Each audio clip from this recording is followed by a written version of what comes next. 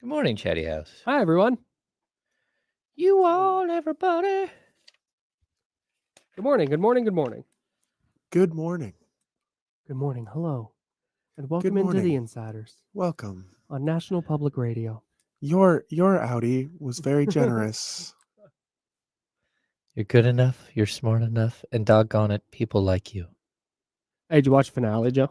I'm not there yet. We don't talk about it yet. No, Rah. okay, you know what? I promise you, what I've been doing is watching, like chipping away on my breaks. So I'm okay. gonna watch it Oh, you're again not- today. Yeah. Okay. Got it. I'm close. I'm Okay. getting there. I forgot what I'm at, but you can tell like it's we're getting there. pulling up. Nice. Absolutely. Rustock gets the belt on a Tuesday. What's up, everybody? We've been binge watching. Nice. So you're powering through? Yeah, Has we're it getting gotten more close. interesting for you? Oh, yeah, for sure. Okay, good. The Okay. first season, though, was First season's just a little bit of a slog. A little bit of a slog, for sure. Yeah. Oh, boy. Hey, everyone. Hi, guys. Hey, hello.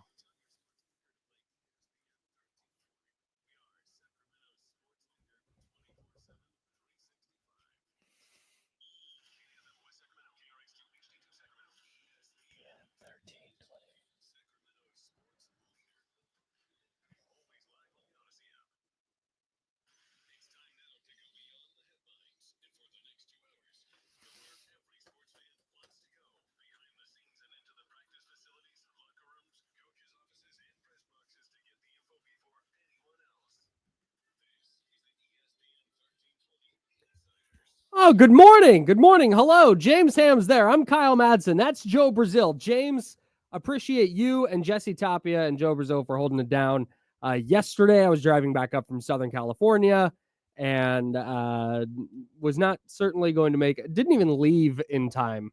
I left after this show started. Oh. So there's no chance I was getting up here for work. Did you guys drive or fly? We drove. Oh, we're drivers. Oh, see, I can't do that anymore. Yeah. No, the back. The back. No, understandable. Happy Tuesday. We've got Kings to get to. Major League Baseball made its Sacramento debut yesterday. We'll dive into that. A faux deadline has passed for the San Francisco 49ers, and we will discuss that as well. One thing I want to get out of the way up top here. It is April 1. Everyone knows what that means. It's April Fool's Day. Nothing on this program will be an April Fool's joke. There will be no April Fool's jokes on this radio show. And we're not April Fool's joking, saying that there will be no April Fool's joke. Correct. Like I know we joke around and stuff, but I'm being very, very serious. Any news that happens today on the show or anything like that is a real thing. Okay. That is a company policy. We are not, if we do an April Fool's joke, we will not be on air tomorrow. So, okay. No jokes. No joke. And please be very careful when you're throwing stuff. If you want to throw stuff in the chat, if you see news or whatever, let's just double, triple, quadruple check. Yeah. Same goes for us, guys. Yeah. You see something in the chat, we need to really verify it today. Exactly. Wemby is not getting traded, which I already saw this morning. Obviously, I know it's April, but things like that, let's triple check, guys. Did you get got by that? Did you like for a second, like, whoa? Honestly, I wish I did, but I didn't. Not even for a split second. It was no. And we're not going to, no, absolutely not. All right. Okay. That's where we're at today, guys. We'll start with the Kings. Yeah, they played first. We'll start with the Kings. We can do that. 111-109 loss in Indiana. And I asked this last night. I don't even know what constitutes a bad loss for the Kings anymore, because that felt like a bad loss, right? Oh, that was a bad loss. You're up 16 in the third quarter, and not just ahead by 16, because there's up by 16 because you started out the game on a 25-5 run, and then they've slowly been chipping away. That was a close game, and then the Kings pulled away. They had full control of that basketball game, and they couldn't keep it. And we've seen this now against Milwaukee.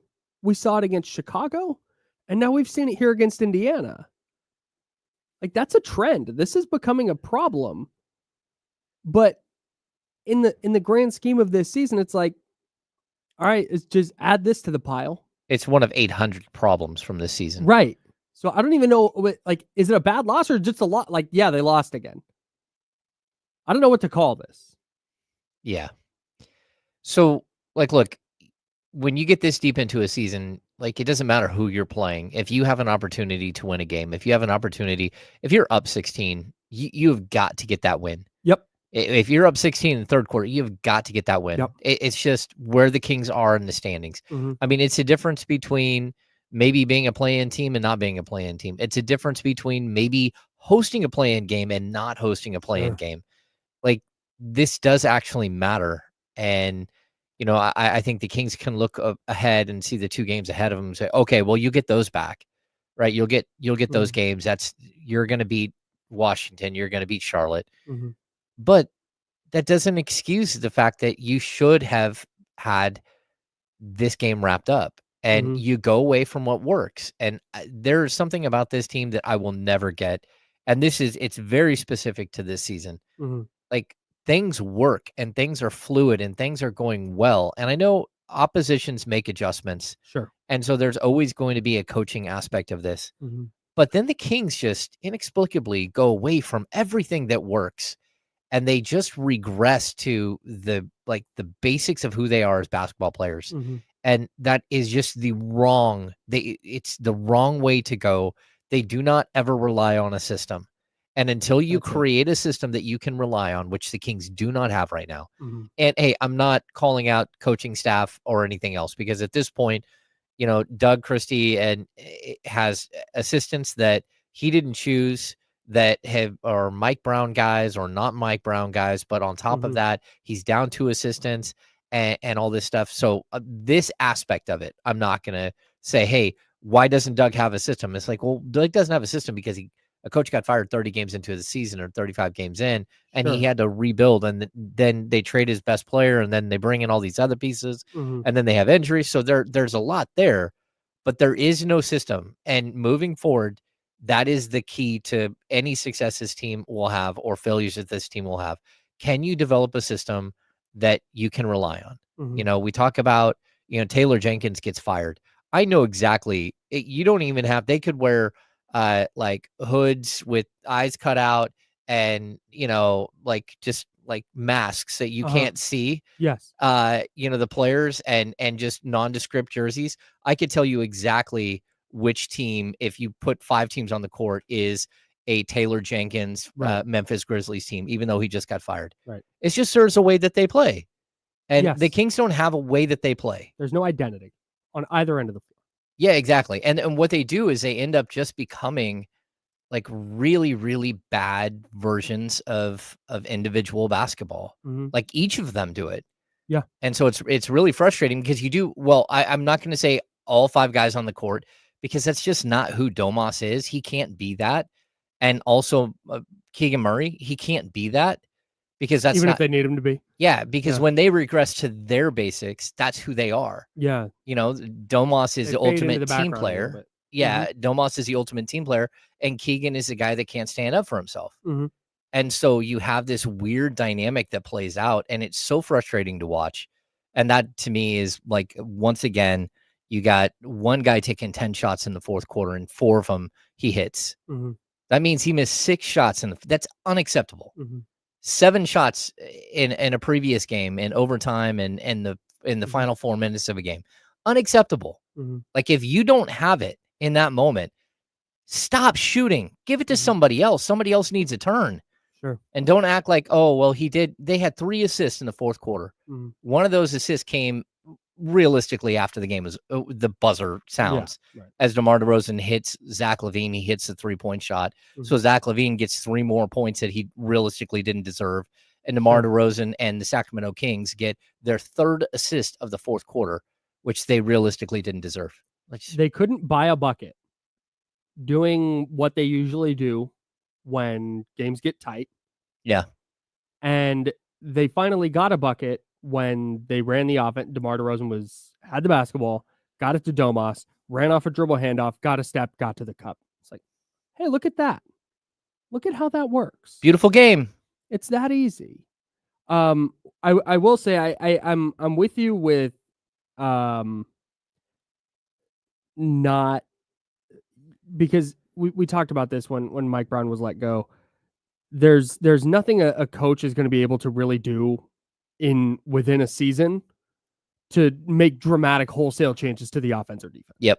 You're working with the pieces and the structure that you were handed.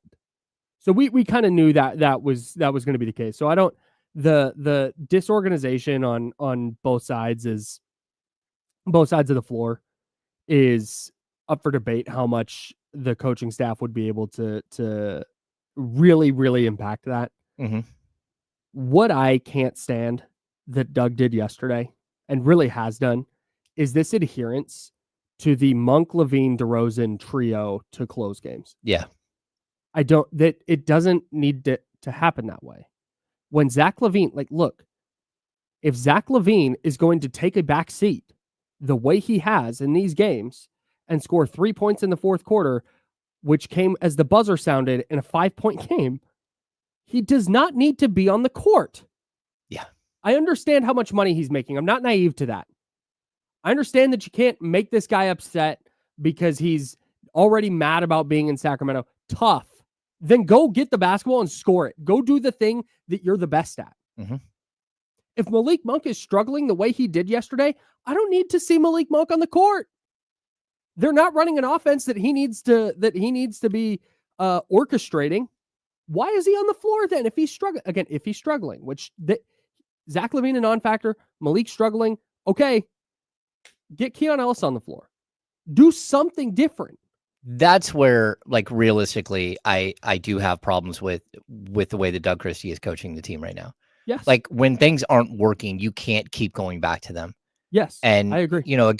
Again, there's no true system to rely on here. So that's one piece. Mm-hmm. But when you're watching the fourth quarter play out and one player keeps doing the same thing and it's not working and you're going to lose the game because of it, get out of the way. Mm-hmm. Just call a timeout, take the guy out of the court, off the court, and say, look, you just don't have it right now. Mm-hmm. I can't do this. Yep. I can't do this again to my team because this is a team. It's not the Sacramento DeMar DeRozans. Mm-hmm.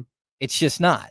And so, if you're going to allow that, that's as much on Doug Christie as it is on DeMar DeRozan. Yeah. The fact that, again, Malik Monk is throwing up the most wild, ridiculous layup attempts and fall away 20-footers in the fourth quarter. Get out of the game. Not the time for that. You lost your chance. Yep. You're done. I'm going to find someone else. And I don't care if you lose the game because of that. Mm-hmm. I'd much rather lose the game with guys playing the right way than with guys being selfish and doing crazy things that don't make any sense to the actual flow of the offense and the flow of the game. Mm-hmm. And that's where I do think, down the stretch here, we've seen mistakes made in rotations, and it's relying on specific rotations that have long predated him, but it's not breaking the cycle. Mm-hmm. We've seen every once in a while the Jake LaRavia down the stretch thing, and then people freak out. Why isn't Keon playing down the stretch? Calm down. What was working was working. Sure. So it's just, and that's it. That I think that's an important thing you just said. What was working was working. That's what matters. Find the things that work. Maybe it's Jake LaRavia, who I know didn't play last night, but maybe it's Keon Ellis. Maybe it's Trey Lyles. Maybe it's Markelle Fultz. I don't know. Do something different than closing with this 5 that continues smoking leads. Yeah. I don't, like I said, I get what the argument would be. I understand that, and I'm here for it. It's not my job to care. I'm sorry. I don't care what Zach LaVine's contract looks like. I don't care that Malik Monk is the only point guard on the team. I don't care that DeMar DeRozan's a Hall of Famer. You have to find the group of players that's going to be most effective, because the Pacers left the door open for the Kings to wrestle that game back and put it away. Mm-hmm. They started 2 for 12 in the fourth from 3, just from 3, 2 for 12. Yeah. Just chucking up bad shots early in the shot clock, not the looks they're looking for, and just throwing these shots at the rim. And the Kings are getting these rebounds, they're going down, and they just had no answers. Should have been 20-point lead. Should have been 20-something point lead. They should have pulled away in that game. There were so many times I'm watching that game inside the 6-minute mark. Or not the Blazers. The Pacers miss a shot, And I'm going, all right, bucket here is that makes the hill really, really steep. Yeah. And they never had the answer. And like I said, I finding frustration is difficult because it's like, here it is again. Like, fool me once, shame on me. Yeah. Fool me once, shame on you. Yeah, fool me twice, shame on me. Yeah, that's it. Yeah. The other thing, just real quick, I won't. I'm sure somebody could explain this to me, and it would make sense. But right now, it doesn't. You have Domantas Sabonis, who through 3 quarters is 10 of 17 with 23 points, and then he takes 2 shots in the fourth. Yeah. And it's not for a lack of aggressiveness, because he just wasn't touching the ball. I would be the first person. If Domantas Sabonis had opportunities to take shots last night and didn't, I'd be the first one in here going like, dude, you need to put the ball on the rim. What are we doing here? But he just doesn't they just completely go away from it down the stretch. And I know he's not a go-to guy typically, but the Blazers had nothing. Jeez, the Pacers had nothing for him. Mm-hmm. That's something I don't understand. No, I don't get that either. And look, you can still have some of these players on the court, right? You don't just have to make wholesale changes and everybody's out and Doug McDermott and Jay Crowder, you're in. Right. No, but what you do have to do is you have to coach them and you have to tell them to stop. Yes. What you just did there was irresponsible, and I can't have that happen again. Yeah. You just cost us a possession in a 3-possession game or a 2-possession game that we can't afford those mistakes anymore. Yeah. If you're the coach, that's what you have to do. Yes. And I don't think that Mike Brown had a grasp on it.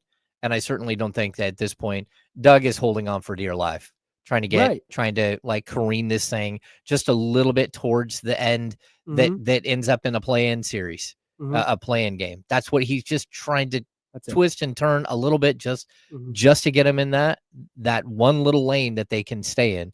But man, it's tough to watch. But you cannot preach urgency the way Doug does, and playing hard and playing the right way, and then allow to go on the court what goes on. Yeah. Those two things don't line up. At some point, there has to be action, or your words are going to fall on deaf ears. I agree completely. All right. We'll keep diving into the Kings. We've got sights and sounds from the A's home opener. Game didn't go great, but Major League Baseball's here in Sacramento. We'll talk about that. And the 49ers had a deadline pass. I don't think we're going to see any big trades from them this offseason. We'll tell you why next. That's James Ham. I'm Kyle Madsen. Joe Brazil is here. We're the Insiders, sponsored by Jiffy Lube. It's ESPN 1320. It's Sacramento Sports Leader.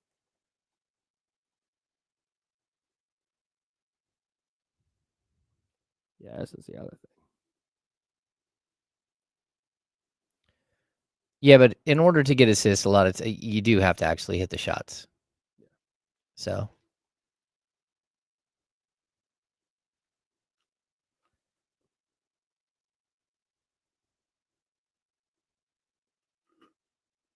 Wait. Hey, let's go.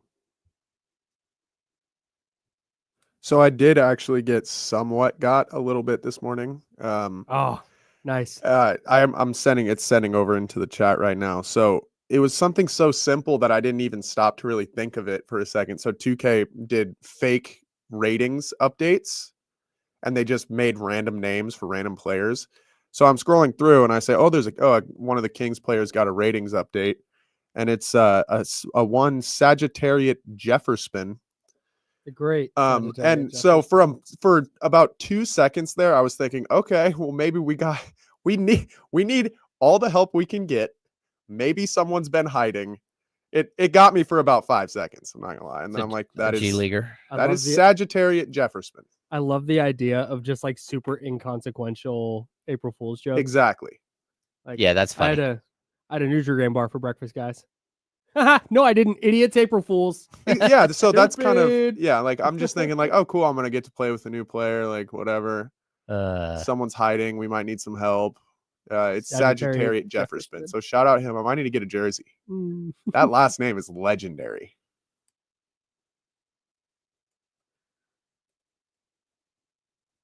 A full apathy. That's the title of my memoir.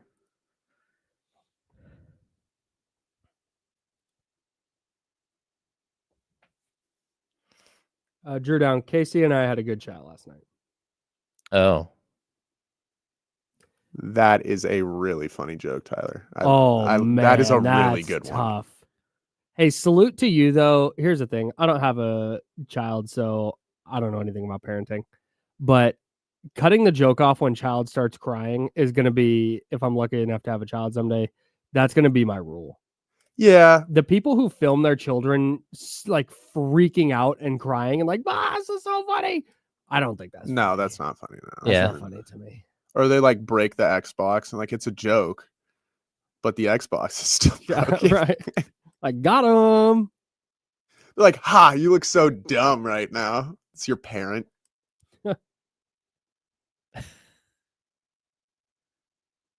We're going to talk about this today, Boombox Mini. Thanks for bringing this up.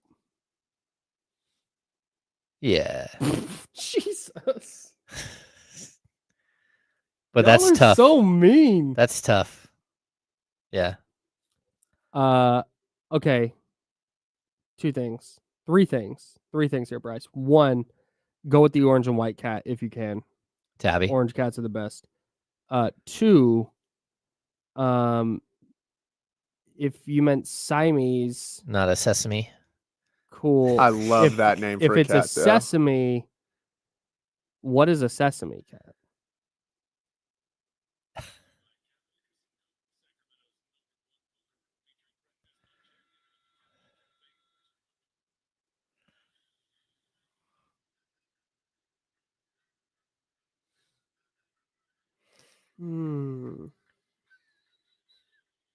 Here's with James Ham and Kyle Madsen, brought to you by Jiffy Lube on ESPN 1320.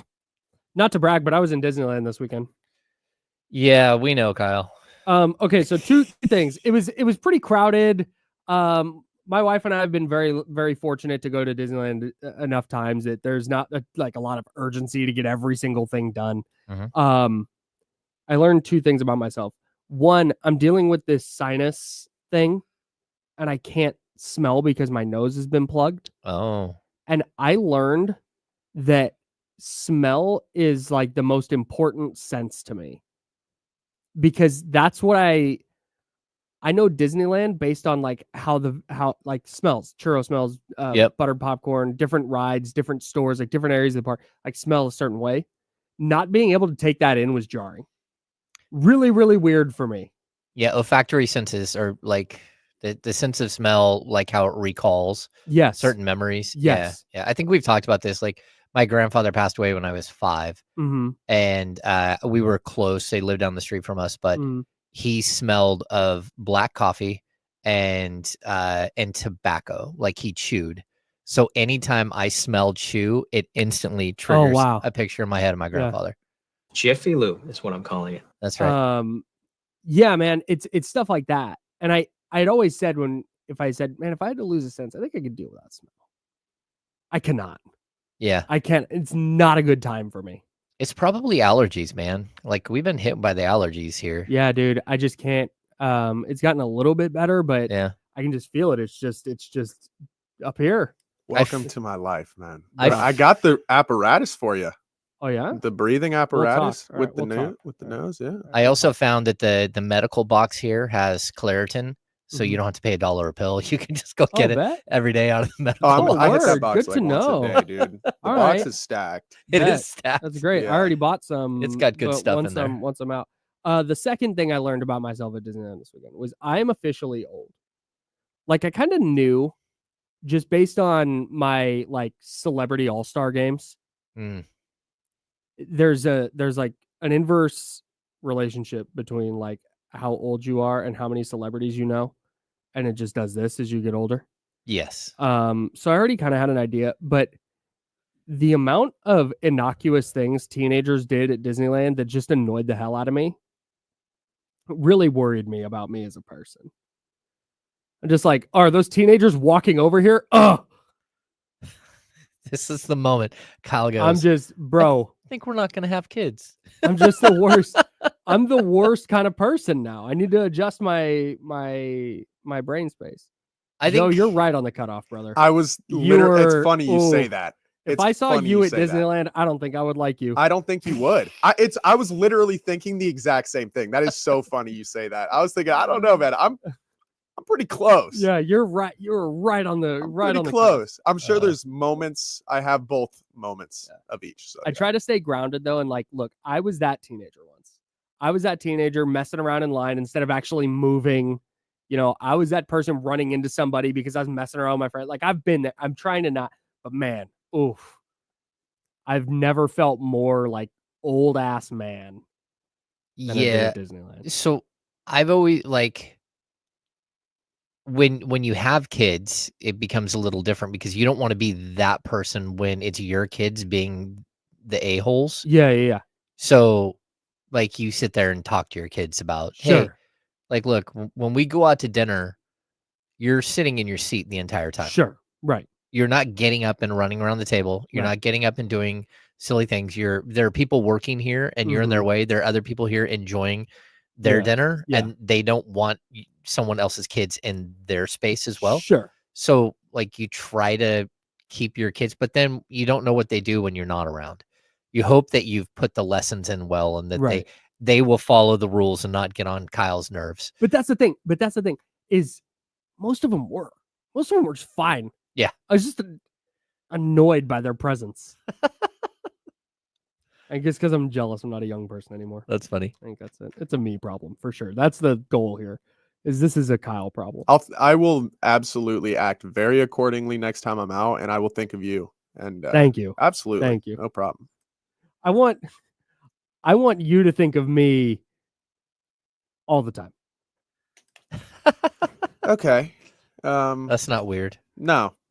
Yeah. That was weird. I'm sorry. It was that. weird, That's actually. Weird. Yeah, no, that's my weird. bad. That's I could tell you knew what you were about to say was weird too before you said it. It's okay. I tried we'll move to. on. No, it's all right. It's okay. Hey, we're never going to talk about this ever again.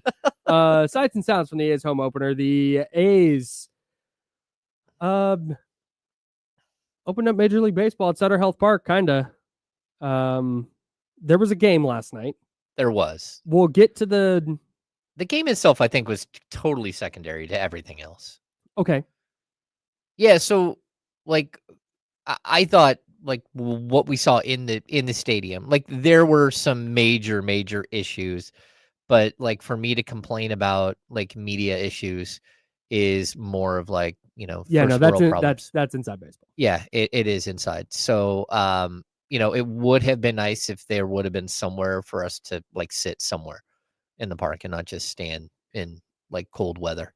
But outside of that, I thought like the first of all, the park looked amazing. It did. Every time I took a picture, the picture looked way more beautiful than what I was actually seeing. And then I thought the David Garibaldi painting of Ricky Henderson was absolutely incredible to open the festivities. Yeah, it was cool. It wasn't a sea of blue like I thought it would be. Like, there were a lot of Cubs fans, but I also like It didn't sound like it. I don't know. I mean, maybe it's not on TV. Well, I would also say this: if you're watching on TV, I think Sutter Health Park is going to have a much different sound than most baseball parks because it's not a double-decker park that traps sound in. So the sound just dissipates. It's not going to be really loud one way or another, I don't think. But like the grassy hill, they said they sold 250 seats. It looked more like 500 at least. I mean, there's a lot of people up there. There were just a ton of people up there. They also said it was like 12,000 people in attendance. I didn't buy that at all. That looked like at least 14,000. It was a packed house. There were a couple Why open. would they short the number? I don't know why they would possibly short the number, but like you could see all of the suites were packed with people. There were so many people just like up against the like walking on the mezzanine or the standard area, like looking out. I thought it was like a packed house. Again, there was a couple of sections where there might be a row or two of seats, but those look like group ticket sales, and maybe somebody didn't show up for those. But overall, it looked like fully packed. I thought they put on a really good show. The baseball was bad. Again, the A's gave up four runs in the first. 4 runs in the first, and then the next batter up, I think in the 5th, hit a home run to make it a 5-1 game or 5-0 game. I thought I thought Joey Estes, the A's starter, gives up the 4 in the first inning, and it looked like he might be able to make it through 5. I was like, man, if you can get Joey Estes through 5 here, that's a big deal. And then the wheels just came off because I think it was 5. They cut it to 5-3. Yeah. It's 5-3. It's like, okay, they're hanging it, and then 7-3, floodgates 9-3, open. and then bah. Man. Yeah. 18-3 was the final score. More history. We had the first Cubs cycle. Carson Kelly hits for the cycle for Chicago. It's the first Cubs cycle since 1993. Oh, and that was Mark Grace, right? Sure. I think it was Mark Grace that had hit for the cycle in 1993. I did not get that info, but I'm gonna believe you. 18 is also the most runs allowed in an MLB home opener since 1925. Oh, wow. That was wild to me. Josh Dubauer from the AP tweeted that out. Okay. I was shocked to find that out. I would have thought, in 100 years, not one team. 18 is a lot. 18 is that is a lot. That's a lot. Yeah. That's so many runs. That's 2 runs an inning. May 9th, 1993, Mark Grace. Nice, dude. Good pull. Sounded like fewer Cubs fans than I thought. But overall, it wasn't from like I said, from a visual standpoint. You knew it was going to look great. The setting for Sutter Health Park is awesome. You got the Tower Bridge in the background with downtown Sacramento. Yeah. The ziggurat right over like center field. The people like it looks like a pyramid, but it's actually not a pyramid. It's a ziggurat, but that's okay. It's called a ziggurat. We're gonna learn today. It's not. Is that a pyramid with steps? It's a version of a pyramid, but it's not a pyramid. So it doesn't come to a point. I know this because my dad helped build the ziggurat. Got it. Okay. It was the money store when it first opened. Okay. But no. Can you spell ziggurat? Z-I-G ziggurat. I don't know. Ziggurat. There you go. Which is not how I spelled it.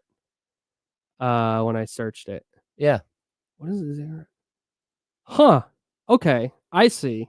And then the other building that's out in like left center is, I think it's the Department of Education. Beyond. I see. Yeah. Got it. Absolutely gorgeous though, especially as the sun's going down. It has reflections of the city and stuff on That's it. Sick. Yeah. So I thought that like the whole entire thing, late in the game, they shine green onto the Tower Bridge. So the Tower Bridge turned green on one side. Oh, cool.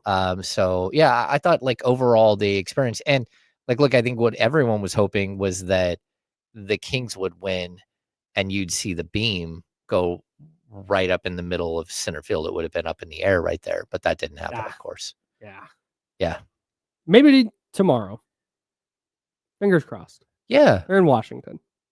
Well, maybe no, that's true. But then it's a day game, so it won't have the same effect. Oh, yeah, no. Yeah, Wednesday day game.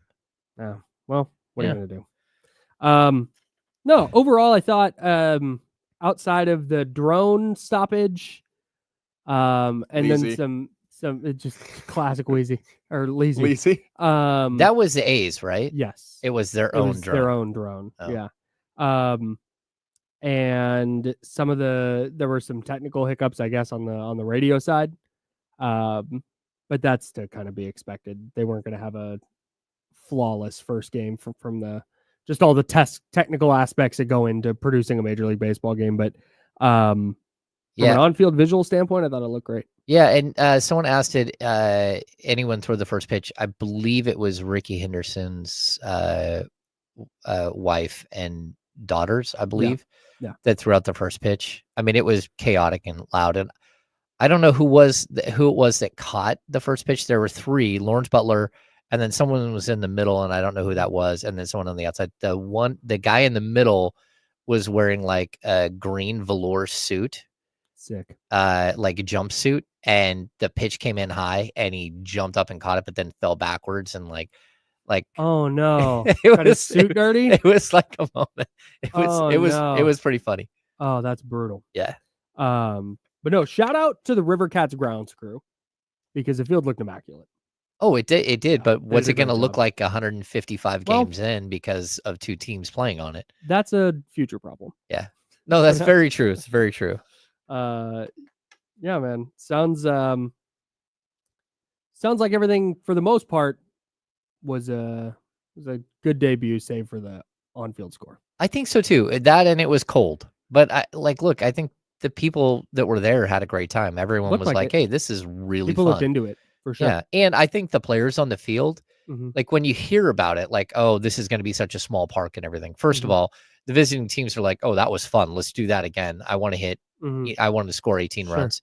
And the wind was blowing out, which isn't usually the case there. Like I knew when I was because I parked to downtown, I walked across the bridge and it was so crazy windy. And I was like, oh, Really? well, this is wild. Yeah. So when we got in the park, like they were hitting like routine fly balls in batting practice that were just flying right out of the park. It was like, oh, this is going to be wild. Yeah. And then the big in center field, they have that big building that they've assembled. It's covered in metal siding Mhm. and it's painted green, and it's where they have the camera way up high. Like Yeah. I think that's the center field camera. They needed it up that high. Anyway, when that thing gets hit, it like boom, like it's super loud. Like it's like, oh my gosh, it sounds like you're hitting a tin That's building. hilarious. So that I think all of that was fun. And then I just think overall the atmosphere, like everyone was really excited. But I think the players on the field walked away thinking, oh, that was different than I thought. It was a ruckus crowd. It was like Mhm. everyone they're so close to you, Yeah. and it was packed. And so if you're going to get that on, like 80%, Mhm. 90% of the ball games this year, where most of them are going to be sellouts, I think it's going to be a really, really Mhm. good experience for people. Yeah. And most of the time the A's won't be behind 4-0 in the first inning and down 18-3 late. Yeah. Which will help the atmosphere, I'm sure. Yeah. And no, the A's didn't have the same success that the Cubs had. Like, it's not like the ball flew out for everybody because they weren't getting the bat on the ball. Jacob Wilson sure did. Oh, yeah. Oh, man, that was a Uh, line shot. Rookie hit his first career homer. out to That's left his field. first career. Wow. Okay. Yeah. Yeah, There good were for him. 2 that were hit right in that same area. Like he hit that, and then I think the next inning, the next guy hit the same shot. Yeah. And it was just a line drive to left field. Just, Yeah, those were smoked. Yep. The putting a pin in the A's stuff briefly. The 49ers had a deadline that passed today. Brandon Ayuk's $22.855 million option bonus, which you guys mentioned yesterday, that officially hit, which means all this 49ers, Brandon Ayuk trade stuff, which I never thought was realistic anyways. Like he has a torn ACL. Yeah. What team is going to give up anything of value for him? It would cost the 49ers an additional. So he's already due a little over $10 million against the cap this year. It would cost them an additional $30.5 million to trade him now. Oh, yeah, that's not So happening. he would come with a dead cap hit of $41.2 million, which is not a thing I think is going to happen. No, that's not happening. No. So that deadline is here. Again, not that I thought anything was going to happen on that front anyways, but that's where things stand. Yeah. I mean, and I think that's the way it should go. I mean, you invested a bunch of money. He got hurt. I know the 49ers are making a lot of changes, but at the end of the day, you still need talent, and he'll be back. Well, we're thinking mid-season. Yeah, that's the reporting from Adam Schefter is that they're looking at mid-season. Yeah. Back to the A's real quick. They get a chance tonight to bounce back, and this is where having a guy like Luis Severino at the top of your rotation is a big deal because you just given up 18 runs. You're playing at home. You need to get a good start tonight. You need a pitcher who's going to give you 6 minimum. Actually, I think that might have been one of the fatal flaws to last night is that they ran a very young pitcher out there for a high emotion game. Mm-hmm. And he looked like from the opening pitch, like he was out of control. Yeah. Yeah. Joey Estes did not have his best stuff last night. Mm-mm. And then the A's bullpen, which you talked about before, struggled as well. He went Yeah, 5 innings, 12 hits, 12 runs, 6 walks. Yeah, Not great. not great. That's an already taxed bullpen. You're hoping to get a strong start out of Luis Severino tonight. He takes on Carson Steele of the Chicago Cubs, the 2-3 A's taking on the 3-4 Cubs at Sutter Health Park. Looking forward to that one, and hopefully looking forward to an A's victory. All right, we got to step aside for a moment. We'll get back into the Kings. I want to get into the West playoff race outside of the Kings because we've got some interesting stuff happening in the NBA tonight. And we will we'll dig into that next. He's James Ham, Kyle Madsen. That's Joe Brazil. We're the Insiders, and Jiffy Lube sponsors this program on ESPN 1320 at Sacramento Sports Leader.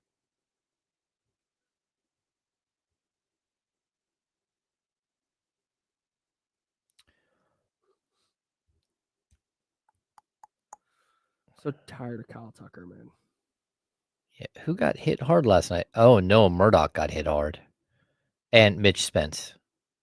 Oh, and McFarland gave up a run. Yeah, what a mess.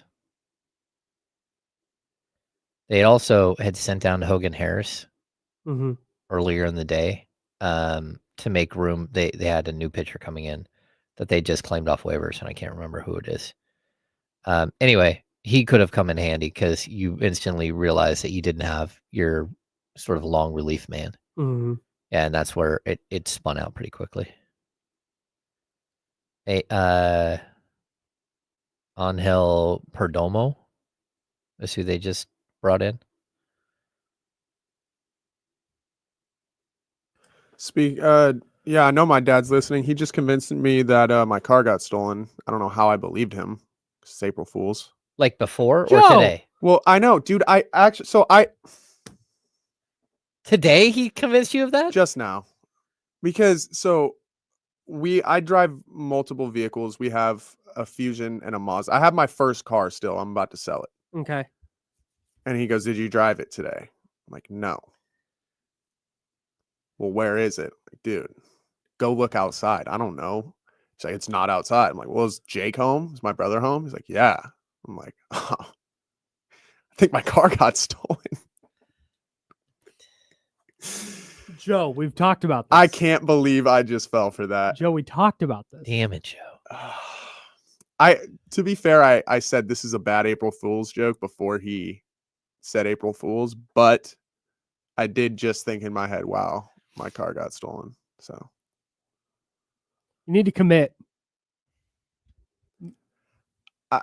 The funny thing is I was literally about to say this earlier that he's known for doing like really lame April Fool's jokes, like just stuff that you wouldn't like. He'd call me and be like, "I'm stuck on the side of the highway," you know, and I'm like, "Great, I gotta come get you." You're like halfway April there. Fools. You know, it's Got him, dude. Got him. It's not like the one-arm guy in what is that? Arrested Development. And that's why you don't mess with your dad.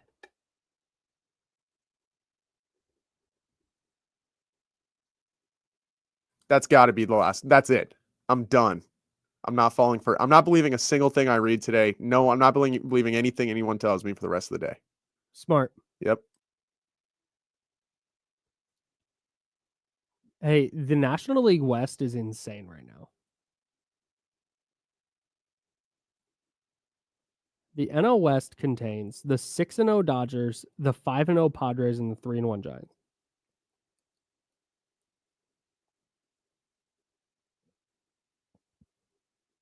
Giants 3-1 and 2 games back in their own division. Yeah, we're not, I don't know, man. There's worse teams and better spots around the league. There's no doubt about that. So it's going to be rough this year for the Giants. The Yankees and Dodgers have scored the same amount of runs, and the Dodgers have played 3 more games. That's outrageous. Every team in the AL West has a negative run differential right now. I love small sample size theater. This is the best. The 3-1 Los Angeles Halos. Chris, our guy in Oxnard. Look at his Angels go.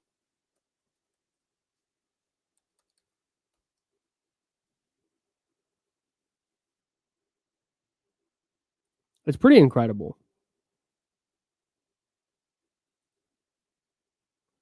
I got a guy. Shout out Raymel Tapia. There you go. It's another guy. I've been to Angel Stadium a couple times. I've not done like an official tour, but I've been around the ballpark.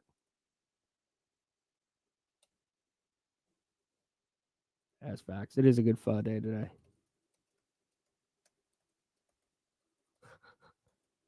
That's funny.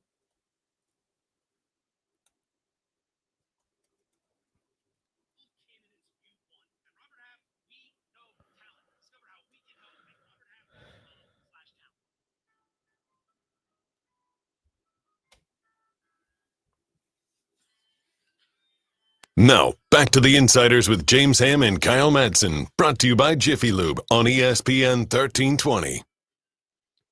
He's James. I'm Kyle. That's Joe. Appreciate everybody listening on ESPN 1320 AM.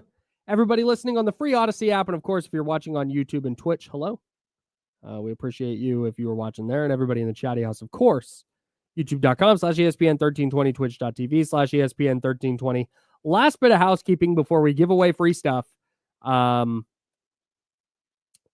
and subscribe to the James Ham and Kyle Madsen show. That is this show's podcast. We upload each hour. We upload the full show. So if you miss anything, you want to revisit anything, you can still listen to the full program there. We would appreciate that immensely. We're going to give away some stuff before we get into the the Western Conference playoff race in the NBA because it's interesting. Our friends at Jiffy Lube are giving. Are you wearing the hoodie? No, you're not. I'm wearing a hoodie. You're wearing last year's version. You're Yep. wearing the stepped on version of this giveaway. So we have new Insiders hoodies that you can only get through this giveaway. You can also win a $50 Jiffy Lube gift certificate, and it's super easy.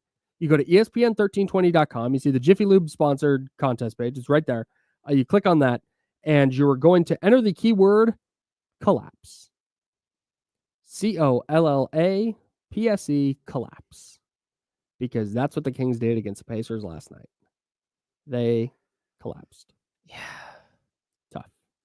Yeah. You don't have enough games left in the season to let another one like this slip through your fingers. And it's just too many, man. It is.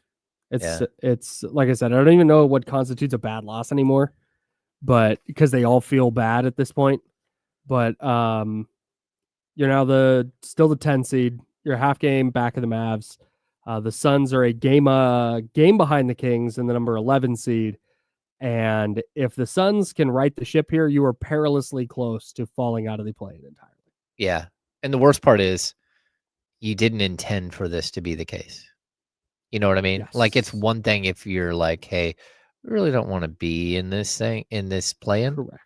But that's where they kind of are. And to be honest with you, you don't know how to like quantify what's a bad loss, right? Mm-hmm. And I think last year we had like so many like just circle them bad losses. You know, they had lost to Detroit, they lost to Washington, they lost to I think Charlotte, and they lost to the Blazers, right? We could circle like 4 games. If you won those 4 games, you had 50 wins. Mm-hmm. Then there's also the other 5 games where you missed free throws in the final like 2 minutes of a game and cost yourself. Like there were so many like instances where we could like literally just tell you that's a bad loss. Mm-hmm. This season, you know, is it a bad loss to lose to Indiana on paper? No, it's not a bad loss. Not at all. It's a good Indiana's team. a good team.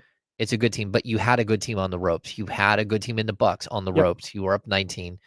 You know, you had not a good team in the Chicago Bulls, but still a play-in team in the Eastern Conference, like dead to rights. Yes. And you let them off the hook. Yep. And now that feels like more of who this team is. It's the near misses, because I still don't think they lose to bad teams.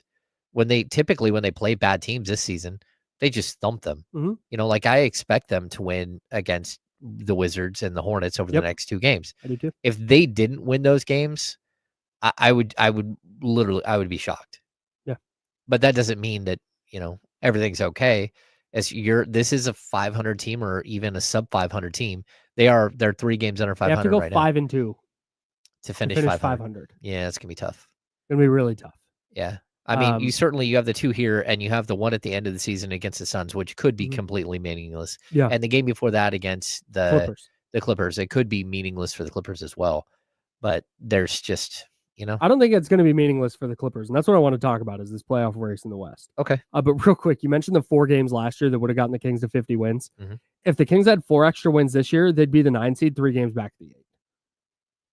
Like, it's just not the calculus this year is just so different. Like, everything about this year is so dramatically different from last year and certainly from 2 years ago. Yeah. It is crazy how fast this spiraled out of control. But I don't think that game's going to be meaningless for the Clippers because right now we've been so focused on the 9, 10, 11. The 5 through 8 seeds are separated by 1 game in the West. Oh, wow. So you could either be the 5 seed in the 4-5 playoff matchup or going on the road in the first play-in game based on 1 game. The Grizzlies are 44-31. They're a half game up on Golden State, who's the 6th seed.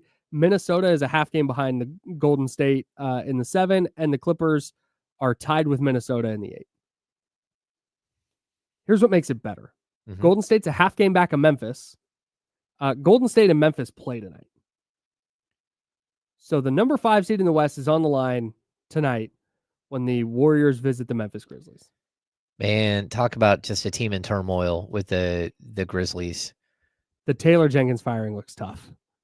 Well, I mean, it was tough. I don't know, like, what did you exactly think was going to happen there? There's no way for them to fall out of the play-in, so you're just giving up. Well, maybe they're able to turn things around, but like, it's just such a strange move. I wonder a little bit if they're running into kind of the same question, not the same question, the same problem that we've seen with the Kings, where, hey, maybe there's just no amount of coaching that's going to make this particular roster be as good as you want it to be. Yeah. I think that's a little bit what I don't think this Kings roster is a 36-39 roster, to be clear. But I don't think there's a version of this Kings roster where we're like, wow, this is a 55-win team. Watch out. You know? Yeah, I'm with you completely. Like, we sort of misjudged who this team was going to be this season. And a lot of it is because they allowed the chaos to come in the door. Yeah, for sure. Right.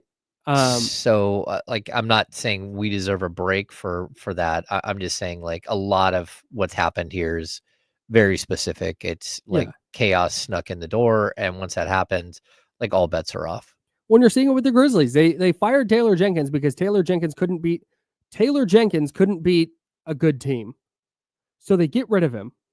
And they proceed to lose to the Lakers and the Celtics. And now they have Golden State tonight. So their losing streak is now at 3. They've lost 6 of their last 7. 7 of their last 9. And they're 5.5-point dogs against Golden State at home tonight before going on the road to Miami, Detroit, and Charlotte. So anyways, Golden State and Miami have 5th place on the line. But at the same time, because remember, everything is so condensed, 5 through 8 are separated by a game in the West.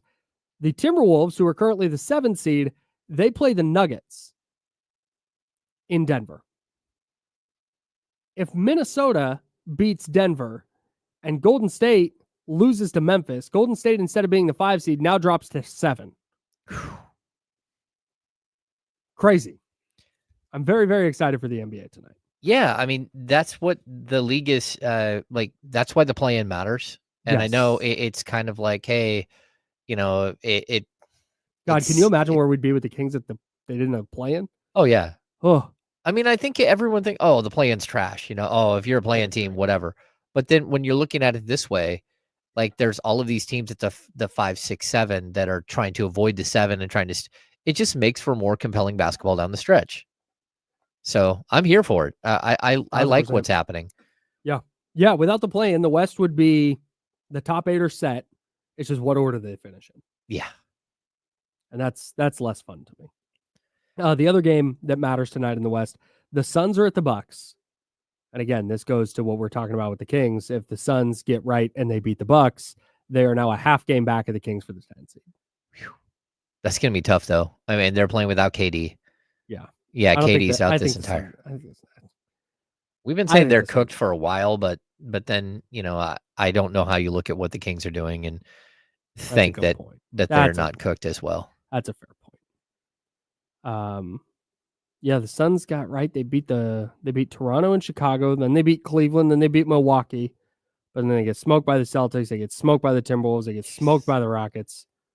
And then 132-102, 124-109, 148-109. 148-109 in regulation to the Rockets. And then they're at the Bucks, at the Celtics, at the Knicks. They come home to play the Warriors and Thunder and Spurs and then finish with the Kings. Warriors and Thunder, they get the Thunder on the second night of a back-to-back.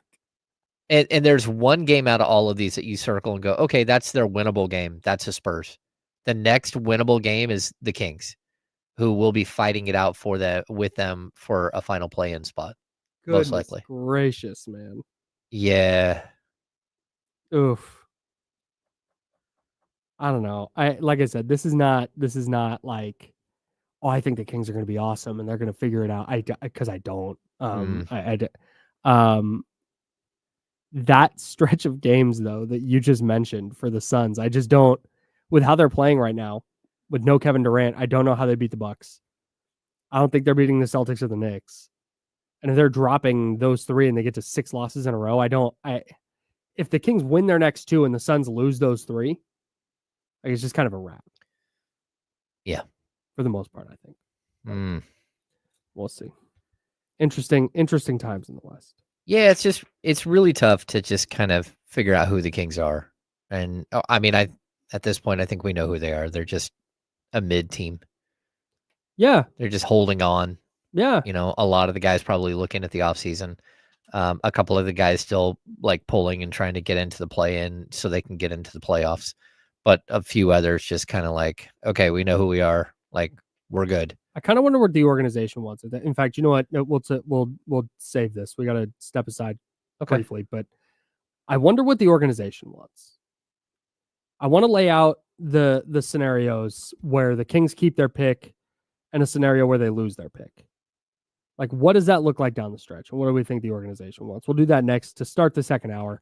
That's James Ham. I'm Kyle Matson. Joe Brazil on the ones and twos. We're the Insiders. We're sponsored by Jiffy Lube. We'll be back here in a second on ESPN 1320 at Sacramento Sports Leader. Yeah, we went early. That's fine. My bad. I was off by 8 seconds, you know?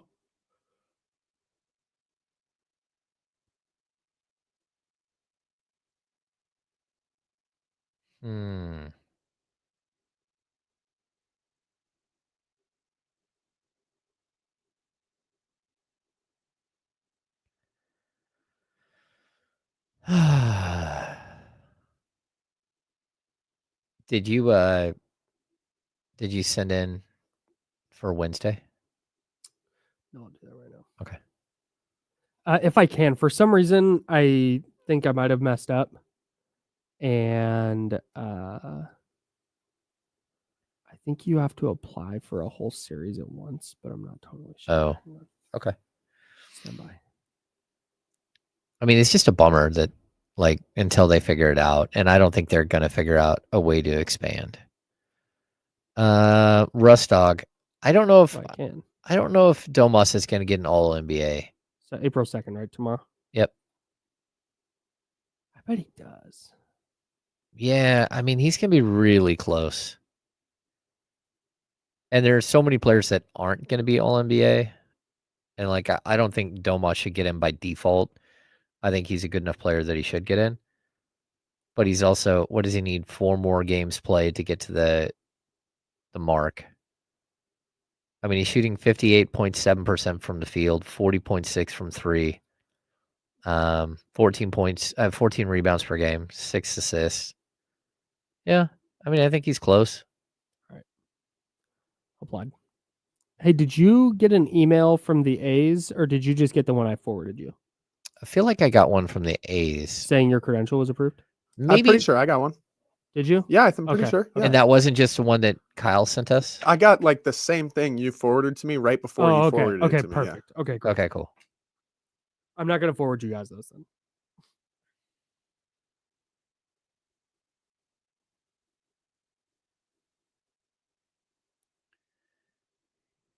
See, Coastal Carolina football is doing free concessions all year. All year? Yeah. How does that work out? I don't know. But not free booze. I don't know. And here's the contention. As a new no limits on how many times ticket purchasing patrons can down hot dogs, popcorn, or nachos as long as they scan an instant.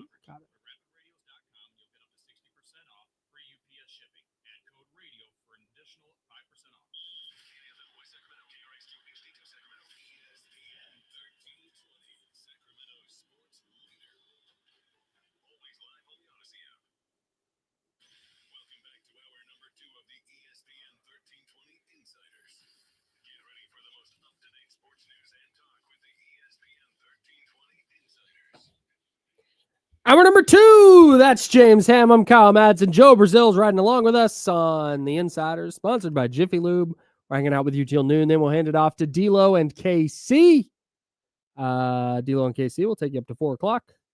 And at 4 o'clock, we have what we got?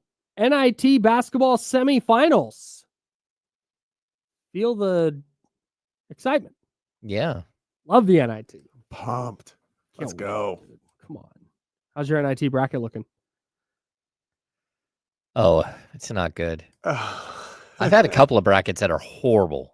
Yeah, that's just kind of my life. I have way too many brackets. My mother-in-law is currently first in the J-Ross pool and has one scenario where she can win the whole shebang. Heck yeah. So that's what I'm rooting for. In the D'Lo and Casey bracket, I'm in 4th, which is good. That's not bad. Yeah, and I still have I have Florida versus Duke in the finals, and Duke as my winner. And I actually have my entire Final Four. Nice, dude. Yeah. Really well done. This is the year. So usually, when in doubt, I just go Chalky McChalkerson. Uh-huh. And this year, I went, nope, I'm picking some upsets. I'm picking some wild. I think I had Gonzaga going to the Final Four. Okay. Like, I'm just picking some wild. And naturally, this is a year where it goes Chalky McChalkerson. Tough. Brackets are stupid. Shout out Danielle. She's winning. Just cooking. Yeah. We love to see it. Yeah. Shout out to Danielle. I hope she wins. All right. I want to get back to the Kings. Okay. We're talking about kind of how this season's playing out. And just how disappointing it is. Like that's just there's no other word for it for me. It's disappointing. There's no realistic outcome on the table that this year is like, hey, nice, yeah, cool. It's just been a tumultuous year on and off the court. They're 3 games under 500. They're gonna have to scratch and claw if they want to finish 500.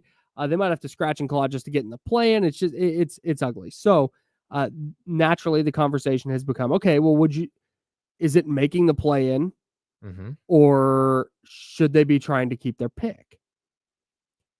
My question, because it feels a little convoluted to me.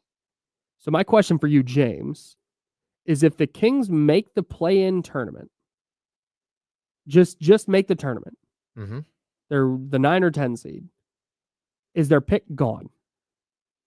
No, if they make the play-in, their pick technically is in limbo, but yeah, it's going to be, they'll be the 13th or the 14th. I think they'll be the 14th pick in the lottery, but you have to remember that the lottery has to happen. Right. So if you're, so it's going to have like a little asterisk pick, like if it's top 12 protected, if it's 13 or 14, then you do the lottery. And if somehow you move up into the top 4, which the percentage of moving into the top 4 from the 14th pick, it might be a combined like 2.4% or something. Sure. That you can move up into the top 4. If not, it does go straight to the Hawks. Okay. And if you miss the play-in? If you miss the play-in, you're going to be the 12th pick in the draft. You're going to be the 12th pick going into the lottery, but the reverse can happen. So you go in with the 12th pick, but then there's a possibility of, although it's totally remote, that the 13th or 14th pick move above you into the top 4 and push you back one spot. and then you'd have to give up your pick again. Okay. Yeah. So there's not really a way they guarantee to keep or give up their pick. No. I mean, again, as of right now, just so people know, today, as we sit, the Kings are, I believe, the 13th pick. Okay. Oh, no. That was when they were out. I'll have it in 2 seconds. The Kings are, no. They're the 13th spot, Okay. right? Because they're the 10th. They would need the Suns to overtake them and drop them to the 12th. There's no way, I don't think, there's no way for the Heat to pass the Kings and wins, right? I don't think so. Yeah. The Heat have been pretty bad. Yeah, the Heat have been, well. Miami is 34 and 31. Oh, they could pass the Kings. Okay. So there's like where's the Heat? 34 and 31. So 7. 34 and 41, sorry. 41. There we go. Yeah. So it's the chance of the Heat actually moving up and passing the Kings is pretty slim. So let me put it this way. Your success in the play-in tournament does or does not impact your draft position? No, it does not. The roster, I mean, the standings are frozen at the play-in tournament. So it doesn't even matter. If you get into the playoffs, I believe you still get the pick that you would have got before. No, that's not the case, because you're going to be one of the top 8 seeds and you won't be. So that's the only way that it's affected. Got it. Yeah. Okay. So this idea that the Kings should be tanking to go get the 12th. Right. Yeah. I mean, like, look, yeah, you would get to keep your pick for sure. But I would just tell people, like, if you think that you're going to tank and that's going to be a good thing, there's a possibility that means that next season, when you're a top 10 protected pick, the Kings are going to go, well, let's just go ahead and forget that season as well. Because that's basically what you should be doing. Yeah. If that's your goal, if you're committing right now to, hey, we're not gonna try and make the play-in. Mm-hmm. Domas, your hamstring hurts. You're done. DeMar, you're old. You're done. Like, if that's what you're gonna do, then you're committing to that fully. I don't think this is an area where you're pulling the plug on this year, doing what you can to keep the 12th pick. Hopefully. Yeah. And then next year going like, okay, now we're good. Now that we have this 12th pick in tow, we're going to ramp this thing up. That doesn't make any sense to me. Well, that and what I've tried to explain too is I think we've talked about this enough, but if you're the 2025, if you give up your 2025 pick, that means that you now get your 2026 first round pick like unencumbered. Mm-hmm. So moving forward, as of July 1st, you have your 26, 27, 28, 29, 30, 31, and 32. Mm-hmm. In addition, you have an extra 27 and an extra 31. So you have 9 first round picks as of July 1st. Also, if you give up your pick this year, you get your 2026 and 2027 second round picks back. Because again, basically what the way this works, if the Kings don't give up their pick this year, and I mean, if they miss the playoffs and the play-in, they don't give up their pick this year, then not only is your 2026 pick held up because it's possible that it will get traded, I mean, that you'll lose it, you also have your 26 and 27 second round picks that are tied up.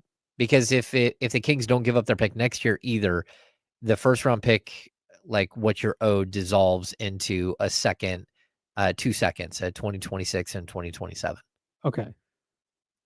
So basically, by making the play-in this year, they no longer owe Atlanta anything, and they have a clean slate completely moving forward. That sounds so much more beneficial to me. Yeah. Than just keeping the pick this year because you want something out of this year, and it's going to be a back end of the lottery pick. Yeah. I don't. Well, that doesn't.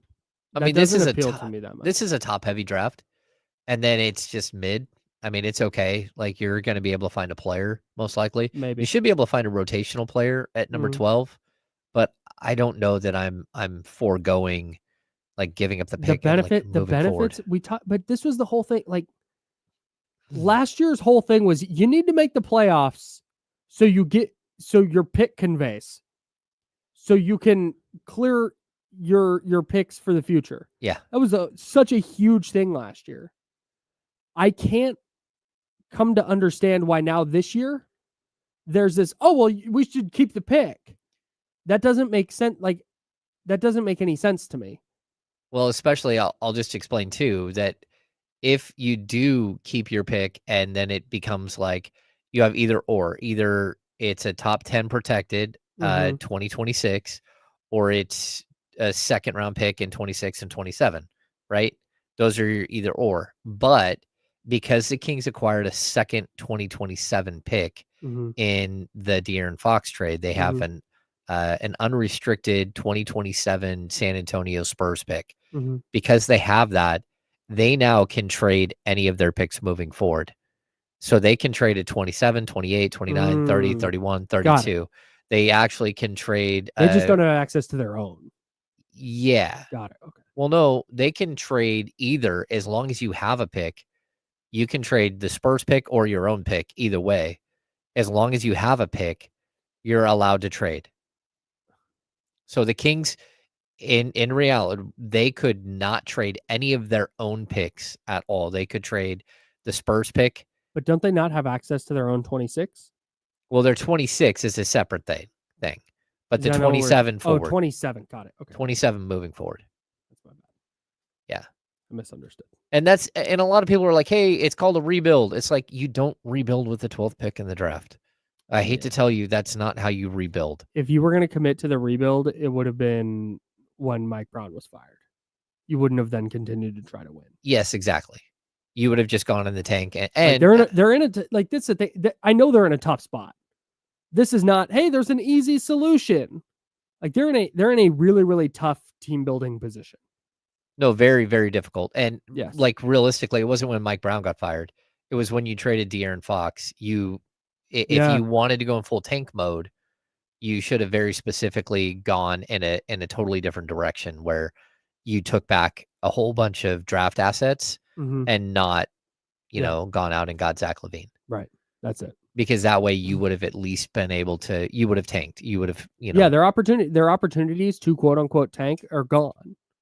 They just have too many effective players or too many capable players to be bad. Or that bad anyway, like tanking bad, like Jazz level bad. But they don't have enough of the good and right players to be competitive with the top teams in the West. Yeah. So they're stuck in that. Yeah, you're perpetually mediocrity. Stuck in that 8 through 12, 13 area in the draft, which is not usually how you rebuild your roster. And hey, look, there's outliers. Like again, Devin Booker, Giannis Antetokounmpo was like 15th pick.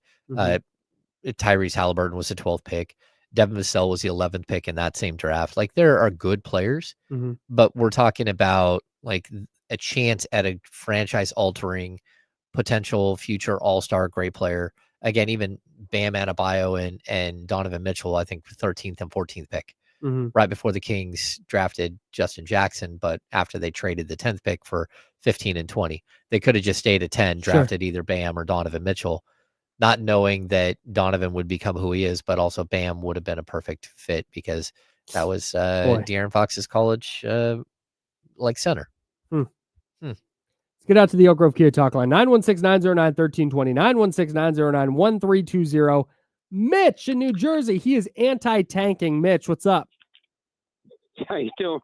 I was. I and James. Kyle, hope you had a good day off. Sure did. This, well, you just went through it. It sounds like I was back in calculus biology class. I'm not going to even ask you to explain again. Just forget it. They can't win no matter what.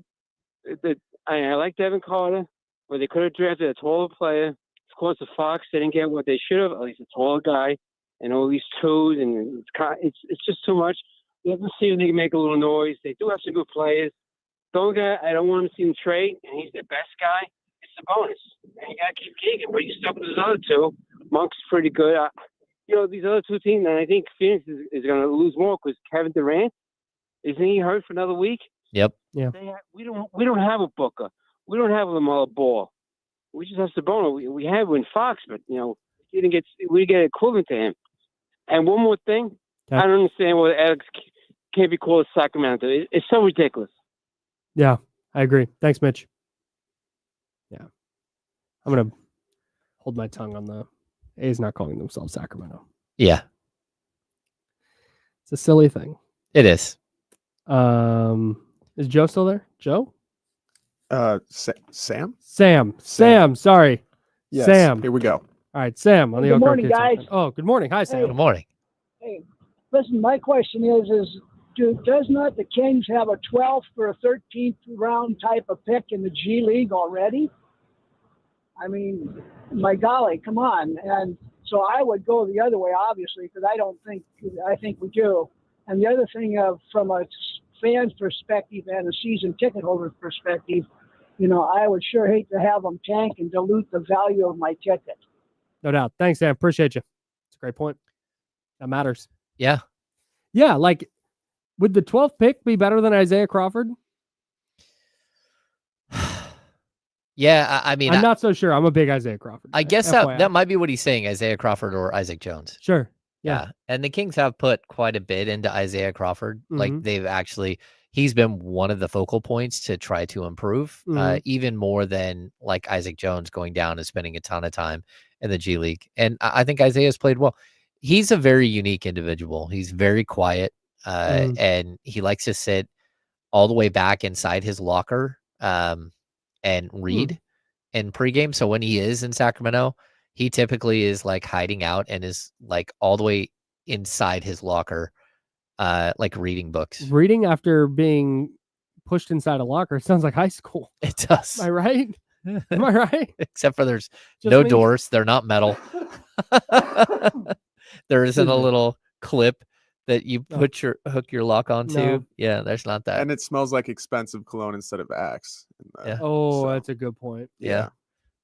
That's I'm rooting funny. for Isaiah Crawford. I'm a Yeah. big Isaiah Crawford guy. Yeah, he's taking over the Colby Jones. I don't believe the Kings have any inkling of like, hey, what do we do to keep the pick?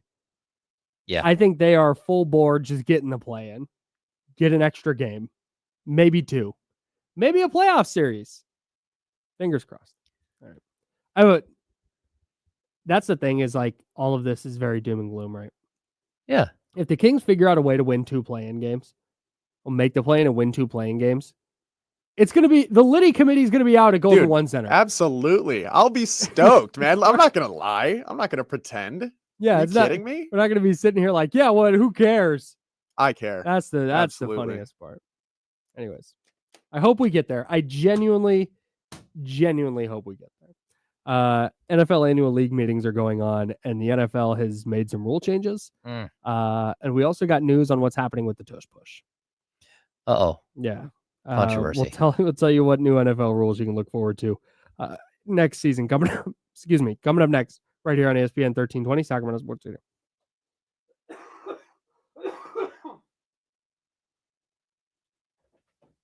Huh. You right over there? Hmm.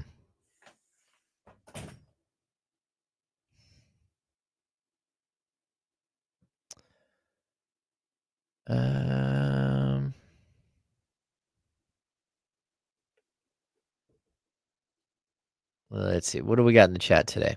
How is everybody?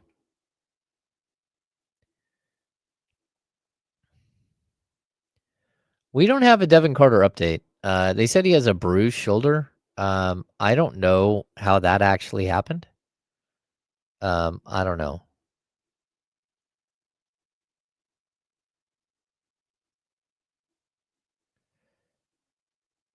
Aaron, I think you're misunderstanding here. Like, we're not like trashing the 12th pick. But if you're rebuilding your franchise, you don't start with the 12th pick. That's not going to help you. That's like going out and signing a mid-level exception guy to save your potential playoff run. Like, so I'm not like trashing the 12th pick. The 12th pick is a solid pick in the draft. But I'm also saying that you do not build a franchise typically around the 12th pick in the draft. And if you're going to tank at this point in the season, you missed your window. And you need to go, like, you needed to go backwards. I thought we already did the Jiffy Lube keyword. Oh yeah, we did. Oh, okay. We did it at the 10:45. Okay. All right. Yeah, I would rather, like, to be honest with you, I think I would rather have my 26 and 27 second round picks and unencumbered picks from 26 to 32 than I would this year's 12th pick. Like, you might be able to find a diamond in the rough for sure, but that's not a franchise changing player typically. Maybe you can find the long athletic 3-4 combo forward that you need. But again, a 12th pick is usually a couple of years away from being someone that can really jump in and play like substantial minutes. Very few and far between are the Tyrese Halliburtons of the world. Wheezy's going to the A's game tonight. Shout out Wheezy. I did not get into the battle over what's going on between like Sacramento and Bay Area people last night. So throwing the draft out, what do you do this summer trade-wise, free agency-wise? Well, you're going to not spend a bunch of time on the draft unless you decide to trade back into the draft, which you can do with either your own picks or other ways. There's like you can trade players' picks, whatever. This summer, I'm packaging a couple of players and I might give up future first round picks to try to improve my roster now. Like that's what I'm doing. I don't want to go back to the well but yeah.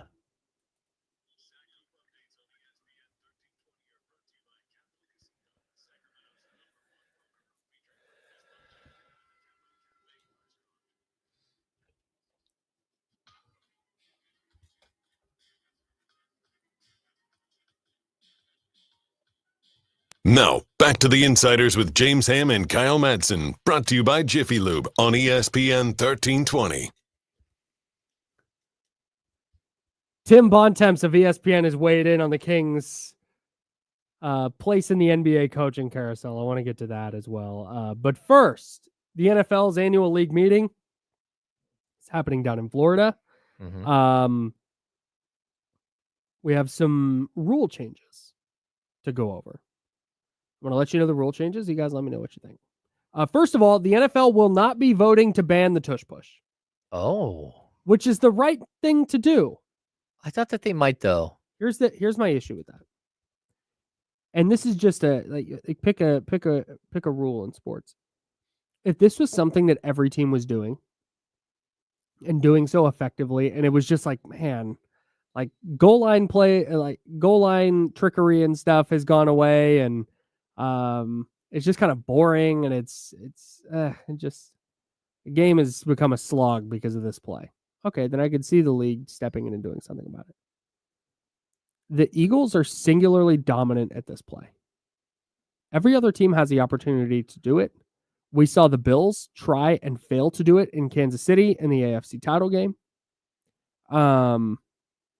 It's not this thing that's sweeping the league and, oh my God, nobody can figure it out. It's the Eagles are really good at it. Mm-hmm. I think banning a play because one team in particular is awesome at it is stupid. And I'm glad that they're not voting on it. It's silly. Yeah, it's the Packers who put it up for a vote. Yes. Yeah. So I don't understand why. Yeah, I mean, I think with the Eagles too, the thing I would point out is that they don't just do it at the goal line. Like they go for it on fourth down all the time, and they use the same thing. It's a huge advantage for them. It is a huge advantage. And if it was a play that, hey, fundamentally, this thing is unfair, and every team was doing it, and all of a sudden now there's no punts and offense is getting out of control. Okay, cool. Let's reel it in. But that just hasn't been the case. You can't ban a thing because one team is good at it and not every other team is good at it. So shout out to the NFL for letting the Eagles continue to be awesome at the thing they're awesome at. I'm with you. The new kickoff rule is now permanent. That's official. Okay. And the touchback has been moved to the 35. So they're really, really trying to incentivize kick returns, which I'm here for. Well, yeah, I mean, they're trying to incentivize returns, but they're also trying to take away the big hit from the return. Like, I almost think that they should just take the kick return out of it. I don't know. Well, no, I don't think they're trying to take away the big. They're just trying to keep the one team from lining up and the other team having a full running head start and just slamming into bodies unnecessarily. Like, it just looks a little bit more like a regular NFL play. Yeah. Which I don't mind. What I mind is we get the touchdown, extra point, commercial, kickoff that's a touchback where no play happens, and then we get another commercial. It was just a wasted play. And then this year, there were more kickoff returns, but they didn't move the touchback far enough to incentivize teams or keep teams from just launching it out of the back of the end zone. Oh, yeah. So they moved the touchback up. I'm here for it, man. If it means more kick returns and it means more actual plays in an NFL game, yeah, I'm here for it. Okay. I like it. Overtime rules have been changed. You know the playoff OT rules where both teams get a possession no matter what? Yep. That's now the permanent overtime rules. Okay, for all NBA game, all NFL games. Yes. Okay. Which is a good thing. Yeah, yeah. I think we're going to see more ties, though. Like, I kind of think that's going to be a result of this. Where one team goes down, because it's only a 1 10-minute period.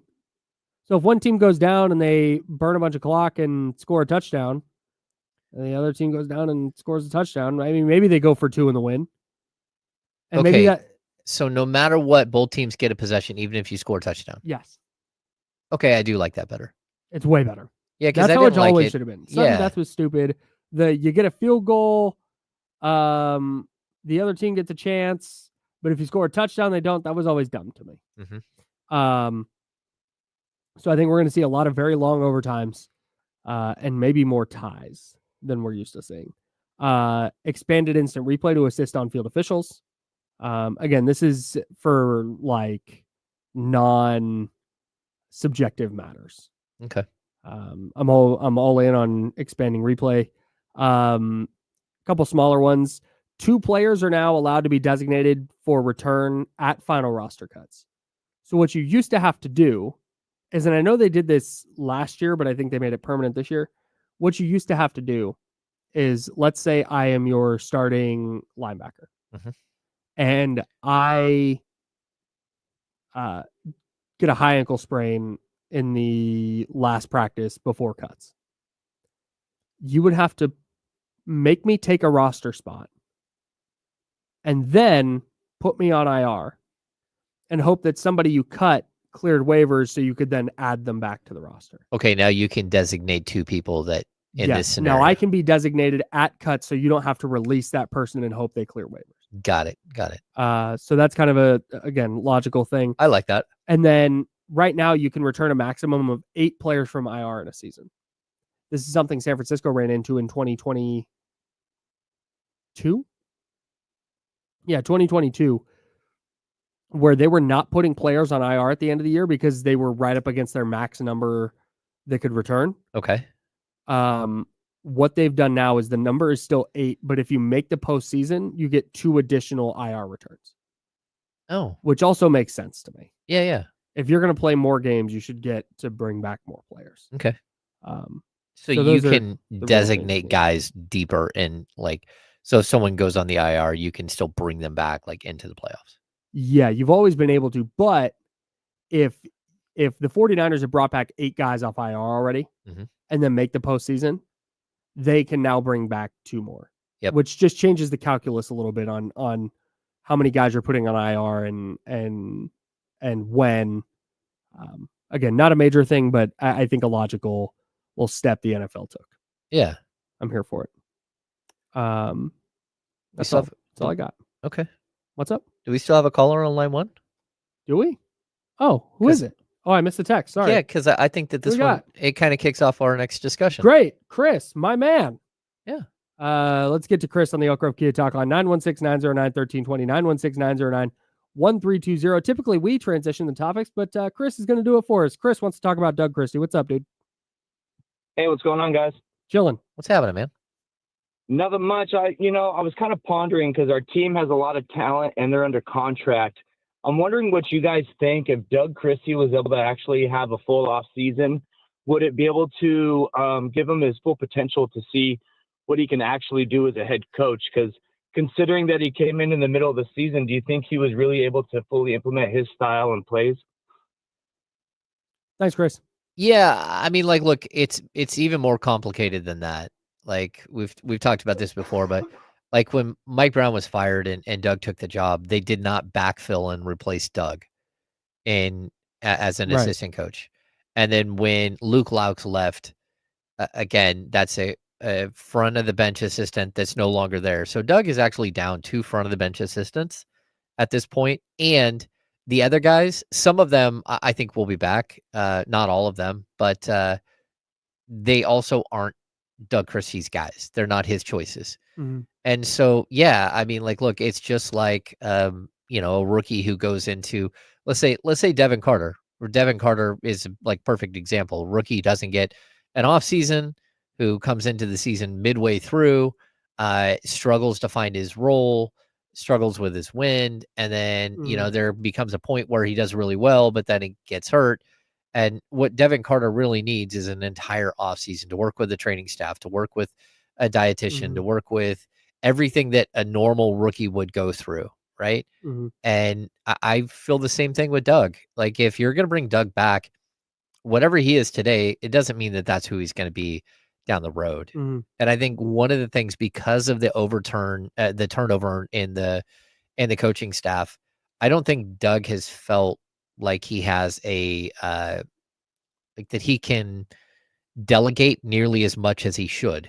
Sure. And so he's taking way too much upon himself, and he's not sleeping because of it. He's just like trying to not micromanage the whole thing, but make sure that he knows everything that's going on, and it's too much information for one person to take on. Yeah. And I think when you step back, and I'll tell people, Doug has a notebook that he carries with him everywhere, and he takes copious amounts of notes about everything, but then he likes to go back and digest whatever's happening later.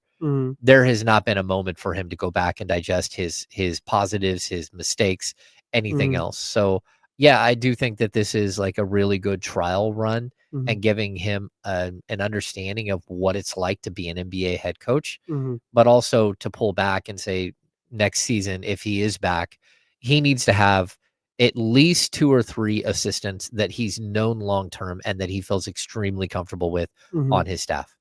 And again, some of those could be on the staff already. Leandro Barbosa could be one of those guys. Jim Moran could be one of those guys. Like, there are guys on this staff that he might be able to rely on moving forward. But also, like, can you get an Elston Turner? Can you get, Bobby Jackson or Brian Gates, or like some of these guys that are going to be potentially available this summer that could come in and be like a really, really good sounding board for Doug. Also, can you get another assistant that has, and I don't know if this is Jay Triano or not, but can you get another assistant that has NBA head coaching experience on the staff? Sure. And that would help Doug as well. Someone that helps him balance out, says, hey, look, you're taking on too much. You need to hand off some of this. I will give you the Crib Notes version, the Spark Notes version of what you need to know about what's going on tonight. So let me digest all that stuff as your lead assistant, and then let me give you the talking points that you can go through.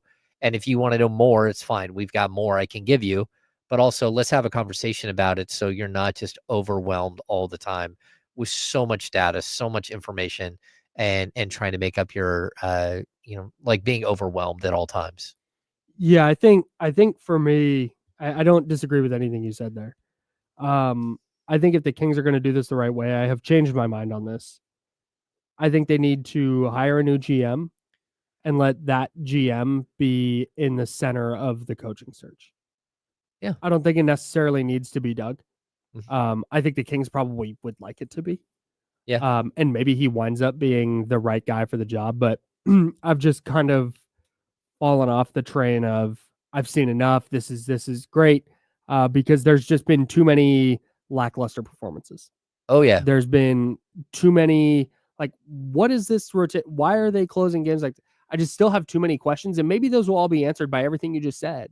Maybe it's taking an off season to sit back and digest what he's learned as a coach. Maybe it is getting his own coaching staff in there. Maybe it's just getting a new GM and a different group of players. Maybe it is those things. But I know if I'm going to hire a new GM, that I want him to be the one to make that determination. That's totally fair.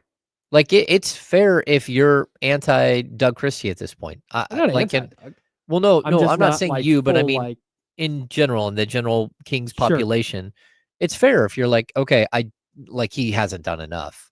Mhm. That's fair. Like he's above 500, but again, this team had much higher Mhm. expectations. Their post All-Star break, like standings are not good. Mhm. What are they, 3-7 over their last 10? Like, look, there are enough reasons to say no, but I also think that, there is potential here. Like Mhm. he's actually captured the imagination. He turned a team around that was like really 6 games under 500 and got Mhm. them back in the race. But you also asked him to coach like a whole bunch of different teams in one season. Mhm. And that's not easy either. So I hope that like he at least gets consideration, but He also should. That needs to happen. yeah, but also that whoever is brought in, if someone new is brought in, that they get on the same page quickly and it becomes a symbiotic relationship where That's- they go get him the players that he needs to succeed. Mhm. And they move players that don't make sense. Yep. And I think it can be like I think you can fix this, but I also don't think it's the only solution to the problem. Yeah, just bringing Doug back is not the fix the Kings would think it is. And I don't, to be clear, I don't Yeah. think that's the plan. I would be shocked if that's their big offseason move. Just to do that. Yeah. Yeah, I don't think that's going to be the case. Tim Bontemps weighed in on the Kings coaching place in the coaching carousel. Mhm. So he has positives about the job, negatives about the job, and then who could get the job. Positives, he had veteran ready to win talent. He said it's hard to project Sacramento winning a title with its roster, but a coach taking over a team with Domantas Sabonis, DeMar DeRozan, Zach LaVine, Keegan Murray, and Malik Monk has a chance to be competitive in each game. Okay. Does that make it? I don't know if that makes it an appealing job or not. I mean, I think the one thing if you add to that is not only do you have that veteran like group, but your commitment to DeMar DeRozan's 1 year, your commitment to Zach LaVine is 2 years.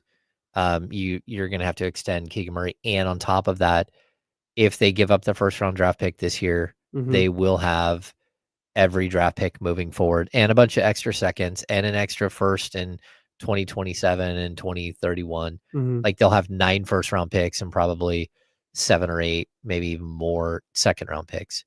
So that's a good thing where you're looking at this and saying, okay, the cupboards aren't bare. Yeah. And we're not so cash strapped that we're not going to be able to make moves down the road. Right. So I think an NBA head coach could say, like, I'm going to be okay in day one, but we also have the potential to get better as the years go by, whether it's via trade or something else. The negatives that Bontemps lists are small market and decades of instability. Amen. That's it. Yeah. And then he lists the, since moving to Sacramento in 1984, 2 coaches have had at least 1 full season with a winning record. Rick Alderman, who did it for 8 straight seasons from 99 to 06. Mike Brown the past 2 seasons. That's it. That's it. I know. Man. And that's, I think, that to me is going to be the biggest question. And it honestly might be the thing that that Doug most has going for him. Barring a dramatic turnaround at the end of the season, is that he's been here. He knows he wants to be here. And that might matter a lot in this coaching search. If there is a coaching search, the Kings might just be super satisfied and take the interim tag off and call it good. And if they're going to do that, then give him every single opportunity to succeed. And that means his own coaching staff, his own personnel. And on top of that, it means going out and getting the players that are necessary to make this thing work. Find out what he wants and go get it. Yeah. That's 1,000%. And then he just says who could get the job, talks about Christie's ties to the organization, but then also points out that Vivek has gone kind of big game hunting in coaching searches. George Karl, Dave Yeager, Luke Walton, Mike Brown. Yeah. But I think if you're talking big names that are going to be big names on the coaching market that are going to be big names here in Sacramento that people are going to care about, Doug is the biggest one. Yeah. That's the bottom line. He's at least got to be part of the discussion. At minimum. Yeah. I think I'd be a little bit surprised if it's not Doug. I would be very surprised, and actually, I'm surprised he didn't get the interim tag pulled, at some point during the season. But look, this thing is spun out, and it's been awkward. There's part of me that wants to believe that the Kings didn't do that because they're like, okay, he's doing a great job, but we're going to do an expansive search. We're going to see. But I can't, that's just the normal thing to do. Yeah. It's like I can't help but think hey, the interim tag didn't get taken off because of some weird thing. Some strange reason. They didn't want to pay him more or something. I don't know. Yeah. No, it's definitely, we're in a weird spot with him. No doubt. Can't wait to follow the Kings coaching search this offseason. All right, the handoff's coming up next. I believe D'Lo's going to be in. I saw D'Lo walking around. I haven't seen Casey. One of those two guys will be in. They're going to join us next for the handoff. And I'm going to give you an winning underdog lineup. Can't wait. That's James Ham. I'm Kyle Madsen. Joe Brazil's with us here on ESPN 1320 at Sacramento Sports Center.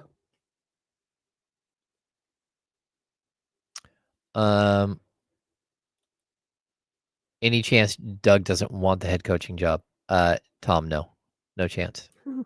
No, he wants that job. He's wanted that job for years and did not think it would become available with the Mike Brown era. Okay, so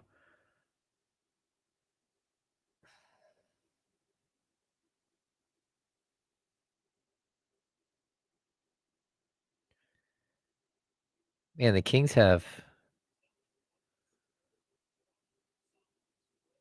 they don't have a lot of second round picks. Wow. They've got a 2025 this year. And it's the Chicago's second round pick. If they give up their pick this year, they'll have their 26 and their 27. But then they don't have their 28, their 29, their 30, or their 31 second round picks. God, that's crazy.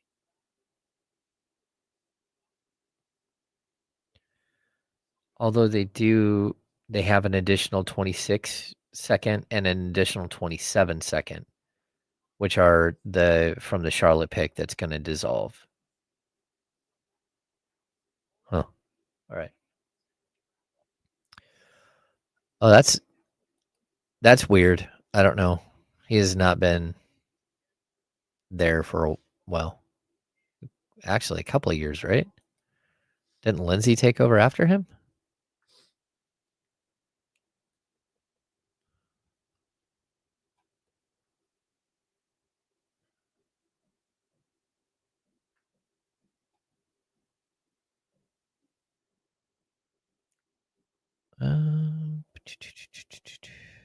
That's kind of wild. Yeah, that's what I just looking at. Russell, this isn't the case. Monty has won a lot of battles. And he's made selections. I mean, and it does matter. Monty has had input on everything here. Do not take away culpability or anything else. This has not just been Vivek making decisions on draft picks. I mean, there's at least one draft pick I can remember that Vivek had input on. Maybe two. Yeah. But over the last couple of years, like Monty McNair, like if Monty does get fired, it will be because of the situation he's created here in Sacramento. Correct. Not now. Did someone else have a say in like Zach LaVine being here? Yes, but that's like pretty far down the road of issues that the Kings have had. It's Damon Barling. Damon Barling, everybody. Damon Barling. That sweater's so sick. That is nice. Right now. I like that.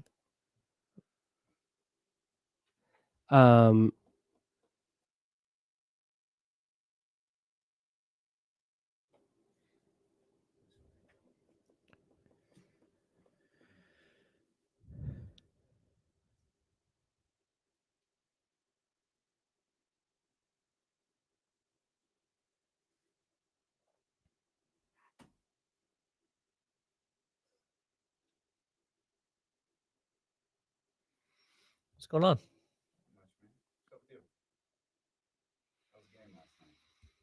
Super cold. Yeah. Yeah, Sarah texted like while I was at the game, it snowed at the house. Jeez Louise. And she came home like they had a volleyball game. It came home and there was snow on the roof and snow on one of the cars. Did you go to the game? Oof. Yeah. I will say the media parking was different than I thought. Like there's a media parking lot right next to it. Yeah, in a good way. Sweet.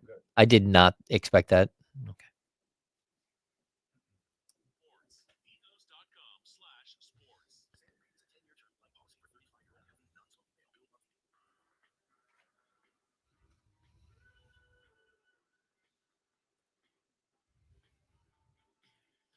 Now, back to the Insiders with James Ham and Kyle Madsen, brought to you by Jiffy Lube on ESPN 1320. All right, before we get to the handoff, I'm going to try and win you some money. If you would like to win money with me, just download the Underdog app and sign up using promo code KyleM because it's baseball season. That means we have so many games every single day, but it's not just baseball. All your favorite teams, all your favorite players, all your favorite leagues available on Underdog Daily Fantasy. Their pick'em games, super easy. Pick higher or lower on at least 2 player stats, and then you can win up to 1,000 times your entry. It's really that easy. Here's the entry I'm rocking with for the A's-Cubs game tonight. Kyle Tucker kills the A's, historically, whether he's wearing an Astros uniform or a Cubs uniform or no uniform. He is killing the A's. I'm going higher than 1.5. Hey-oh. I'm going 1.5 total bases. Higher than 1.5 total bases for Kyle Tucker. Luis Severino on the bump for the A's. I think he's going to settle things down a little bit. I don't think we're going to see the Cubs plate 18 runs again tonight. I'm going higher than 4.5 strikeouts for Luis Severino. And then Lawrence Butler, higher than half a total base. I think Lawrence Butler is going to get at least 1 knock tonight. I feel very good about that, higher than half a total base. And that is my entry on Underdog. I hope you play along with me. You can by downloading the Underdog app and sign up now using the promo code KyleM to unlock a special offer of up to $1,000 in bonus cash when you make your first deposit. Join in on the fun when you sign up with promo code KyleM. That's all one word, just KyleM, KYLEM. Claim your special offer today and get up to $1,000 in bonus cash instantly upon first deposit. Must be 18 plus and present in a state where Underdog Fantasy operates. Terms apply. Void in Colorado. Concerned with your play? Call 1-800-GAMBLER or visit www.ncbgambling.org. In Arizona, call 1-800-NEXT-STEP or text NEXT-STEP to 53342. In New York, call the 24/7 HOPE line at 1-877-8-HOPE-NY or text HOPE-NY. And with that, it's time for Damian Barling of D-Lo and KC. He is here for the handoff. How's it going, man? Let's go, baby. You gonna pretend like you didn't come back from your little trip sick, huh? No, I'm good. No, you're not. I'm good, bro. No, you're not. I'm good. No. I've been good. Okay. That's what I tell myself too. Every time my voice, I'm fine. It's just a little congestion. I'm good. That's it. That's it. That's it. Did you go to Disneyland? Yeah. Yep. Yep. I've definitely never gotten sick after coming back from Disneyland that one time. Katie tried to murder me at Disneyland, and yet still standing. You'll live. I didn't get nearly the content you guys did out of Disneyland. Our content was fire. Very good. Hey, is there such thing as a bad loss for the Kings anymore? So I'm driving back last night and I'm watching the game. My wife was driving. I'm in the passenger seat watching the game on my phone. And just as the collapse is happening, it's like, sure, man. I don't.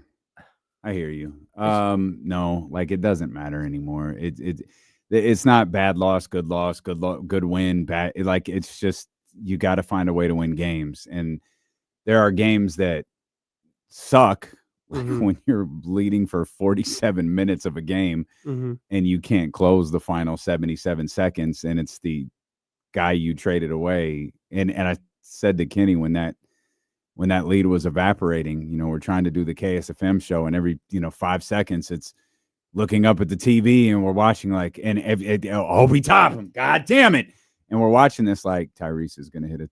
Tyrese is gonna he's gonna beat the Kings. Like that's like we're watching it. That's what's gonna happen. I was thinking it was happening with 6 seconds left rather than 76 seconds left. Yeah. But still, it's like this is what's gonna happen. And how you get a 24-second shot clock violation in that situation, unbelievable, is just stunning to me. But to answer your question, no, it's not a good loss. It's not a bad, like it hurts more. Like it's like Chicago. You were up 19. Milwaukee. You were up double digits in that game. This game, you were up 16. You had a shot. Yep. And it was a game that you needed to win. You had a shot to take the 9th seed back. You had a shot to give you a smidge bit more room with a brutal stretch coming up for Phoenix. You had a chance to all but solidify your playing spot, and you couldn't do it. Yep. And so it's just, game after game for the next week, it's going to be for next week and a half, 2 weeks or whatever it is. It's just going to be, can they survive? Can they win enough games to compete in the postseason? And then once you get to the postseason, meaning the play, it's whatever. It's a game to game. Can they beat Dallas? Sure. I'm not sold that this team can get to the postseason. I'm not sold that they can beat Dallas. I'm not sold that they can beat Phoenix. I'm certainly not sold that they can beat Minnesota, Los Angeles, or Golden State. So it's just, we'll get there and we'll go a game at a time. You lost the Indiana game? Great. Now we're focused on Washington. By no means am I sold you could beat Washington. I have no idea what you're going to look like on a night-to-night basis. So turn our attention to Washington, see if they can get a win. That's it. Oof. That's it. I have never been more eager for a season to end. Like, this season is effing miserable. Is that where everybody's at? Are we all just tank, no tank, no, lose no, the pick, no, lose the pick, no, whatever you want out of the year, you just want it over? Just let it end. Yeah. Just put this season to bed. Yeah. Like between the start of the season, the Mike Brown stuff, the De'Aaron Fox nonsense, the everything that has gone on since then, the division regarding DeMar DeRozan and Zach LaVine, just end it. Yeah. Just get this over with. And if it ends in the regular season, I don't care. If it ends in a play-in, game 1, game 2, I don't care. Sure. If it ends in the first round against Oklahoma City. Whatever, dude, just get this goddamn season over with, because no one's going to enjoy this. Like, I think if the Kings win that second play-in game, somehow, I think fans will be excited for a minute. Sure. It'd be like, okay, wow, we did it. And then, we'll lose by 40 to Oklahoma. Oh, God, we should have just kept our draft pick. Like the season is so bad that the fan base is so divided on what the right thing to do is, what the wrong thing to do is. The draft is this, the draft. We don't even know who the front office is. One guy has already left. Coaches are just dropping like flies. Like, sucks, Hammer. I think the worst part is that I sense like complacency and not caring more than I sense. Like, I agree with you. Everyone just wants this to end. But there's also a lot of fans who are like, okay, I'm just done. Like, this is too much. Yeah. This is too many times. And I don't think that's true. I never agree with that. I don't know. I've covered 15 seasons and 2 of them were good. sort of. One was good. One of them was sort of good. One was good. One wasn't. Not so bad. Now this one here, like, does it feel different than a bunch of no, this is right in line with so many of the earlier ones. And I know there was more expectations, so sure we can feel that way, but I also feel like a lot of people don't care if Doug is a head coach or not next season. They don't care if Monty's back or not. They're like, Vlad is here again. What am I supposed to think about that? I have no idea. Like, there's just this weird feel, and you're looking at the roster and you're like, I don't really want to see that guy back. I don't really want to see that guy back. There's a lot of like, yeah, this thing's a mess and I don't know how you get out of it. And we're in for like another 5 years of mediocrity. Yeah, Boy, that that's- sucks. Yeah, I mean, I depressing. don't. I'm not sure that I disagree No, with James. Go ahead. No, you it's got depressing because you're not wrong. Just let it out, Hammer. Let it out. Look, the Kings have made you too sick. You see this? The Kings have made the insiders sick. Your voice is all congested. James is over here sneezing. And sniffling. Dude, I am. To be fair, it was worse. I'm actually getting better, if you can believe. Oh, good. No, it's great. I am hopelessly optimistic all the time about many things, and my spirit has been broken this season. Dang. Look, the So- Kings They broke broke Joe Joe. Brazil. You broke Joe Brazil. Yeah, it's You broke official. Joe Brazil. Inexcusable. Jesse is a Celtics fan. He might win another championship. He's the maddest person in the damn building when it comes to the Sacramento Kings. And here we are. I'll tell you, like, the Kings sold out 19 of the first 20 seasons, I believe it was. Complete sellouts. Yeah. Right? The one season they didn't sell out was they made the playoffs in 95-96, where they had that great run against Seattle, the great playoff series. The next year, the wheels started to fall off the bus. The year after that is when they didn't sell out. Their season ticket base collapsed. And then we go to the lockout. They bring in Vlade, they bring in Weber, they bring in like that group of players. Peja comes over, Jason Williams. The excitement grew again, and boom, sellouts again. I think we're in that same exact mode where you made the playoffs, then you barely missed the playoffs, and then the thing falls apart. And we're in year 3, just like we were back then. Yeah, I hear you with that. I know we got to go. This is probably a long conversation. It's just, it feels like this team is not likable. Ooh. I don't think the fans like this team. I don't think they like these guys. That's what it feels like. And it's happened. Like, we've experienced this before, but a lot of the players have been bad. Mhm. These players aren't bad. I just think people they're so polarizing isn't the right word, but so many people have like opinions on like DeMar and Zach. Oh, we saw it together, them together, and it didn't work in Chicago. And I think people, Domas now, same thing. I think people have just been so jaded by these opinions. They don't like these guys. And that makes for a scary offseason for the Sacramento Kings business people. For sure. You guys digging into that on D'Lo and Casey? Yeah, Kenny's at Mike Bibby's press conference, so he'll be with me later. Will Z's going to join me in a little bit. Obviously, I got Jesse, Trysta, Jason Jones will be with us. We'll talk a lot about that game last night. We'll talk about what went on at Sutter Health Park. So it'll be a fun couple hours for sure. Can't wait. It'll be a good one. D'Lo and KC coming up next. For James Ham and Joe Brazil, I'm Kyle Madsen. We have been the Insider, sponsored by Jiffy Lube. We're back with you tomorrow at 10 a.m. Until then, drink water. Be nice to people. See you. Thanks, Shouty House. Appreciate you guys. See you tomorrow. Thanks, guys.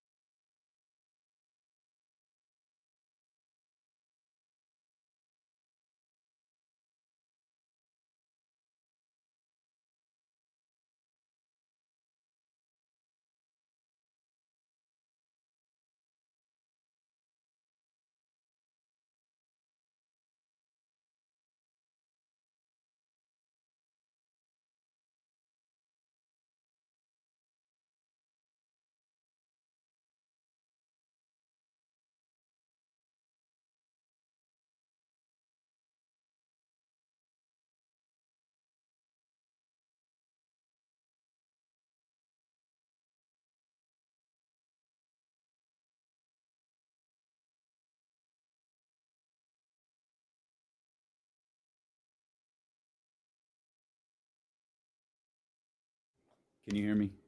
You got me? Oh, at 12:30, just go out there. You need to be out there. Go out there, come back, get me to commercial or whatever, and then go back out there. Because, just to be safe, I want you. Yeah, just to be safe, I want you a part of that. I don't want them coming back later saying, Jesse's got to do that. Just go do it. They see you. If you have to check something off, check it off. We just need to. I don't know for sure.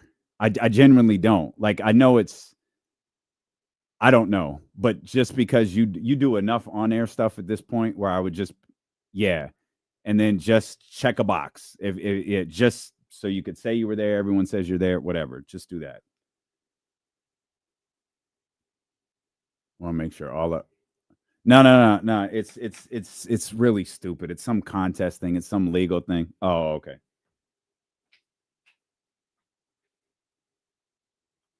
Zabo, like there was a scenario, Zabo, true story. There was a scenario where I thought we were going to have to stop the show, go to some satellite stuff for an hour.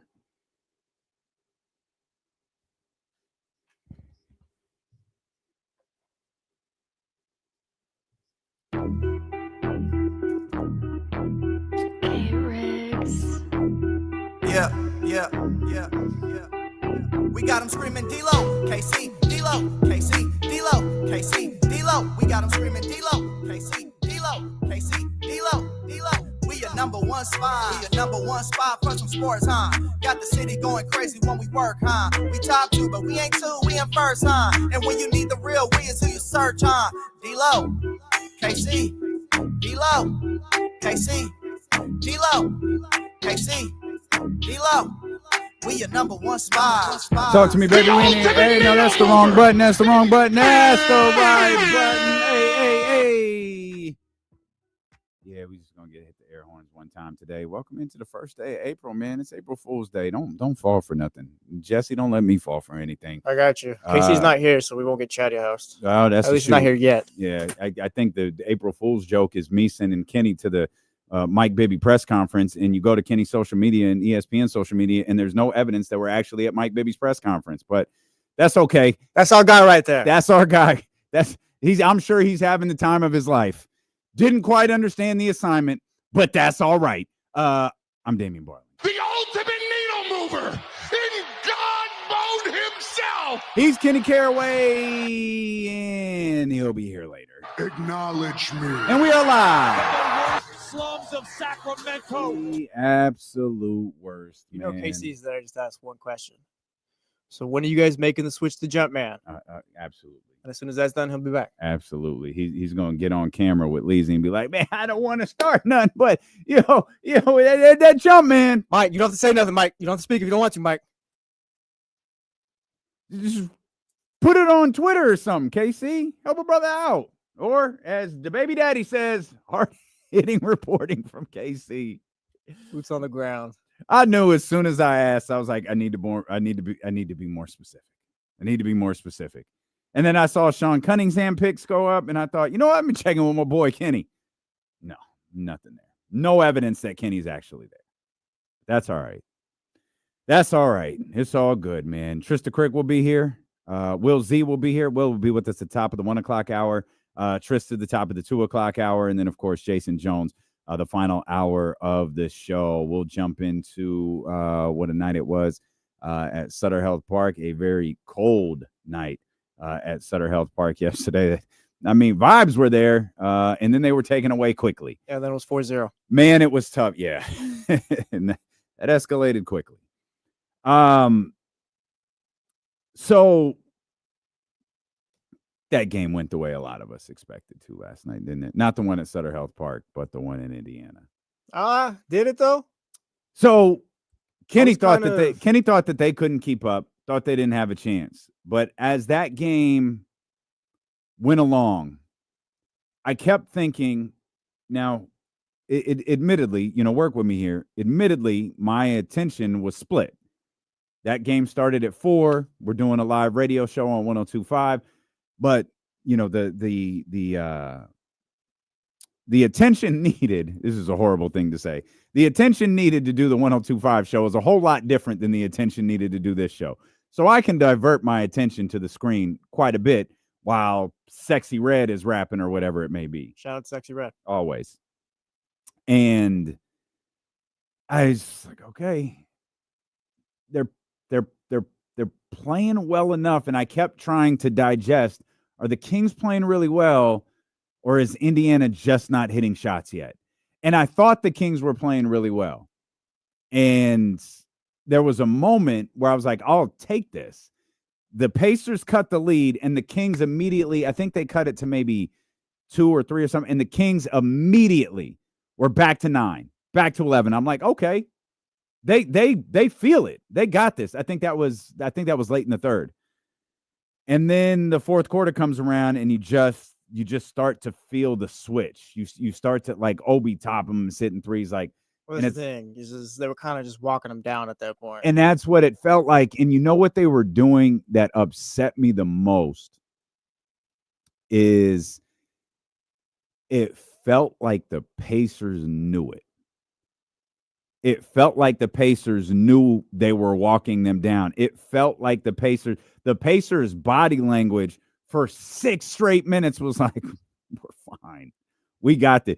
16, doesn't matter. 10 points, whatever. 9. How control were you really in then? It felt like they were in complete control of that final quarter. And the Tyrese, I thought the Tyrese 3 was the game. That's not being Ladilo here and telling a story after the story was told. But what I didn't expect was a 24-second shot clock violation after that. That is just mind-numbing to me. You give up the go-ahead 3 after playing the way that you did. You give up the go-ahead 3. And you don't even get a shot off on the next possession. Like, what is your offense doing at that point? You can't even get a shot off. Shout out Anthony Slater, Nostradamus.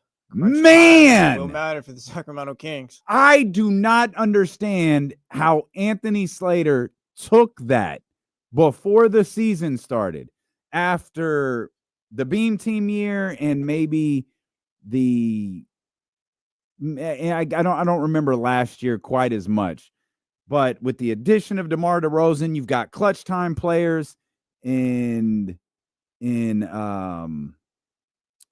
at the time, DeMar and De'Aaron. Yeah. Anthony Slater goes on The Athletic and makes a prediction about the Sacramento Kings, saying this season is going to come down to tight games, whether they win them. And we thought that was the stupidest thing Anthony Slater has ever said. Bro's a genius. The man is a genius. The man is absolutely a genius. How that was his thought going into the season, and how that thought, if the Kings are, let me pull up the standings right here. This might be a bit off. Let's see, 6 games. If the Kings are 500 in games, I had a number. I think it was from Deuce today. Here it is. They're 4-8 in games decided by 3 or less. That's not even considered a tight game. I think the tight game number is 5. Clutch game numbers are 5. Deuce had it down to 3. That's 4-8. That's 12 games. You're 6-6. You're comfortably in the play-in. You're absolutely in the 9th spot. And the Clippers game isn't outrageous, especially if one of those victories is the one against the Clippers, which, man, much like the Denver game earlier this year, much like the fumbled DeMar DeRozan pass at the basket. That one hurt. Well, that was the beginning of the end of Mike Brown. KC spotted it. I didn't. He said they left the floor looking different that game. And I thought, no, it'd be fine. It's a tough loss. You don't want to lose that game. You're coming off winning a couple in a row. You got to feel good at that point. The whole complex, everything changed after that Denver Nuggets game. Everything. Because they went on to lose the next 6. The first 5, cost Mike Brown his job. The fifth one was the De'Aaron Fox, Jaden Ivey play that changes the entire complexion of the season. The Jaden Ivey play, I don't want to say it amplifies some of the frustration surrounding De'Aaron Fox. But you beat Denver in that game. How much changes over the course of the next 5 to 6? Is Mike Brown still the head coach? Does that losing streak happen? Is Mike Brown the head coach? Still. And then you go back and you look at that Kawhi Leonard shot. You talk about games that you're playing well enough to win. You had won, I think, 5 in a row at that point. You're playing well enough to beat the Clippers. This is a back and forth. This is a fight. I don't know why these teams fight so much, but this is an absolute fight between these two teams. And Kawhi Leonard's shot bounces, and drops. And the Kings lose that game 111 to 110. Since then, they've got blown out by the Knicks, blown out by the Warriors, blown out by the Suns. They beat the Grizzlies. They beat the Cavs. They got beat by the Bulls, blew a double-digit lead to the Bucks. I should say blew a double-digit lead to the Bulls because that happened. Got blown out by the Celtics, beat the Blazers, got their asses kicked by the Orlando Magic, and then lost last night to Indiana. It's fair to say that Clippers game, I don't know why, but that Clippers game seemed to have changed some things. That shot from Kawhi Leonard rolls off. You've won 6 in a row when you're coming home to take on the New York Knicks. Now, maybe nothing is different except that game. That's certainly possible. Same thing with Denver. Maybe nothing is different except that single game. But it's hard to not look at that gut-wrenching loss that amounted to, I said 5 more. It amounted to 5 more losses. 4 more cost Mike Brown his job. And it's hard to not look at this Clippers loss and then see blowout, blowout, blowout. He didn't even look, second night of a back-to-back. All right, you get beat up by the Knicks. You got your ass kicked by the Knicks earlier this year. Maybe it's a bad matchup. Fine, we can make excuses. We can do whatever. All right, fine. Catch your breath. Your rivals come in. They beat your ass last time. Settle down. What can you do? You get embarrassed.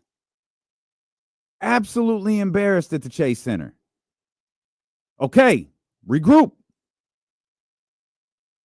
You get beat by a Phoenix team that barely has a pulse.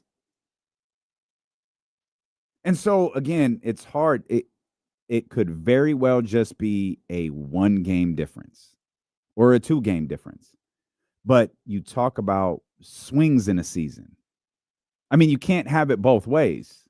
If firing Mike Brown and hiring Doug Christie caused a positive swing in the season, you can't expect us to not look at negative swings in the season. Prior to the Doug Christie hire, it was the Denver Nuggets game. Since the Doug Christie hire, it at least appears it was this Los Angeles Clippers game. Not just because of the number of losses, but the way that they lost.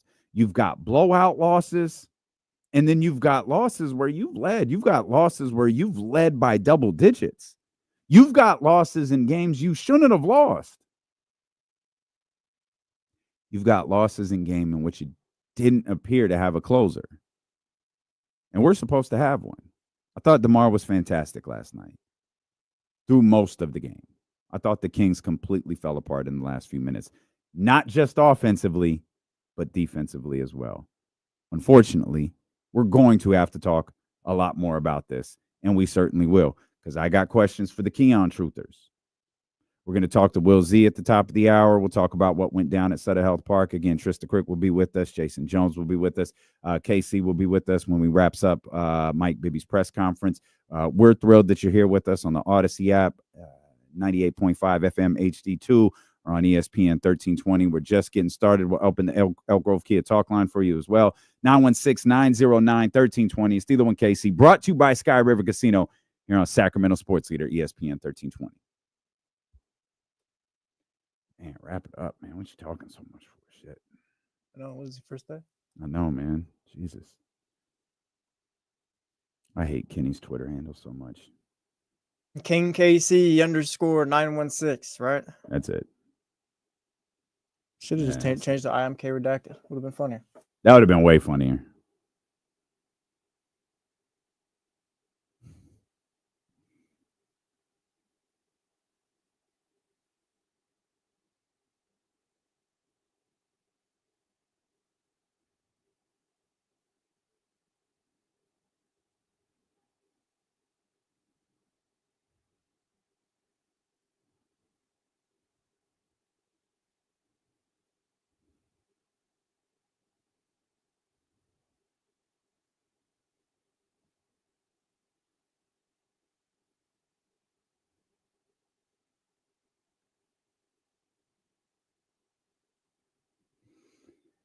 Oh, man. I think Leezy out here working. Let me see what my man Leezy doing. Wilson, I didn't catch this, but everyone says it was fire. I'll watch it today, I'm sure.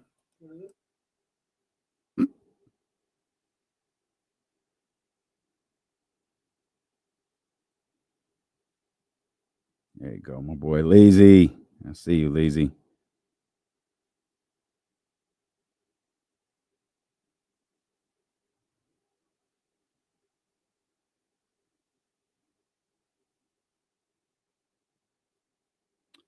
I'm assuming you know what this. Katie says she left you top ramen. We were talking about the shrimp top ramen yesterday. I said I almost got that. Maybe that's what it's from. Yeah, she says tell Jesse I left him top ramen. Shout out, Katie.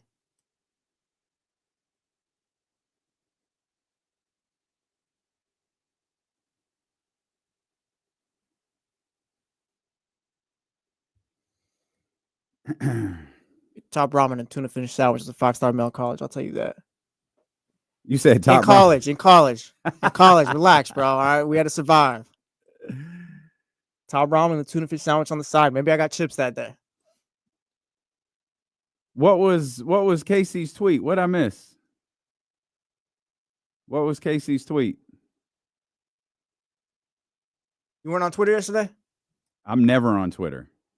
I guess we'll wait for Casey to get here.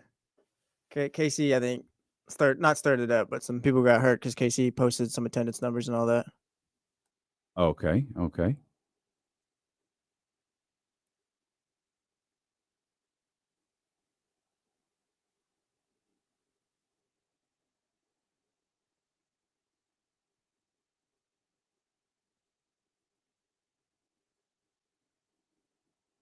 Oh, I see. I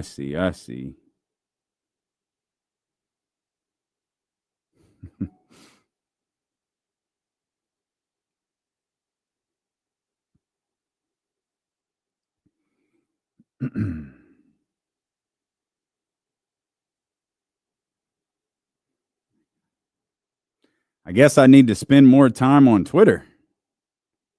I'm just catching up. Shout out, Casey. Yeah, I guess so. Oh, Alan says you cooked up that post taking a shot at Oakland unprompted when you could have just celebrated your city. Cut it out, man. Oh boy. All right, man. Okay. Well, I'll wait for Kenny to get in here, but I guess the Hell in a Cell match is back on. Goodness gracious. I like Alan, man. Maybe he overreacted a little bit right there, but it's all right. KC's out at Mike Bibby's press conference. I can confirm I did get a picture of Mike and KC together. Leezy out there doing all of his work. We appreciate Leezy for all of his great work. You'll see some great stuff hitting social media here pretty soon. Really excited about this Mike Bibby hiring. We'll talk about that later. I'm so excited for Sac State. I'm a big Sac State fan. I'm a big, specifically a big Mark Orr fan, a big Luke Wood fan. I'm just really excited for where that university is going, man. So we'll talk more about Mike's introductory press conference here in just a little bit. Of course, the story at the top of our minds today is another frustrating loss for the Sacramento Kings. I think we're at 10 of 13 now. Kings have lost 10 of the last 13 games. So I got a question. Kings started the game well yesterday. 1 point lead after one. I think they had a lead at halftime, maybe 4 or 5 point lead at halftime. You know, the lead fluctuated throughout the game. They led by as many as 16. Pacers led by double digits at a certain point in the game as well. But we saw Malik really, really struggle with his shot yesterday. Like bad. He was 2 of 14 yesterday. And one of those shots, I think, was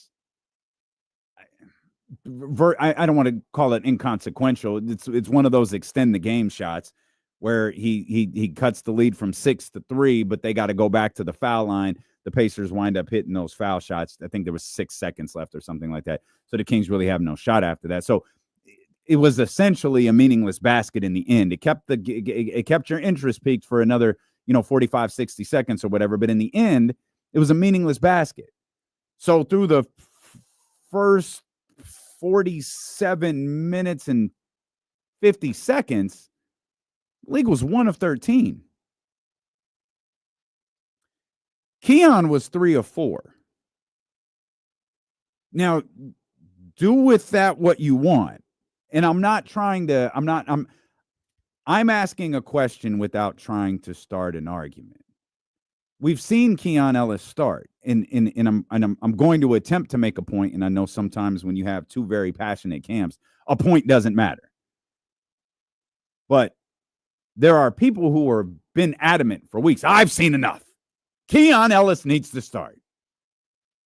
All right. I mean, that's cool. I made an argument at the time. I thought I made a good point at the time. No one cared. It was fine. I shut the hell up. Mind my business. Then Malik gets hurt. Or he doesn't get hurt. Sorry, he gets sick. Keon starts. And Malik returns a couple of games later. Doug keeps him in the starting lineup. All right. So now Keon's starting. Did yesterday's game look different because Keon Ellis started? That's a genuine question I'm asking. I'm asking the truthers out there. Fill your boy. Help a brother out. I'm not trying to be condescending. I'm genuinely asking. Did the game look different because Keon Ellis started? Have any of the games that Keon Ellis started look different to you? Did Keon Ellis start against the Bulls or the Bucks? Did Keon Ellis start against the Bulls or the Bucks? I have to backtrack to see. Nope, Malik started versus the Bulls. Malik did not play versus the Bucks, so that must be the game where he got sick. He didn't play versus the Bucks. He did not play versus the Celtics. Point being is that it doesn't matter if it's Keon or Monk or me, you, Manny's in the chat house, Akira and John Poles. It doesn't matter. It's going to look the same because this is who the Sacramento Kings are. And that was my original point. There isn't, Keon not starting. That's a problem. That's the problem. Keon's not starting. That's the problem. That's why the starting lineup is so bad. That's why they're giving up so many open threes. That's why this is happening. That's why A, B, C, D, and F is happening. All right, cool. The record is still the same. Everything is still the same. So what are we arguing about? There isn't a singular problem with Sacramento. That was the original point. You want to change the lineup? You want to change the lineup with 10 games left in the season? Fine. Doug Christie thinks it's the best move to start Keon Ellis over Malik Monk. Fine. But if you think that is the singular problem of the Sacramento Kings, you're fooling yourself. This team has a series of problems. Now, just because you have multiple problems doesn't mean you don't take steps to address them. Maybe the idea is you address one at a time. All right. If you believe that Keon not starting was a problem, then you address that first. I see Aaron here. A lot of people feel the way Aaron does. You can't have Malik, DeMar, Levine, and Domas in the starting lineup. It's so imbalanced. Aaron, that's a perfectly fine point here in the chatty house. Jump in with your thoughts over here. YouTube.com/ESPN1320. Join the chatty house. Great group of people right there. But the entire roster is imbalanced. That's the overarching point. Now, if you can correct the starting lineup with a little bit of balance because of Keon Ellis, that's fine. That's fine. Keon Ellis's defense means so much to that starting lineup. Keon Ellis's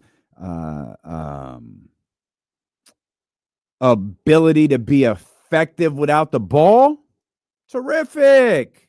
Love it. Love it. But in the end, is it winning you more games?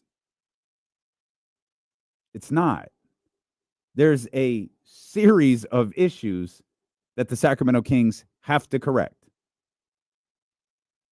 And the whole point a week ago or 2 weeks ago or whenever, for whatever reason, this conversation got so loud was it's not going to matter.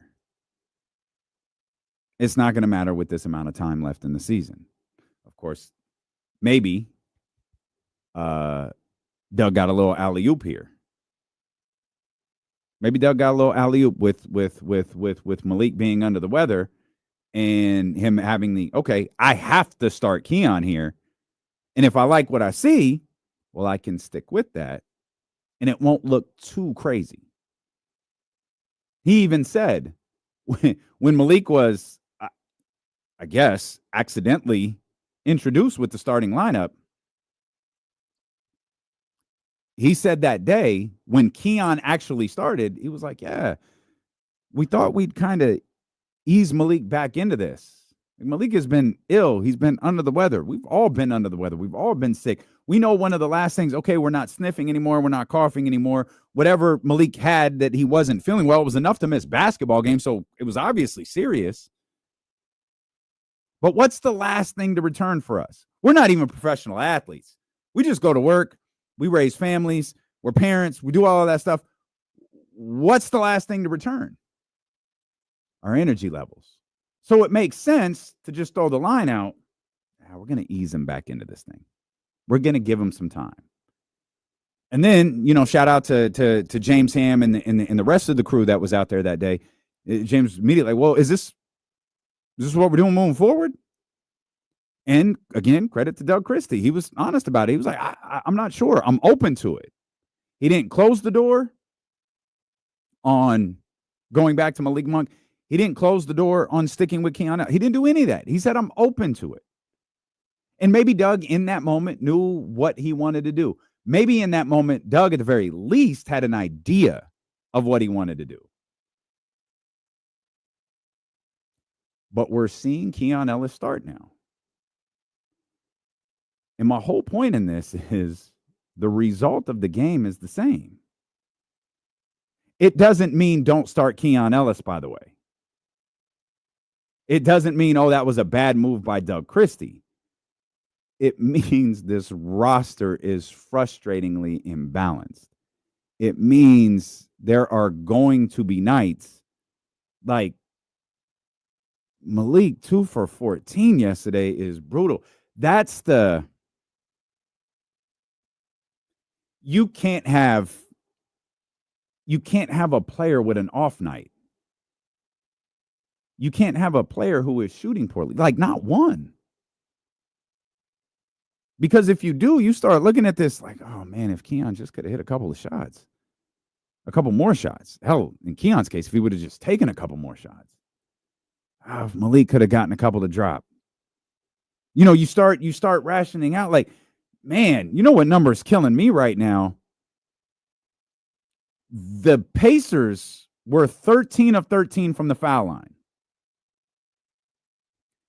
13 of 13 in a game that they won 111 to 109.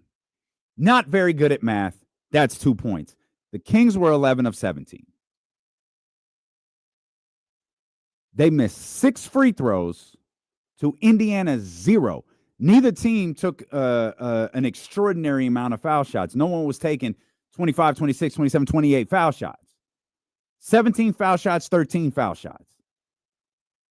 The Pacers hit all 13 of their free throws, including those clutch ones late. The Kings missed 6 and lost by 2. We could talk about Malik Monk going 2 for 14. We could talk about Keon Ellis not getting enough shots when his shot appears to be effective. Maybe that's a conversation. Maybe that's an entirely different conversation in itself.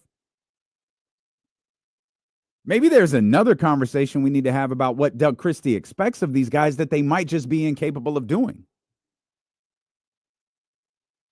So Keegan Murray took 5 threes yesterday. Nobody took double-digit threes yesterday. As a matter of fact, the team as a whole took 27 threes. That's like half of what Doug is asking them to do. And I just want to pull DC aside and say, bro, you're asking them to do something they appear to be incapable of doing. Because you could kiss my ass before you can convince me that the Pacers stopped them. Pacers didn't stop them from shooting threes last night. They didn't take them. This is where the people who don't like DeMar DeRozan come into play. This is where the people who would say, well, you're asking DeMar DeRozan to play a style of basketball that he doesn't play. Even though DeMar did take 6 3-pointers last night, which I think was the second most on the team to Zach LaVine. But you're asking this team to play a way that they don't play. This is exactly the way Keegan played 2 years ago. The shot's not there for him anymore. He took 11 field goals yesterday. 5 of them were threes. What was it a couple of nights ago? Oh, shades of what Keegan Murray could be. No, that was not shades of what Keegan Murray could be when he went off the other night. That was just a really great night from Keegan Murray. Not the same thing. I think we married ourselves to that thought of, oh, Keegan could be this. Nah. It's really dope when Keegan has nights like that. But that's not who he is. We got to stop marrying ourselves to that thought. That's not who he is. So when he has those nights, it's fire. It's great. It's a net positive for Sacramento. But is that what Keegan is as a basketball player? No, probably not. But we've married ourselves to that idea. And I think Doug has married himself to the idea of this being a three-point shooting basketball team. And at this point, again, it doesn't matter. Everything we're talking about because we're Kings fans, right? We're talking about because this is a show based in Sacramento and the Kings are still our franchise. They're still our love. We still focus on the NBA. This is what we do. This is what we talk about. We gather at the barbershop. We sit, we put our feet up, and we exchange some ideas. That's what we do. But what does Doug think this group is? We talk about what this group is. What does Doug think this group is? He thinks this is I don't want to say he thinks this is a three-point shooting team. He wants this to be a three-point shooting team. Are they? I mean, to the levels in which DC wants them to be, are they? Because all evidence is no, they're not. Or maybe once in a while. But if you're something once in a while, that's not what you are. 27 threes last night. How many was it versus Orlando? 28. 28 threes. How many was it versus Portland in the game they won by a ton? 27. Another game they got blown out in. Boston. 24. They haven't even sniffed the number that Doug has asked them to sniff on a regular basis in 5 games. You get to the Bucks, you're at 38. You're still not there. You're still not there. So what is this basketball team? I have no clue. I don't know. I don't think they know. And truth be told, they're not going to figure it out in the next 7 games. If they play 8 games, they're not going to figure it out in 8 or 9. Oh, and if by the grace of God they somehow play 10 to 14 more games, 10 to 17 more games, hey, salute. Defy the odds. They're not going to figure it out. It's just a question of, will they play well enough to win basketball games? 7 left. Can they win enough to get to the play-in? Can they win enough to extend their season a couple of more games? Your guess is as good as mine, man. The frustrating part, the most frustrating part about last night, and we've seen it so regularly, and we've seen it so regularly that we don't know, we can't make heads or tails of this. The ups, the downs, the blowouts, the close games. We've seen them so regularly play well enough to win and lose. We've seen them play well enough to beat the Indiana Pacers. We've seen them, a playoff team, a certified playoff team. We've seen them play well enough to beat the Chicago Bulls, who's just a freaking playing team. We've seen them play well enough to beat the Milwaukee Bucks, the Clippers, the Nuggets. We've seen them play well enough to beat all of those teams in being unable to do it. I don't know what to do with that. They can't close? Well, okay. We saw DeMar close the Dallas Mavericks. That had to be one of the most spectacular performances of the season, no? It was actually, to be fair, it was DeMar and Malik. DeMar closed it, got that game to overtime, which was just spectacular. And Malik got him in overtime. It was amazing. But it seems like it can't happen regularly. It can't happen consistently. And if something can't happen consistently, then what are we doing? If you can't do something consistently, you're a 36-39 basketball team. And that's where you are. That's what we're talking about. That's why we're hanging on every single game. That's why we're moving on from a tough Indiana Pacers team, and we're moving on to a Washington Wizards team. Anybody feel confident about this Washington Wizards team? Anybody, take that back. Anybody feel confident about this Washington Wizards game? I don't. That doesn't mean I don't think they can win. It just means I don't know what to expect from them on a night-to-night basis. Kenny said yesterday, this game against I don't think they can win. I think the matchup is too tough. And there was a moment when those threes started dropping where we're like,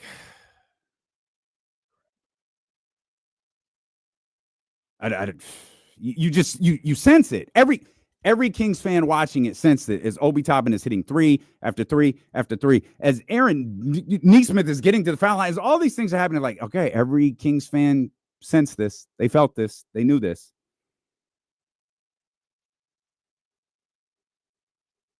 But Kenny said it was a bad matchup.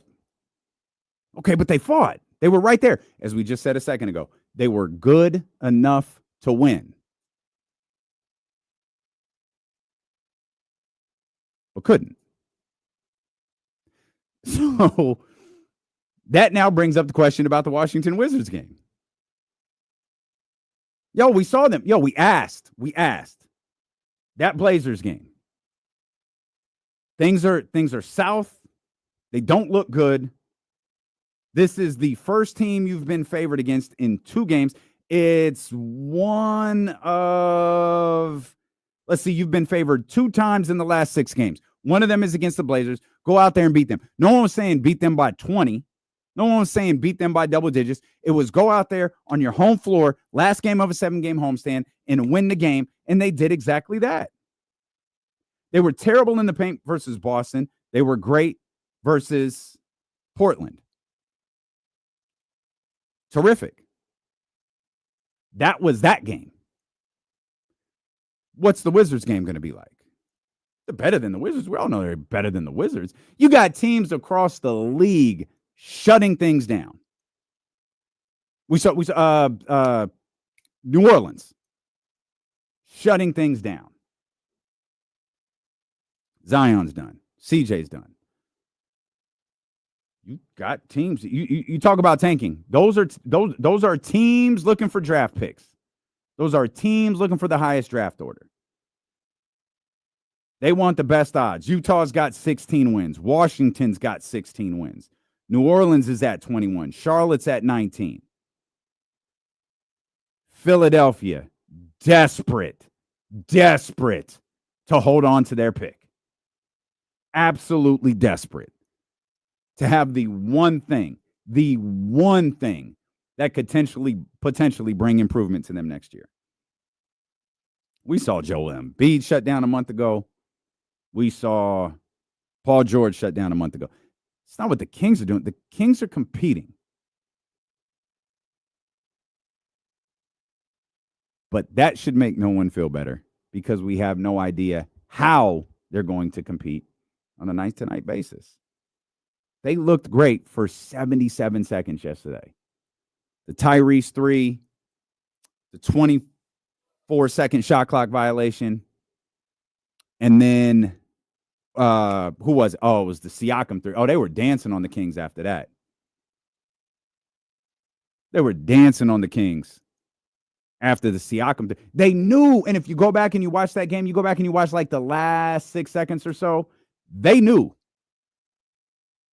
They were moving on that basketball floor like they knew exactly what was happening. I'm sure Tyrese told them. Hell, Tyrese doesn't have to tell them. Tyrese wasn't here with this squad. They could see it. They're going to fold. They can't close. Hell, they could just look at the record.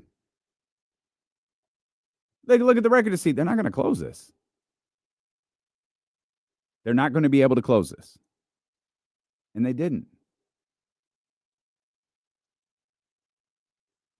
And that's why so many. I don't know what's more frustrating for Kings fans. To be completely honest, I really don't. Y'all could tell me.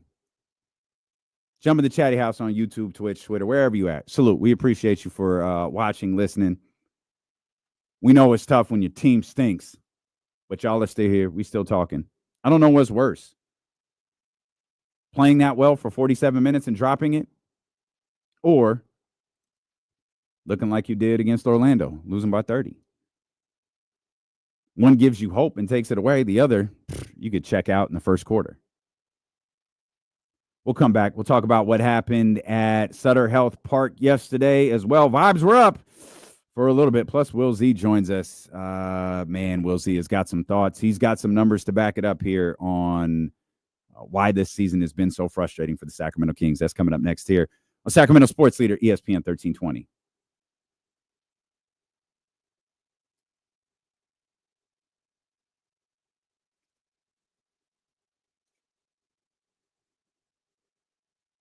Yeah. Okay. Yeah.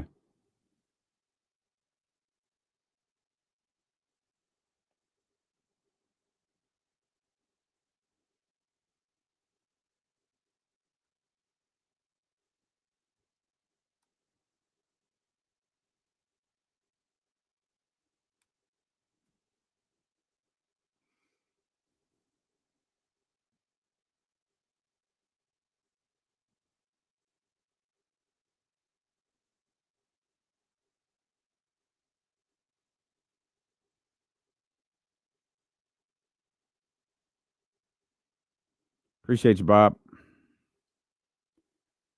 He had it wasn't late. It was I'm almost positive it was first half. It might have been first quarter. It was definitely first half. He drove to the basket, and it was a tough layup, but he missed it. And I think it was the very next possession. He was back at the rim, under the basket, nearly the exact same spot, and he missed it again. And I just thought, oh, God. I don't know if he's going to shoot again. And I think he hit a three a few minutes later.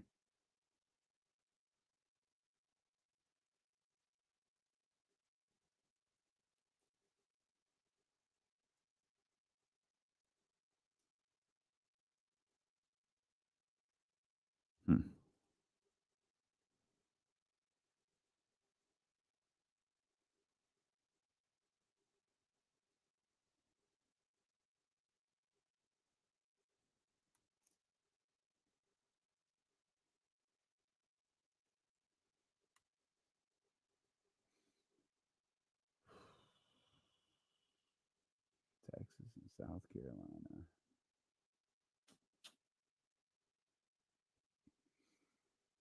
I don't want to say that about. I don't want to say that about Zach LaVine, Mark.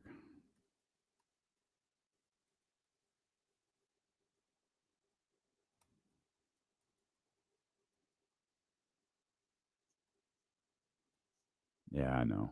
Somebody screwed up.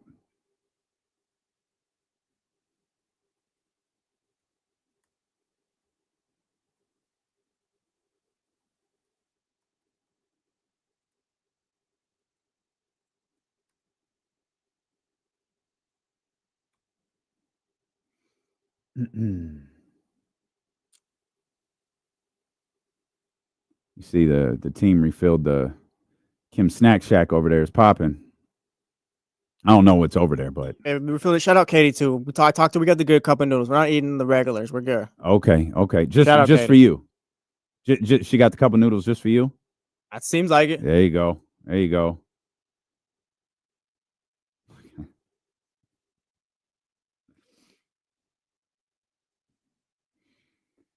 All right, man. Kenny's on his way back, by the way. He texted me about 15 minutes ago. He's on his way back from Sac State.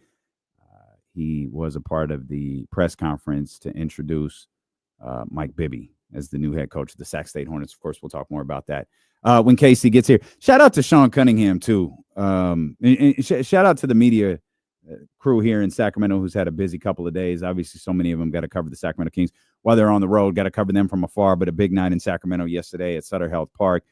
Sean Cunningham, I don't know how or why, Sean was at Sutter Health Park when the sun went up, and then I assume he was there all night. I mean, through the game, and then he was up. Not that it was super early. I think it was an 11:30 start time, but he was out at the introductory press conference for Mike Bibby. I got a great deal of. I have a ton of respect for Sean Cunningham. I think he is one of this city's absolute best when it comes to covering sports. One of my favorite people too, but one of the city's absolute best when it comes to covering everything that's going on here in the city. So shout out to Sean Cunningham. He's not listening because he's working, but shout out to Sean, man. It was an amazing night it was a star-studded affair. Everybody was there except for me. Everybody was at Sutter Health Park yesterday. I know KC got a chance to get out there after our meetings. We had a long day. So Sutter Health Park, KC, he's at least headed in the direction of home when he goes out there. For me, we didn't get out of here till after 7. We have meetings on every Monday. We meet with Complex regarding our KSFM stuff. We had a lot to go over yesterday. We had some frustrations to vent. We just had some things to go over. So the meeting was kind of a little bit longer than it normally is. And as the meeting is going on, the Kings game is already over. So I'm like, all right, I think we could pull this off. Like, we're good. And then the meeting just keeps going. And as the meeting goes longer, I'm getting hungrier. I'm getting more tired. The adrenaline of the two shows is starting to wear off. And then by the time I get up to leave, meeting wasn't over. By the way, when I left, I'm just like, y'all are talking. I know he's listening. Your boy KC hates Kendrick Lamar. He refuses to say those words out loud. He hates that dude so much. It's hilarious. I left. I literally walked out when he said Chris Brown was going to draw a bigger stadium tour than Kendrick Lamar. Kendrick Lamar is doing stadiums all over the United States. He's doing 4 and in Canada as well, at least 1. He's doing 4 shows in Los Angeles that are virtually impossible to get tickets to. SoFi Stadium, not what's it called? Crypto. Not that. No. Not the Forum or whatever it's called now. No. SoFi Stadium. Can't get a ticket to it. Casey talking about, man, you're going to do 20,000. Chris Brown going to do more. I was like, I'm leaving. Until this man utters the words, I hate Kendrick Lamar, I'm never discussing music with him again. I'm just leaving. I thought that was so funny. I like Chris Brown, too. I don't know that Chris Brown can pull this stadium tour off that he's doing. Like, that was the conversation. Chris Brown announced the stadium tour yesterday with Summer Walker and who was it? Bryson Tiller.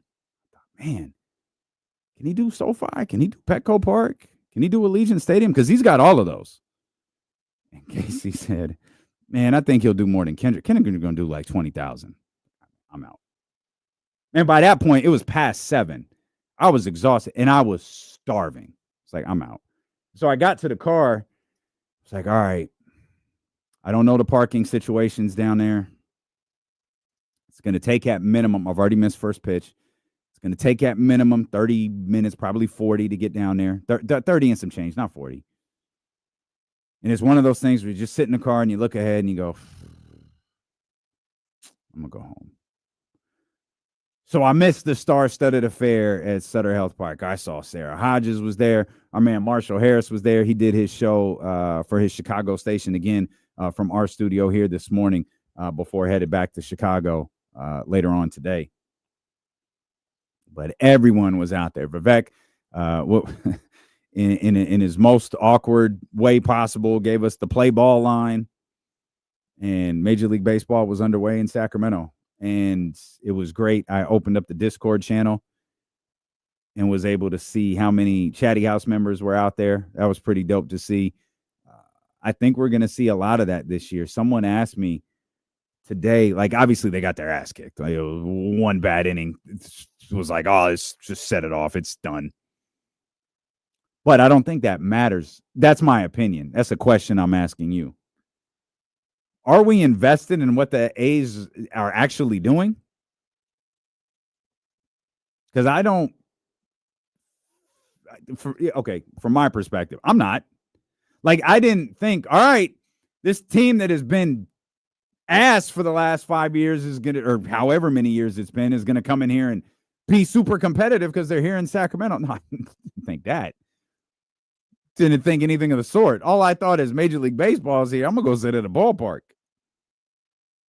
I know the gimmick is I don't like baseball. That's again, not to break kayfabe, that's kind of a work. I do enjoy baseball. I'm not going to do what Kenny and Jesse do. I'm not going to get MLB TV. I'm not going to do that. I'm not going to spend a Sunday afternoon watching the Giants play. I'm not going to do that either. But if there's an intriguing pitching matchup, I'll lock into that. Intriguing game, I'll lock into that. But if I get the opportunity to go to a baseball game, I'll do that, especially if I like the ballpark. I never really loved going to Pac Bell Park or Oracle Park, the Giants Park. I never really enjoyed that park. It's on the right day, gorgeous. The wrong day, windy. It's cold. But get me at a ballpark. I love it. And I'm excited to go to Sutter Health Park to just hang out. I'm excited to go watch Major League Baseball.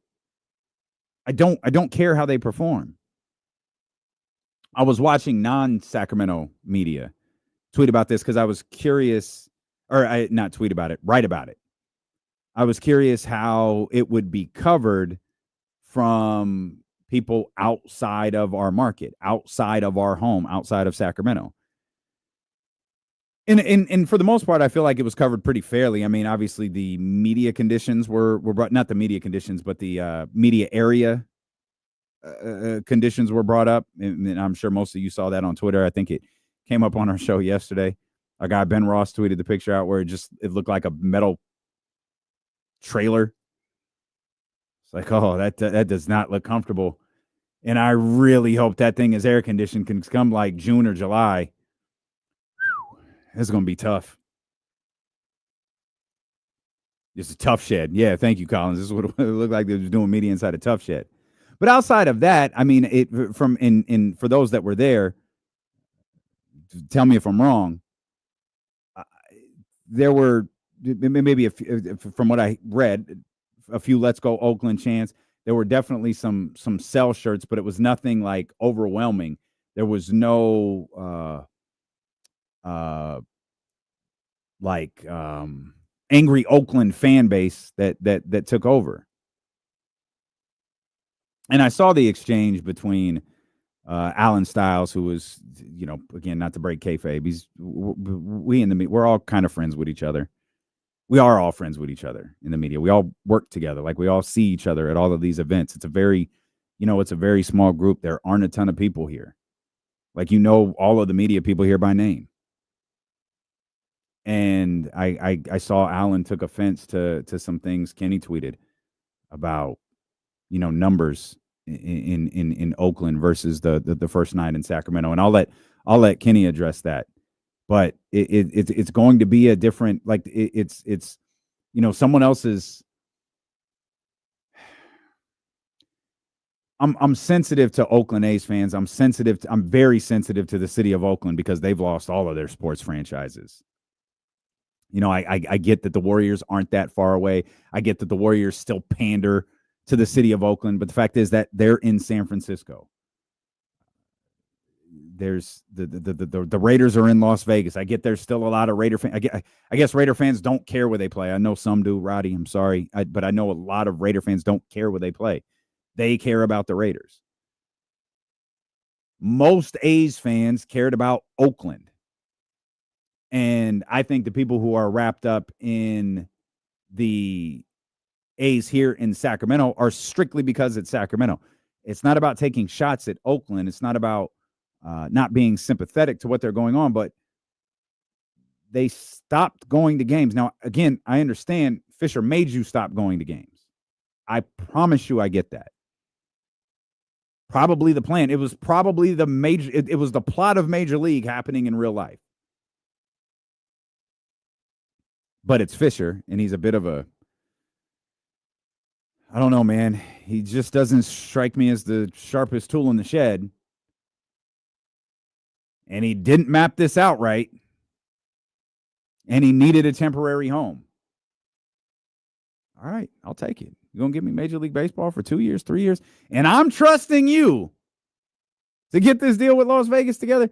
Nothing in Las Vegas seems to be happening. They're putting all of these renderings up. It's some of the stupid. Every time they put that rendering up on the A's website with the comments turned off, or on the Twitter page with the comments turned off, I'm like, oh, you can't be serious. You're going to build that in the desert. Y'all just took some graphic designer. You took, Oakland A's guy is dope and said, hey, make me a rendering for the dopest stadium you've ever seen. Oh, it doesn't matter if it's structurally possible. Sure, where are we putting it? I don't know. Just put it in Vegas somewhere. All right, bro. I'm trusting y'all to get this done because by all accounts, Vegas doesn't even want you.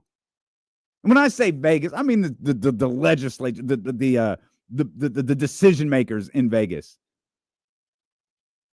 They saw you and saw like, look at his mark. Take his money. It's not this isn't the Raiders. This isn't bring professional football to Las Vegas. This isn't Adam Silver and likely LeBron James where they're saying bring professional basketball to Las Vegas. It's not that. They're looking around at their WNBA champion competitor, just perennial finals team. They're looking at that. They're looking at their future of the NBA. They're looking at that stadium they got. Again, we were talking about the Chris Brown tour to open this up. We were talking about the Kendrick Lamar tour. Both stops at Allegiant Stadium. There's a million venues in Las Vegas. Oh, so-and-so is doing this. So-and-so is doing that. Where? You never know. Because there's so many. There's one stadium. And that thing is gorgeous. but they don't care whether the A's are there or not. They saw Fisher, they took his money, and they're like, if we can figure it out, we'll figure it out. If we can't, whatever. Bringing our man Will Z. Will, what's happening, my man? What's up, Damien? How you doing? I'm great, brother. I'm great. So happy that you are here with us, man. Will Z of SI. Will, this sucks, man. Yeah, it does. I told the insiders earlier, I'm just ready for this season to kind of be over. And I heard you say that. I don't know if it's over during the regular season, fine. If it's over after the first play-in, fine. If it's over after, 4 games, 5 games with the Oklahoma City Thunder, maybe it goes to it's whatever. This season has been so repetitively frustrating. Yeah. And it's not even disappointing. Like, I heard you say that, and I 100% agree. Like, it's just there's nothing they can do in the last 7 games. And in the, if they win, I think to be impressed, they'd have to get into the playoffs and win the first round series, which I'd be shocked. Yeah. And there's nothing that can happen that will surprise me anymore with this team. If they win, including getting to the playoffs. Like, if they get to the playoffs, it's like, wow, they did it. Unbelievable. Yeah. Like, I can't believe it. They did it. Yeah. And it's just not even, I don't even know if I'm disappointed. I can't find the right word to explain what I'm feeling. Indifferent at this point, I think. I don't think it's indifference, because we're still invested in it. Like, I think I'll speak for me. I think I'm just so tired of the constant. I think I'm exhausted. We talk about this feels like, 2, 3, 4 seasons all wrapped up into one. Like, Mike Brown was the head coach this season. Mm-hmm. It feels like an eternity ago that Mike Brown was the head coach. That was this season. The excitement of the DeMar DeRozan signing. And if anyone says that they weren't excited in July, like, I feel like they're lying. And then the season kind of starting the way that it starts, and then all of the ridiculous De'Aaron Fox stuff surrounding his trade, and then ultimately the trade being executed, everything that happened after the trade, the working in Zach LaVine, and then you had the actual trade deadline when Valanciunas and Jake LaRavia come over. I just feel like so much has happened. There was a 7-game winning streak this year. There was just a ton of excitement surrounding Doug Christie, and it's all just kind of settled. Yeah. And maybe this is the first time that it's kind of evened out, because it's been so many ups and downs with the drastic changes in between. Like, we haven't had kind of a steady stretch, and maybe we're in that at this point, which is a tough time to be in it, because there's 7 games left. But it's just weird. It's been a weird season that I'm starting to get to the point, especially like writing articles, like writing the matchup article every game is just, I don't look forward to it right now. I do it to do it, and because I need to, but it's like the joy around this team, which seems like the buzzword of the NBA this season. Like, the joy seems like it's gone from everyone. Media, fans, team, players, coaches, like everyone around the Kings. It just feels like everyone's ready for it to be done. What stood out to you the most last night? They didn't get blown out. They played really solid basketball for 47 minutes or whatever it was, and then they wind up losing late to Tyrese and Pascal Siakam.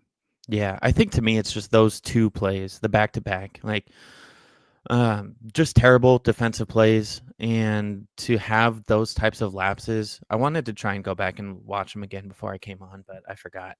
Trying to find my AirPods, finally found them. But the like lapse in defense with a minute to go, at that point when you need a win, I think it was like a soft screen to get Tyrese open, and LaVine didn't step up on it or something like that. Mm-hmm. And then the Siakam one, I don't remember the details, but similar. Like, it wasn't great offense by the Pacers to get those open looks. They just kind of moved the ball a little, set some screens, and got great opportunities, and the shots finally fell. Like Halliburton was saying we know we're going to get the shots to fall. Like, we're getting the looks, they're going to fall, and they did. And like you were saying, how they were dancing around and making fun of things almost on the court. It's like, they knew it was coming. We all knew it was coming. Personally, I felt the entire fourth quarter like the Kings were going to lose. Like, it just was a matter of time for me that eventually it was going to fall apart. So I think just the last 2 minutes of execution, the inability to score at all down the stretch, the shot clock violation, the lack of going to Sabonis in the fourth quarter yet again, like, just multiple things that lead to that moment and to the loss. I know you wrote something it was before the Indiana game about the Kings 3-point shooting, or was it the Kings 3-point shooting defense? Yeah, a combination of both. So I wanted to look at how, because they've had issues not only defending the three, but also making their threes. And we've talked about it all season, just their point differential from beyond the arc. They're losing it almost every night. So the numbers are a little old, but I did refresh this one. They have made 169 less three-pointers this season than their opponents. That's the second worst differential in the league. The only team that has more of a difference is the 21-54 New Orleans Pelicans. They're at 187 on the bottom side. For reference, the Celtics, to no surprise, have made 380 more threes than their opponents, which is nuts. But that's the other end of the spectrum. So we see just the Kings are getting constantly destroyed beyond the arc. And I don't know if we're still in the midst of the 3-point era. It feels like we're reverting back to twos, but like, the NBA is 3 points, like 3-point making. You have to do it. Doug Christie's asking for it over and over and over again. And he led off with it, I think, in his press conference last night, how the Kings need to take more threes. And he's just saying the same thing. And they just keep sitting around that like 24 to 30 range, which is so low, especially with him saying he wants 50. This is tough because obviously Doug is the first NBA head coach that, like, I know, and it's hard to, like, is that Doug's fault? Like, whose fault is that? Like, Doug wanting them, because at some point, like, I don't think they've even approached the number that Doug has asked them to. I think it was the Bucks game. We looked at this a minute ago. They were 9-38, just 23%, awful. But there were 38 3-point attempts. Everything since then, Boston, Portland, that was a win. Orlando lost by 30. And last night's game, those are all in the 20s. And it's like, is that on them for being unable to do what Doug is asking them to do? Or is that on Doug for not recognizing that perhaps this team isn't capable of doing that? Oh, that's a good question. I don't know, maybe a combo. I don't think the roster is set up to take 53s because you've got DeRozan, who has been taking more threes this year, and Sabonis, who, again, has been taking more, but that's not, neither of them are going to want to go out and take 8 threes a game. And you've got, again, Monk. I keep saying it, he's not the best 3-point shooter. Like, he'll take them, but he'll probably be around that like 35% range. This team just doesn't have the makeup, I think, of a high volume shooting team. And maybe it is, I don't know, Doug needs to reassess the strategy, but at the same time, I don't know how you lean into the 2-point strategy because that clearly hasn't been working either. So you've got to try something different. The ironic part is they shot 47 threes against the Thunder and lost. And they made 23 of them. So yeah, I don't know. This is a weird team that doesn't feel like the roster makes sense with what the coaches want, even with Mike Brown, now with Doug Christie, before the trades, after the trades. None of the different seasons have made sense. Yeah, and that was the tough part about acquiring Zach LaVine. As much as I still believe that was just a lateral move from De'Aaron Fox. Yep. It was also, okay, this doesn't bring anything different to the roster. Mm-hmm. Like at worst, you're replacing De'Aaron Fox with another version of De'Aaron Fox. A guy who has a similar skill set to De'Aaron Fox, a guy who could score on multiple different levels. Yep. And it didn't balance. To your point, it didn't really balance anything out, and it just kept whatever imbalances or frustrations you thought existed with the De'Aaron Fox version of the team. It just kept them in place because Zach LaVine is a similar player. Yeah. And like you get more threes, but from LaVine than Fox, but I actually maybe not even more. So I pulled up since LaVine's first game, the number of threes per player. You've got LaVine at 6.8, Keegan at 6.4, Monk at 6.3, Keon at 4.3, DeRozan 4.1, Laravia 2.7, Lyles 2.7. Like those are all fine, but as a team, they're averaging 34.3 threes per game. Let me look at what they were averaging before. Just switch this date. So before the trade, they were averaging. Where'd they go? 35.9. So it actually went down since LaVine joined the team. You said 35.9. Yeah, and I think the first after the trade was like 34.2 or something like that. So it's weird. I don't know. I feel like I just keep saying it's weird over and over and over again. Sorry. Well, no, it is. The DeMar DeRozan haters will blame him. Mm-hmm. The Keegan Murray detractors will say he's not taking those shots anymore. The in and out of Keon and Malik is, kind of frustrating in and of itself. Mm-hmm. And go ahead, go finish that just to make sure. KC's here, ladies and gentlemen. Media superstar Kenny Caraway with his 90s R&B turtleneck on, looking fire. We'll talk to KC about Mike Bibby's press conference coming up here in just a couple of minutes. But there's like a why? Like why is the inability? And at this point, I'm not even asking about the inability to get the three up. I'm asking or make the three. I'm asking about the inability to get the three up. And there's theories all over the place, and I feel like most of them center on DeMar DeRozan and a lot of Kings fans just not liking the way that he plays, and him, I guess, not fitting with what Doug Christie wants this team to do, which is going to create for a really interesting offseason. Yeah, so you pair that with their inability to defend the three. Like, in case anyone forgot, Kings are giving up the highest three-point percentage in the league, 38.6%. That's right around what they gave up last year. This isn't a new problem.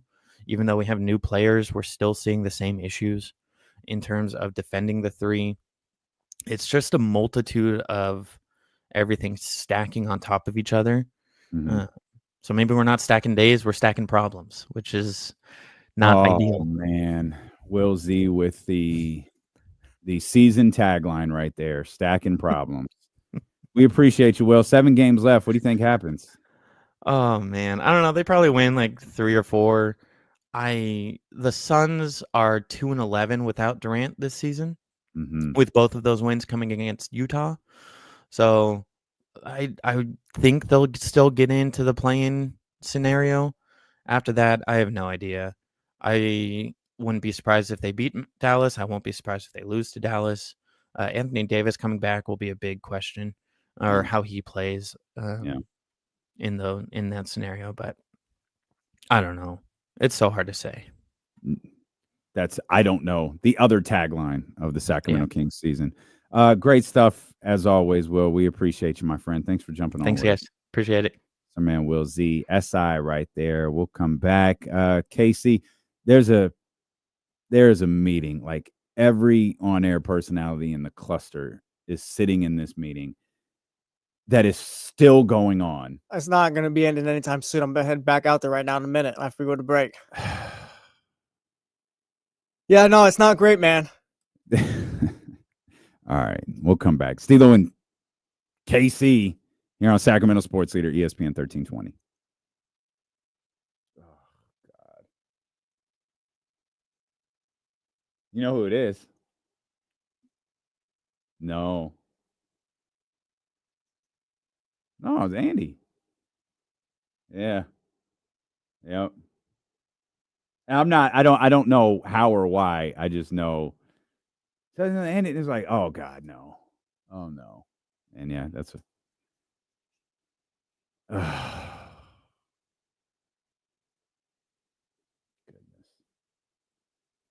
Goodness. Oh man. All right.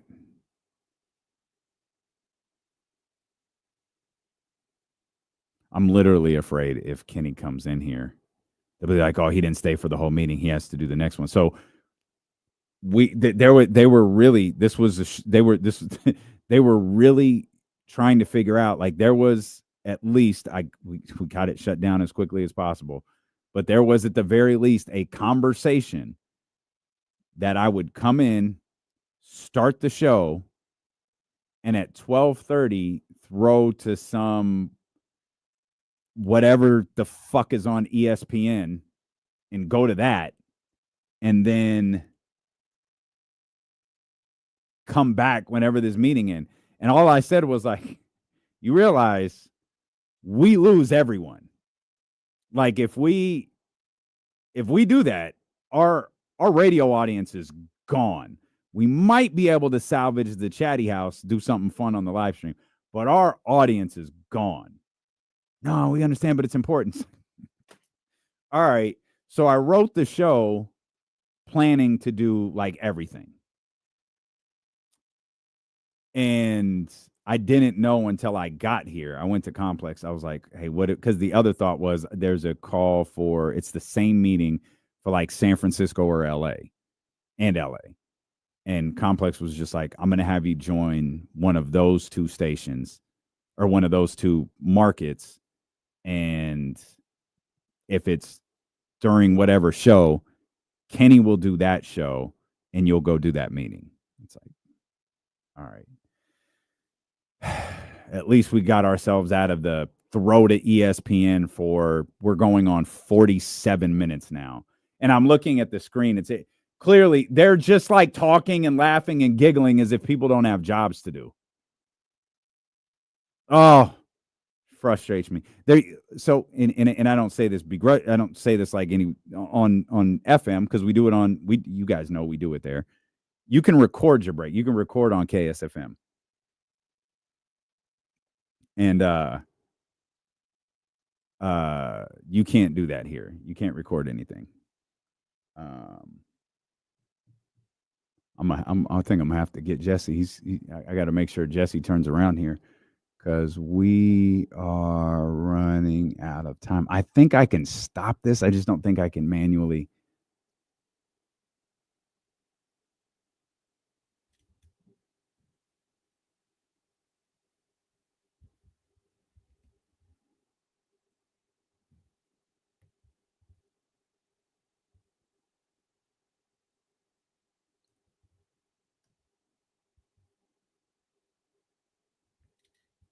All right, we back here as Casey and Jesse continue to attend the never-ending meeting because one individual in the entire cluster screwed up. Yeah, we'll have a little fun with this when we get back. Oh, yeah. Okay. Very good. Very good. But it doesn't appear that's getting back anytime. I'm telling you, like, everyone is sitting out there just and I'm watching this big screen play, because like we have this projector that airs these Zoom meetings with people out of market. And I'm looking at it like, oh, no, everybody is just on the Zoom, not in the building. This isn't happening in the building. This is happening on the Zoom. Just sitting around talking, just having a blast. It's like, no, move along. There are people in the meeting. This is a shoot. There are people in the meeting. I'm not gonna call anyone out, but it's funny. There are people in the meeting who are commenting on our Instagram post that Leezy just put up. That is the level of engagement that is going on out there. Is there anything more annoying than a useless work meeting that wastes everybody's time. This meeting that is happening is literally because of one thing.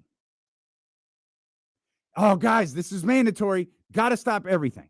There is a coworker that every single one of you at your job want to punch. You don't do it because that's not the right thing to do. But all of you have one. And if you don't have one, you're the one they want to punch. There is somebody out there. Now, admittedly, I have a couple. Really, it's just one. But I'm going to add another to the list because of this meeting. Oh, and it's okay. Y'all know how you have a meeting that everyone is desperate to get over with, except for one person. That one person asks every stupid question that you can think of. And everyone else is looking at each other like, will this idiot stop talking? And it appears, as Jesse is taking his seat in the producer studio, that the meeting is now over with. I see the Odyssey logo back on the screen, and the Zoom is over. We work with some funny people. Let me tell you, pal. We got this meeting for a reason at the end. Anyone got any questions? No one wants to speak up. We're having this meeting for a reason. No one says anything. No one wants to speak up. Out here wasting 45 minutes of our day. Can't be on the radio, but all right. 51 minutes to be exact. And I love that the meeting's over, and Casey appears to just be standing at the door having a conversation. Yeah, just talking it up. No, he's talking to Malia. Now, I've been in here sweating. No, I've been in here sweating for 81 minutes. Okay, Malia, congratulations. Malia's having a baby, everybody. Malia is not the reason for the meeting today. Alan Brown in the chat. There's always that one person that just keeps going, no, that one person needed to start today. We're here for you. I love that. We're here for you. The person, that's the best part. The person that I was just talking about is one and the same. The reason we had this meeting is the same person who asked the damn questions at the end of every meeting. Go ahead and speak up today. Today? Oh, nothing to say today, huh? Boy. It's legit. He's like, so anyone have any questions? And I'm sitting there like, no one's speaking up. Someone's got to have something. Y'all are funny. Wait till y'all. I'm gonna let KC get situated because we gotta. Wait till you see this man right here. Hold on. Hold on. Don't put the camera up. Let me see if I can get. Hold on. Let me see what I got over here. Nah, we don't want to do that. No. Stand by. Because you got to get a proper introduction, man. You can't carry away. No. You. No. Hold on. No. Oh, that's not Casey. That's Casey. Hang on. What do we got here? We need something. I don't. I guess I was hoping for something a little. I guess we could do. I guess we could do this one. What I'm thinking. Well, no, we little 90s R&B vibes. There he is. Come on, man. Fresh out of maybe the last time for a couple months. Maybe had to get this off, man. I was looking at the weather app. It's like 85 next. This might be it. Yeah. This might be it till like November. Mm-hmm. Yeah. So he got the extra warm turtleneck. Yeah, come in. No. See, we don't need to kill time. Just go ahead, sit down for a sec. We won't take a ton of your time. So I'm just popping. I was gonna say, standing here looking out my window. Yeah, you know about that case. You do look like Carl Thomas. Oh, well, this does look like a Carl Thomas album cover. Long days and nights. He looks like a 90s R&B singer. We spent till she dropped the bomb. No, I'll leave that for them. Well, you don't. I'll leave that for the new show. You don't sound like one. For the new show. You know? Okay. Yeah. You're gonna criticize somebody singing. I'm gonna be. That is rich. Why don't you? I'm gonna be calling in, making my request. You know what I'm saying? Call and make my request on the new show. Did you know that I'm bringing a love jam, a slow jam show back to KSFM? I did not. When is that going to start? Well, allegedly, your boss can be a bit sketchy sometimes. No, he not can, him. He can be a bit sketchy. Wait, sometimes he says stuff and then it just never happens. It just doesn't happen sometimes. No, that's not him. We on there? Yeah, no, this is live, pal. Just making sure. He has to ask too. Making sure. Yeah, no. We sometimes just kind of randomly go to break. Yeah, I know. I've noticed. Yeah. So it's coming. We think it's in the calendar. April 27th, I think, is when it that's returns. great. I love that. Yeah. I think You're it's gonna returning. sing all those songs. I'm gonna what? You're gonna sing all those. I'm not gonna tell me about the singing portion but of the you will show. eventually. Oh, I will. Oh, because he loves to sing. You know what the great part is? What? Because everyone knows now. Yeah. I'll be singing to you. Hey. Uh, And you do. Yep. And he does. You love it. I love it. Yes, you do. Every second of it. Mhm. Just I believe you flat said keys. What did I say? you love my pitch. When's the duet? Well, When's the Von Kiki Wyatt don't you going sing? down? When's no, the I'm not gonna do duet? that. I don't. I'm not gonna do that. My first love. When's it happening? Your pitch. I love that Kevin just walked by, stopped, looked, and was like, "Oh," and kept moving. Well, he knows too. I think everyone wants to know how great is it to be dating? The best thing that's ever happened to me. Honestly. I almost cussed. It's incredible. Yeah. Yeah. Okay. It's my favorite thing in the whole world. So, let's see. Yeah, you're my favorite person. We're gonna turn this into the grossest show of all time. I know we're really gross, guys. I waved Katie in because Katie was like, "I'll come fill time with Kenny out." Right. But I didn't think Kenny would be back. you were stuck in the same meeting, and I actually thought you were going to be here a little bit before you had to go to the meeting, but it was literally like minutes before you had to go. I saw all the stars were out. Were they talking about my notes were up or Ken's? I couldn't tell because I was like, "Yo, I have nothing on." I have no idea. Well, they I'm said your getting name text too. messages, and I'm like, I got text messages from Katie and Kyle, and I'm like, I'm busy. I do not know what you guys are talking about. So they said, Damian, Katie, Ken, you have to log off. I never logged on. That's the other thing. Yeah, you were in the building. I just literally handed my phone to somebody and said, well, don't look I hope you didn't do that. Oh. I said, don't go to the hidden file. There's a couple files you need to stay out of there. Anyways. Oh. Nick V's got a great point. That meeting might have been an April Fool's joke. That's a great point. Oh, we thought it was on our show. Oh. It wasn't. Oh, I heard that at Yeah. 5:30. Yeah. I learned a lot though. I did get a text from our boss halfway through it with a gift that just said, pay attention. Which boss? Oh, Complex. Oh, well. Because I was texting you. That's terrific. All right. You've had a long day. I just day. you were here. I wanted to wave you in and then just confirm that it is awesome to be dating me. Oh, it is awesome to be dating you. Okay. You are the, what do I call you? Your little prince. My little prince. Ooh, my little jewel. She does call me that. You guys are gonna hate this whole thing. By the end of We're it. so gross. Yeah. Like really disgustingly gross. Like match our clothes together. I purposely didn't tell you I was wearing green today because I knew you'd wear green. Because I'd wear the essential sweatsuit. Yeah. That you often wear. Okay, what happened to the other essential sweatsuit? You stain them. The I'm with her crew neck coming up soon. Okay, can I tell the Hey, story we're about not when doing you, that. Can I tell the story about when you put the suit on after I wore it? The sweatsuit. Yes. Yeah. Okay. Yes. So he comes in my studio. I was the last person to wear the essential sweatsuit because it's the only thing of his clothes that fit my butt. Let's be honest. Anyways, he comes in and he goes, "Can I tell you what my life is like now?" And I go, "Yes." I think he's going to say something so romantic.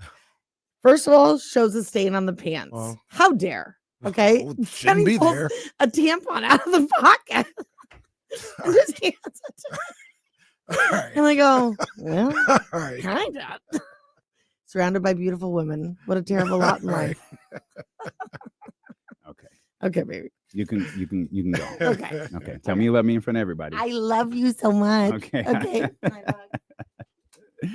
All right. Katie from the wake up call. Oh, Oh, we getting hugs. Hey, we getting hugs. Hey.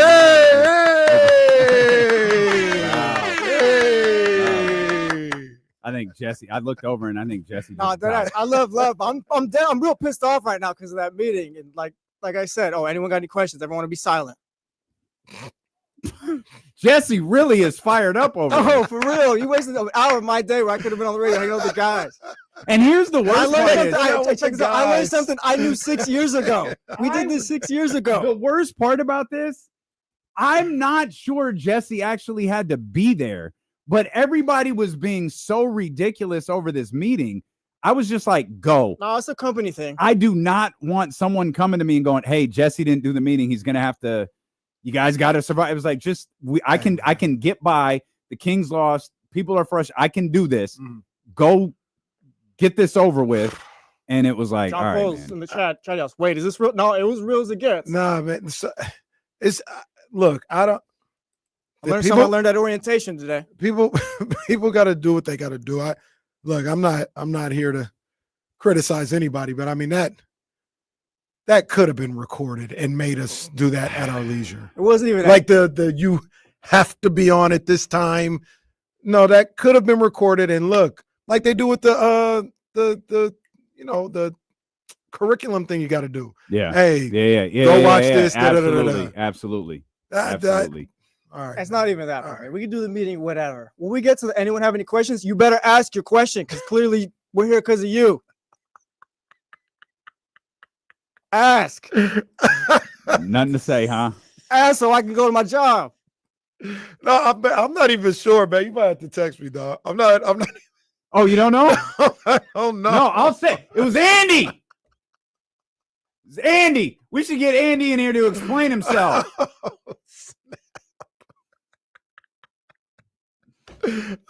Shout out our brother Andy. That's our man. That's my man too, but that's crazy. Oh man. So boy, man, I got a lot I want to talk to you about. Yeah, man. Let's start with why you weren't here. Yes. Let's start with Mike Bibby and the introductory press conference out at Sac State. Yeah, man. Mike Bibby introduced as the new men's basketball coach this morning on the campus of Sac State. Man, standing room only in that way. A lot of people were there. A lot of people were excited. And it was just great to see him. I got a chance. Well, Leezy, my man Leezy, Leezy was there. I got a chance to talk to Coach Bibby for a little bit, one-on-one. We'll post that or whatever. But he talked about in that interview, there was a couple times where, he paused a little bit and was at a loss for words. And he talked about it with me later. He said, man, I was getting emotional. I had to slow myself down. I was getting emotional because it means so much, not only to get this opportunity, because this is what I've been working for a while, but to do it here in Sacramento. Yeah. And it meant a lot to be able to do it here. He talked about, how he'd been talking to Mark Orr, my man Mark Orr, for a couple of years. Like, I'm here. Yeah. I'm ready. I'm here. And he was like, the timing just wasn't right, but now it's right. And he's got everybody excited, man. Coach Marion was in the building as well, man. So they referenced those two and the energy that they're bringing to the campus.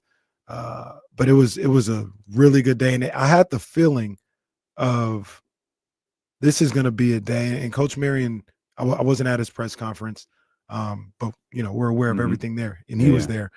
But being at this one, it felt like we're going to look back on this moment for the university, for Sac State, what they've got going on.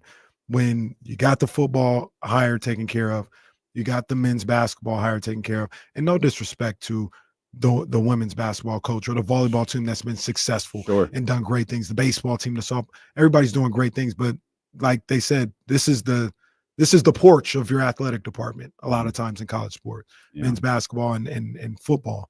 And to get those two in the fold feels like a moment right now. I'm not going to lie. It feels like a moment for Sac State, man. And we talked yesterday with James and a number of different things about like, hey, Kings, watch out because the A's are here and they might watch out for Sac State. Yeah. Watch out for Sac State. I don't think any of it will take away from anybody, but I think this really could add to the dynamics of the sports landscape in this city.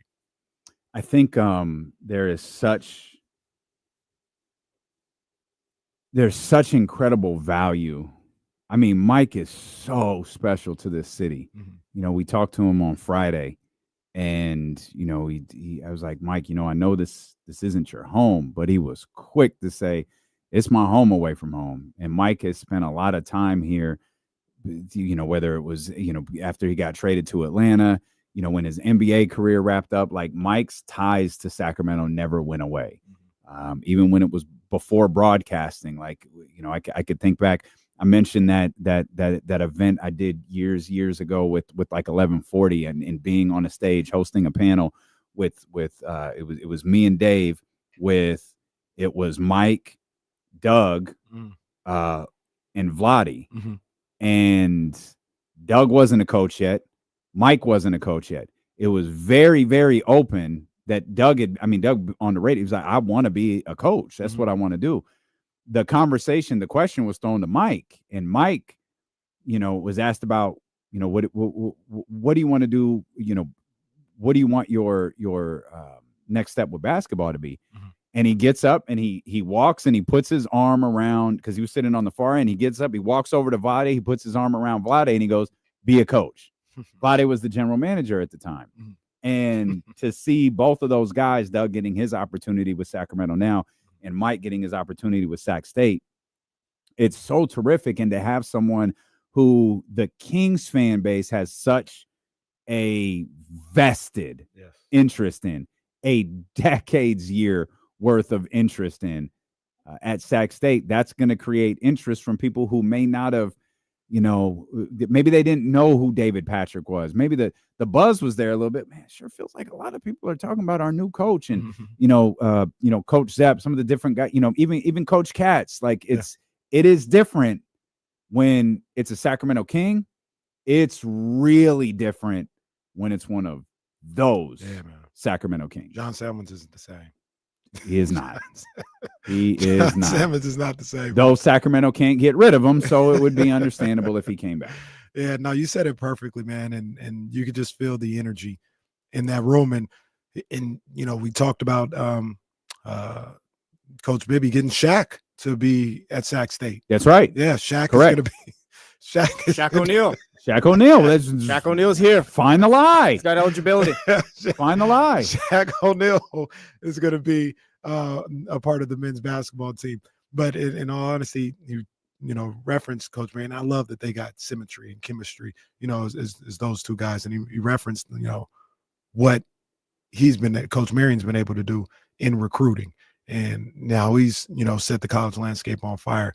And he said, you guys are going to see what I can do in recruiting too. Like it's on and popping. So I mean, he told us a little bit. Yeah. The amount of text messages and calls, and you know, it's the way that stuff is navigated, where you can, there's like a certain time of year you can only text. There's a certain time of year you can call. There's a certain time of year you can visit. Like it is you know, Mike needs every coach needs a personal assistant to come to them and say, hey, Mike, text period.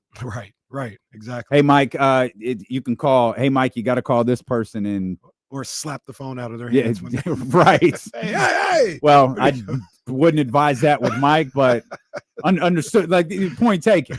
Right. Point taken. But yeah, man, just a great morning, man. Shout out to Dr. Luke Wood. Shout out to Michael Orr, the AD. Yeah. Got a chance to talk to him for a little bit. Shout out to Andy. Shout out to Ryan. Shout out to Brian, man. They've got that place on fire. And the overwhelming response by everybody when I would talk to somebody or when they were talking to anybody is get your popcorn ready.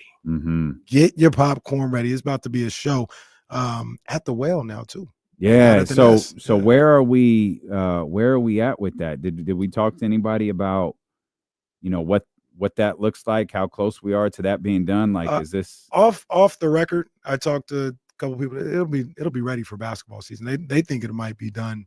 I don't think it's off the record if you say it on the radio.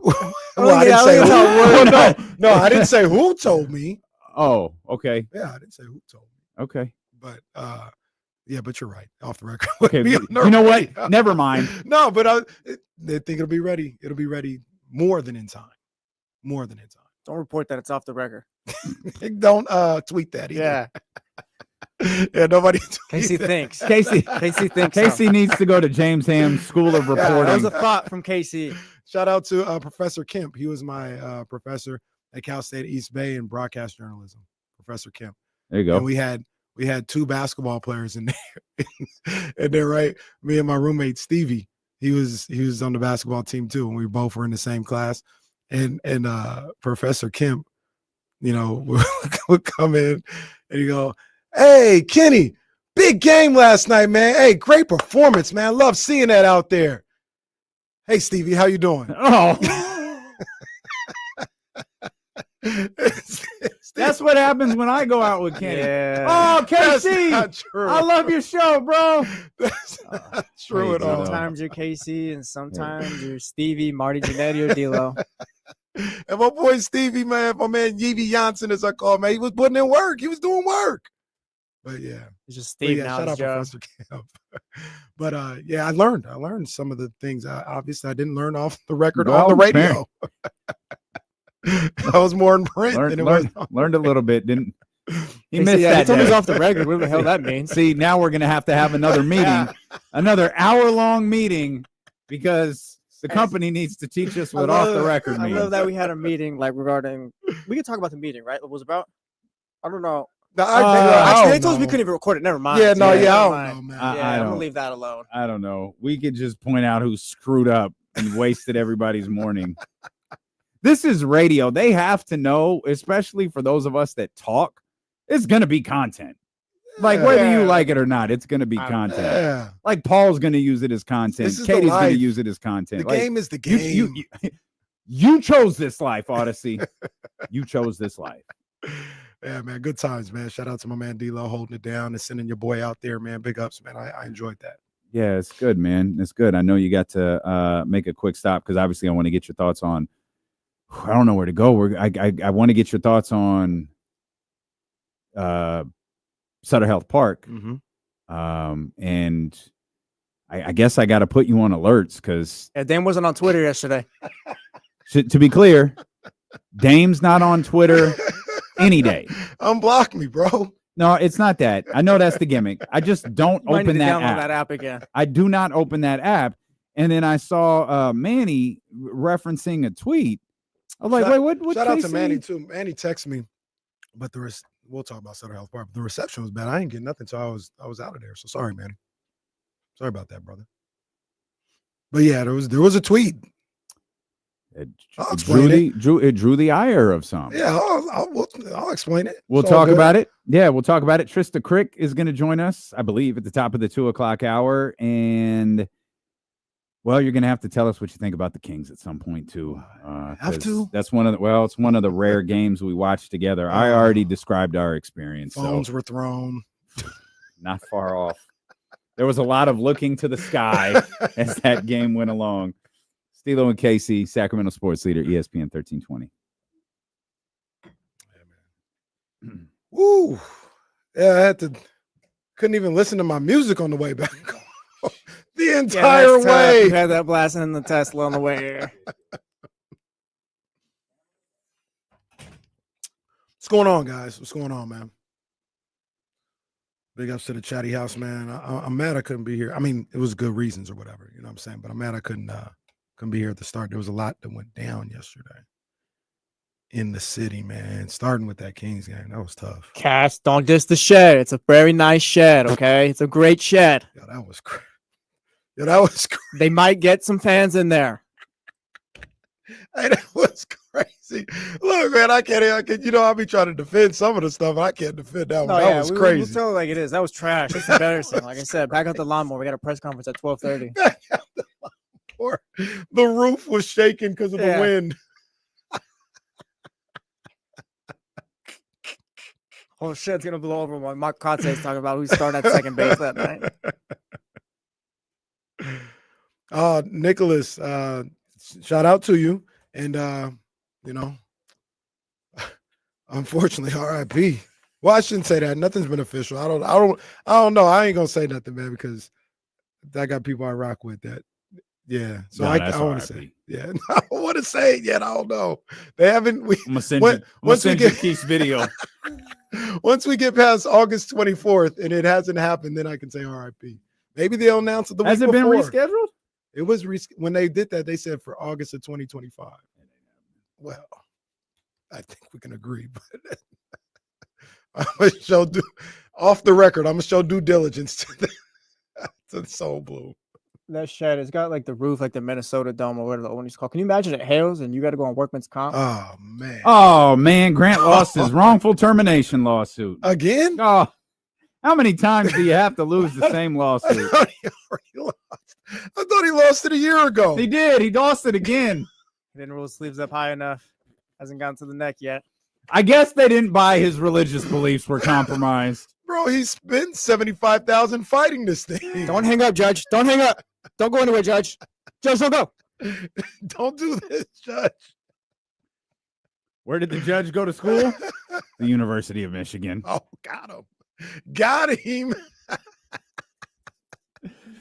Oh, that's terrific. That is terrific. Going from that Thanks, to Mark Anthony. Jones is a glow up right there. Oh my God. It's incredible. Yeah, that Black Air Force energy. Ooh. William, do I still believe in Zach if he's in an offense that Doug Christie wants? High volume 3-point offense. I mean, it depends on what you're talking about. Believing him to like just lead your offense, I don't believe that, but I think he could be a key cog. I know he's making a lot of money, so people will be like, "He's making da-da-da-da," but the money's the money. Like that's what it is right now. You're just looking for guys that can produce. I think he can. Yesterday, he actually took contested shots. Like, yeah, I want to say a lot, but he took some contested shots. And I was like, good. Like that's what I want to see. Take the shots, and then we'll figure everything else out. Come on, Scooter. Where's Scooter go? All Air Force energy matters.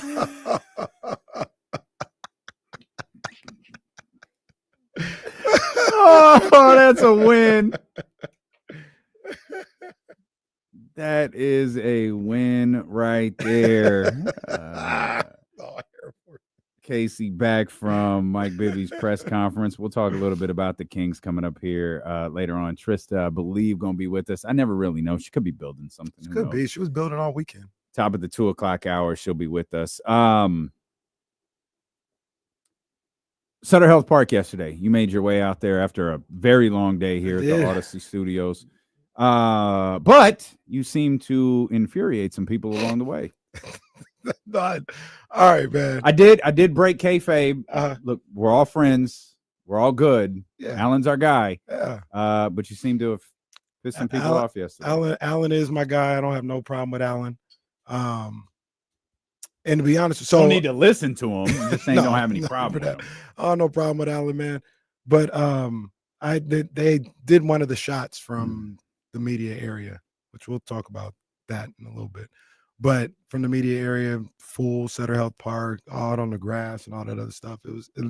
From that video or from that picture, it looked like a packed house, right? And it was. So I had tweeted out, I forgot exactly what I said, but something to the effect of A's home game ain't seen this many people in 2 decades, in the last 2 decades. Mm-hmm. And I mean, I'm just talking like the amount of people that took what I said literal is actually a little disturbing. Like I watched the last game in Oakland 6 months ago. I saw they had 35,000 people there. So no, not literally the most people they've had a home game in 2 decades. But you know, we talking, and really what it is I don't know if you've seen it, Dame, because you're not as much on Twitter or seeing some of the baseball YouTube shows like AJ Przinsky and all this other stuff. You got writers like Susan Slusser, I think it was, or Ann Killian, either one of them.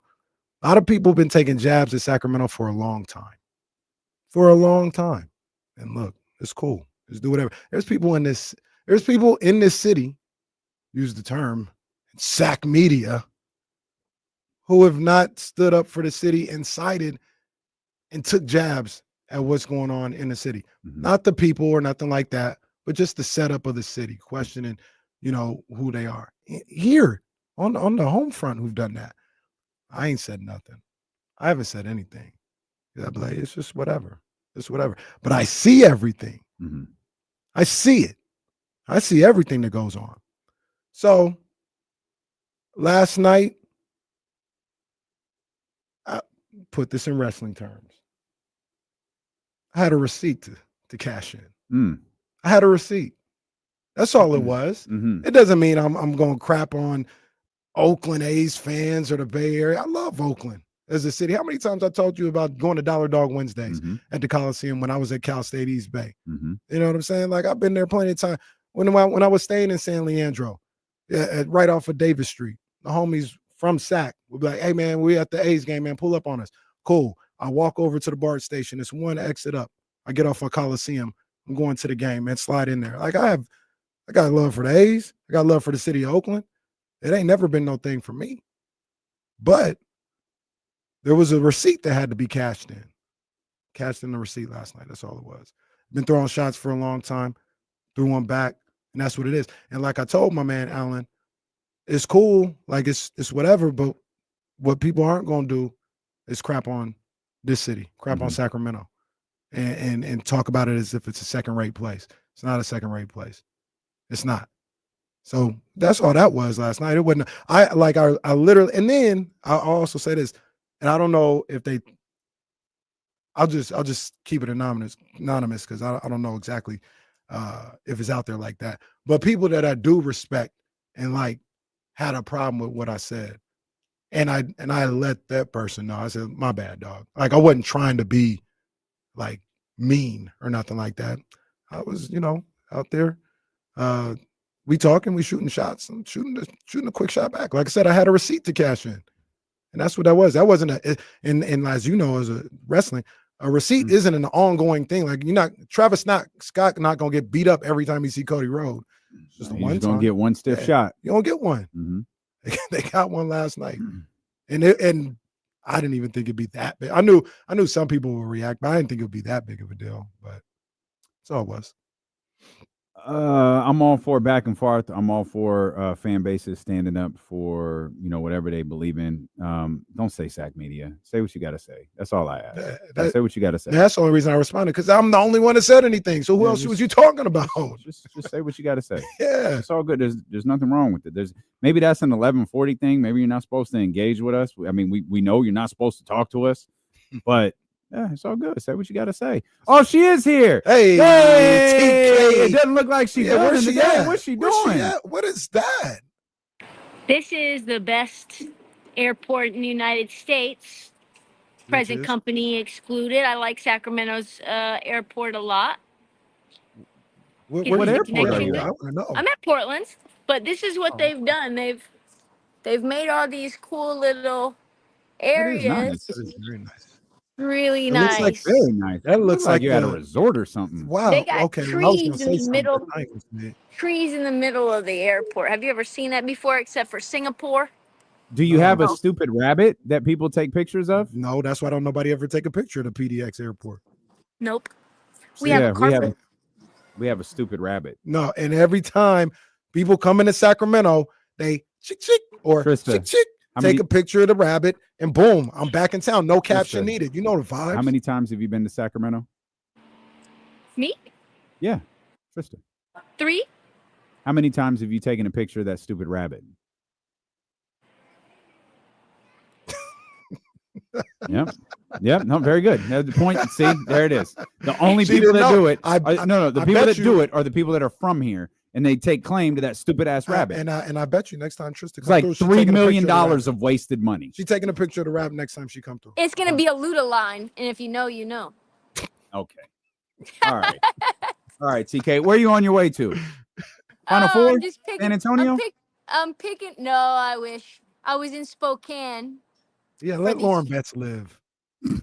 Yo. Have you guys seen anybody in person before that you liked watching on TV, and then you see them in person and you're immediately now changing your entire opinion about them as a player because now you see everything that the cameras won't show you?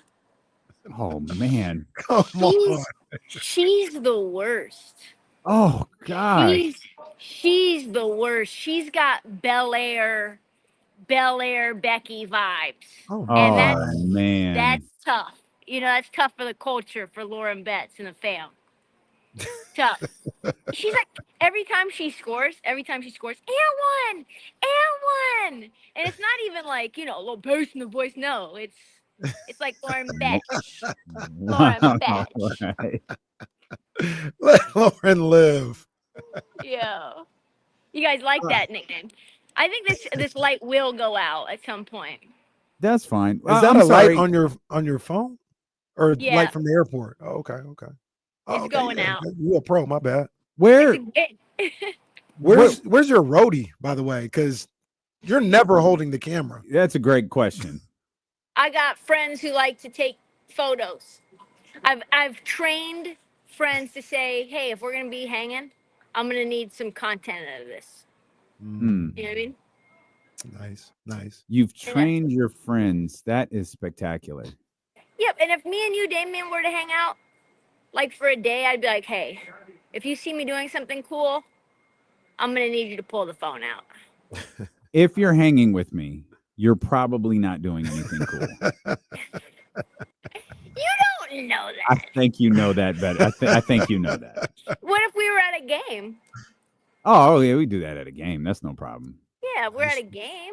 She's walking away I talking know crazy about Lauren I know Betts. our guy Jake would do it. Jake would help. Oh, Jake would absolutely do it. Jake would absolutely help. Jake knows about the content bag. Like he could. Yeah. Kyle would do it for sure.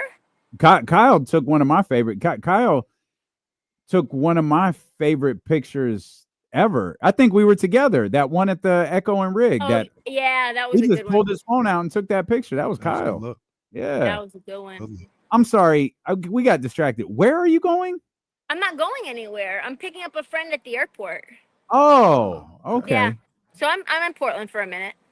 Oh, okay. Very good. sure. Very Yeah. good. We were talking about Paige Beckers is having a phenomenal tournament. She is having an absolutely incredible tournament. I was there for the 40 piece, and I was on that side of the floor when she had 26 in the second half. And Gino was right. She could have scored 50 because she was pretty cold and a little timid in the beginning of probably beginning to middle of the first quarter. And for her to put up 40, you knew, because it was a curb stomp game, right? That's what we knew it was going to be. And so you're watching it, and you're like, I think she's got 30. And you look up, and it's 33. And you're thinking, okay, how long is Gino going to keep her in? The number's 40, right? The number's 40. She hits a 3 to make it 40, and immediately the crowd goes wild as Gino brings her back to the bench. And after that game, what was insane was I was on the baseline behind the band, which is always fun for NCAA tournaments, is that whole front section is the band. And there were probably 20 girls, young girls, waiting for Paige, waiting. And I'm thinking to myself, I've been to a few of these. I don't think Paige is coming back to the baseline. They had flags with her face on it. And slowly, I didn't want to hurt their dreams, so I didn't tell them, hey, she's not coming. And they were very confident. 10, 20, 30 minutes. Into the next game, they're waiting. And I'm thinking, where the dark, you've got the announcements of the team. They're still waiting. Laying down, sitting down in the aisle, just waiting for Paige. Oh, She man. never came out. Never came out. I thought this was gonna. I thought the story was gonna. No. Happy ending. Slowly, No, though, no one by happy one. endings with Trysta Krick. Slowly, one by one, their hope just eviscerated, just kind of disappeared into the ether. And I thought to myself, okay, that's what you get for being that confident. She's a star. She's an a absolute star. She's a bucket. I remember. She'll point out UConn's the only 2 seed that advanced. Yeah, messed up the perfect 8. Well, whatever they would call it. That's okay though. Yeah, no. I mean, because USC lost their attraction. Yeah. With all due respect. Paige So, is yeah. is the star. I want to see Paige in this. Absolutely. I remember I was talking to you about this name maybe a couple years ago, and I'm not saying it's exactly like this, but I said, man, Paige Beckers, man, it gives me like the way she scores, the way she moves on the floor is different than I've seen a lot of women basketball players before. I was like, it gives me Kyrie vibes of the women's game. Like just the way she moves, the way she can stop on a dime, the jump shot, the way the jump shot looks, it looks so pure. The form, all this other stuff. I mean, it is a sight to behold watching her play basketball. And when she gets on a heater like she did the other night, that's one of the best things in basketball. Her jumper too is so pure. The way that form is, her footwork is so fun to watch. She looks effortless out there. And I like that she's now becoming more aware that, hey, I need to be the primary scorer, because she wants to get 40 and 10 assists. That's what she wants. She wants to do and I think that's probably why people went so crazy, or at least one of the reasons that people went so crazy for Caitlin, is she was putting up 41 and 10 with 8 rebounds. She was just affecting every aspect of the game. And I think it's because she wasn't on UConn. Can someone find Layla? Layla.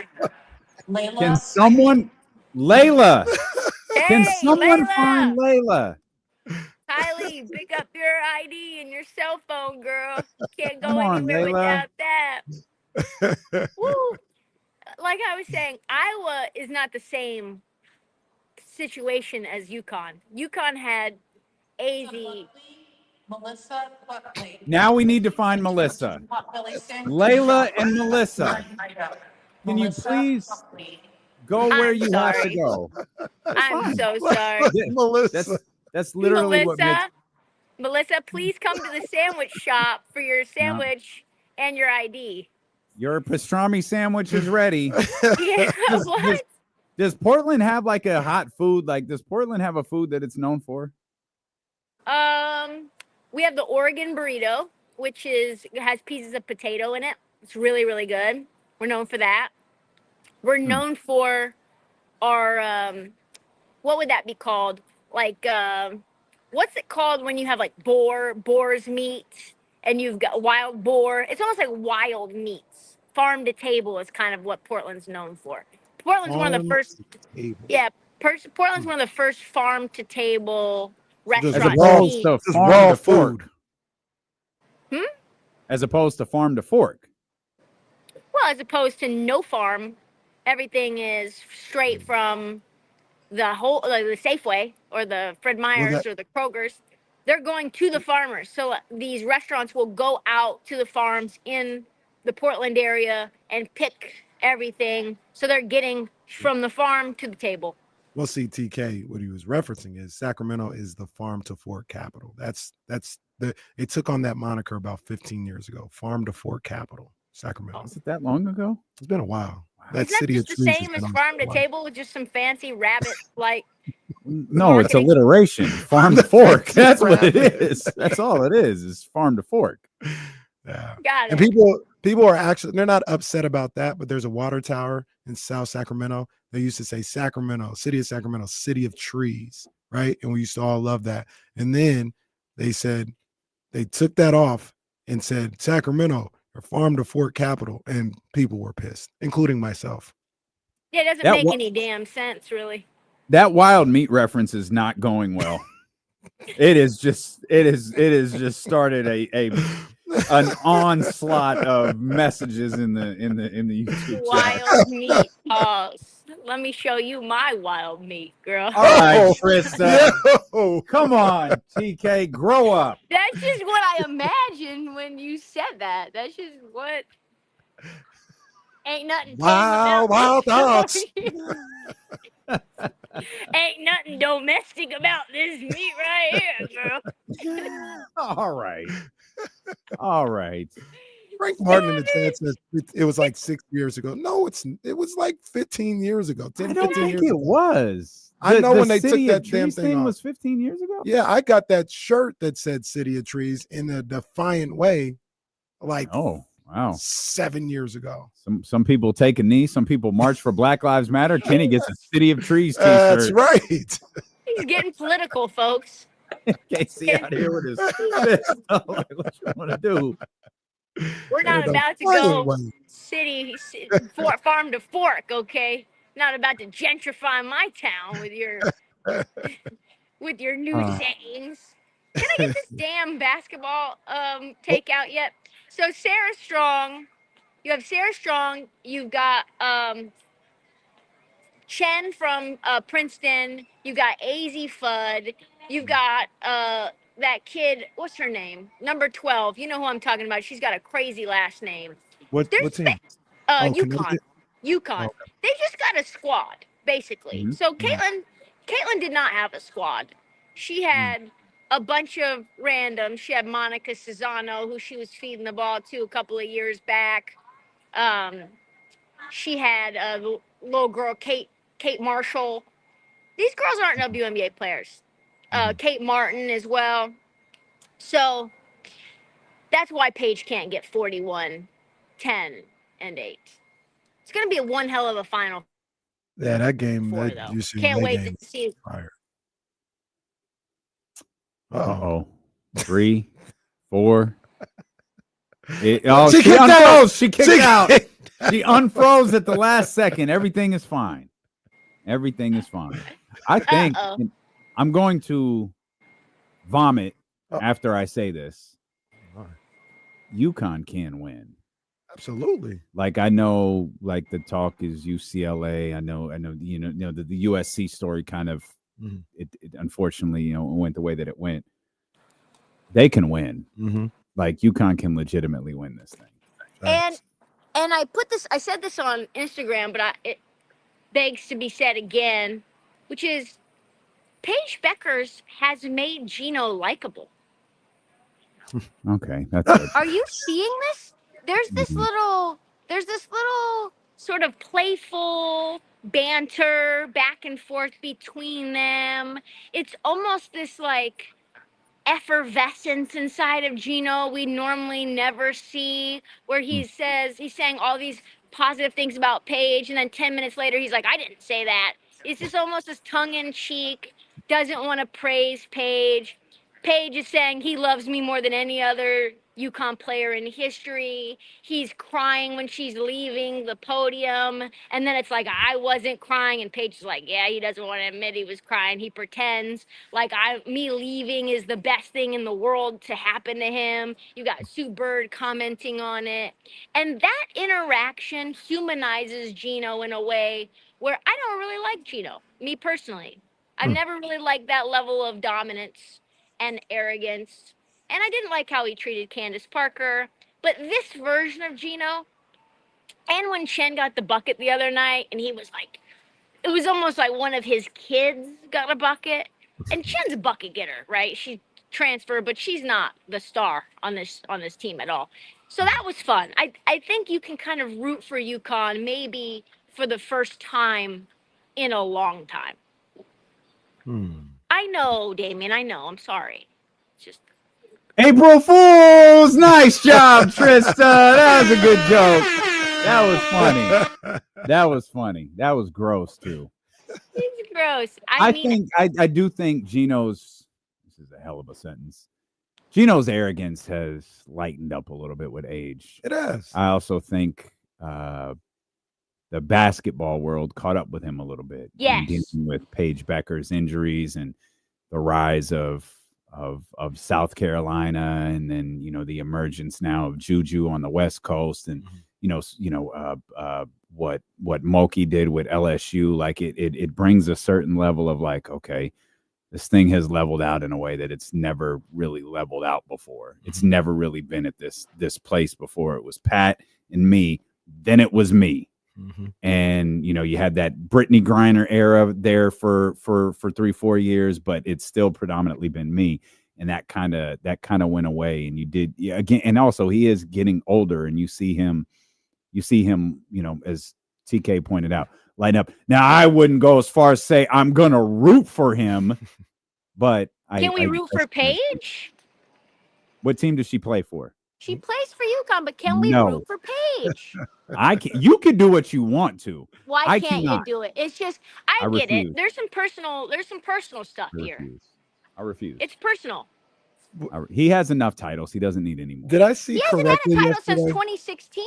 How many does he have? He has more. He has like at this point he has way more than Pat. It doesn't even matter. He doesn't need any more. But did I see correctly that they're going to their 16th Final Four in the last 17 seasons? Correct. Crazy. And I remember the one they weren't there at. That was a couple years ago. That was Caitlin's first, right? That was. Were they there then? I don't think they were. Caitlin's first Final Four. Because Yeah. it was I can't remember. It was Iowa, South Carolina, and LSU. versus- I don't remember who the It other wasn't one UConn, was. though. Yeah, I don't think it was either. Yeah, you're probably right. Wow.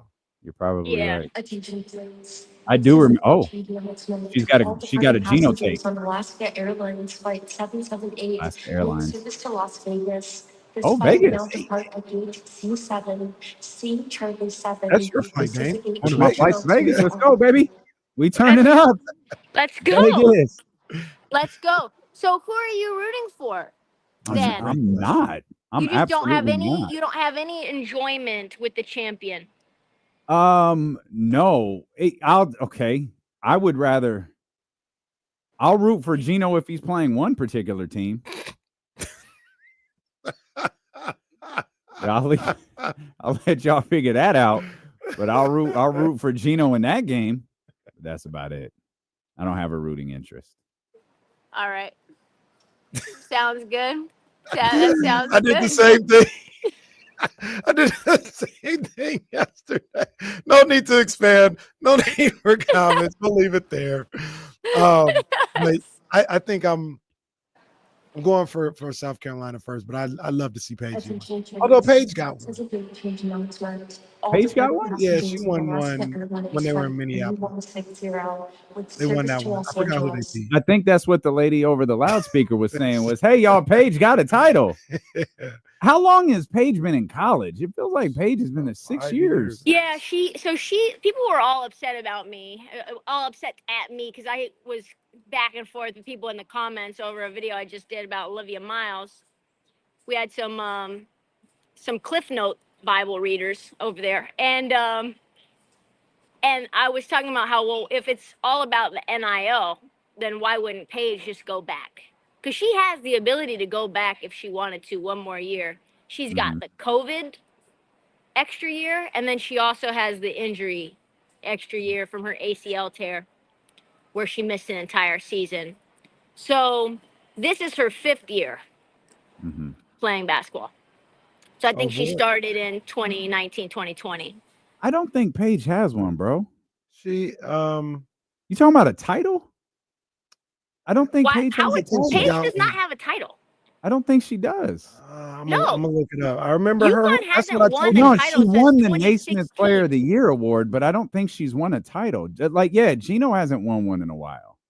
UConn hasn't won a Oh title no, I think since South Carolina 2016. did win that year. She might have not. You guys are right. I think she just played South Carolina. She did great in the semifinal, and they played South Carolina and Minnesota. That's right. Okay. So yeah, I'd love to see Paige get one. Yeah. Wow. Okay. Well, Paige good. getting I'm a glad title we're would be we're all rooting for UConn now. I'm glad we can all come to this Well, agreement that This we work for year, UConn. it's just 1 year, and then we'll go back to hating You gonna root for UConn against your girl? That's why I'm pausing this whole Who's thing. your girl? No. Yeah, who's your girl, Kenny? Look, I love Don Staley. All right. That doesn't mean I don't love anybody else. I'm just saying I love Don Staley. I love South Carolina. Carolina's a I've got- beatable team. I got family. I got family in Columbia. That's where my family from, man. So it's love, man. It's always love in Columbia. So yeah, I'd love to see South Carolina win. But Were if- you if rooting Paige for won, I'd be- Maryland? Huh? Were you rooting for Maryland? Don't you have family in Maryland? I do, but yeah, they got season tickets to the Maryland team too. He's just talking.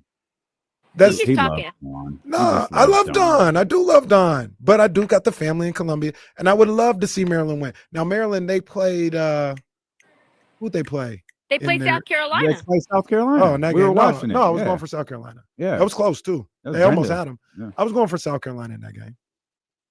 I was Yeah, texting with. amazing. It was amazing. Maryland and Duke couldn't shoot free throws against South Carolina. It's crazy. It was insane. It was insane watching, because you have to get a little lucky in order to have this much sustained dominance.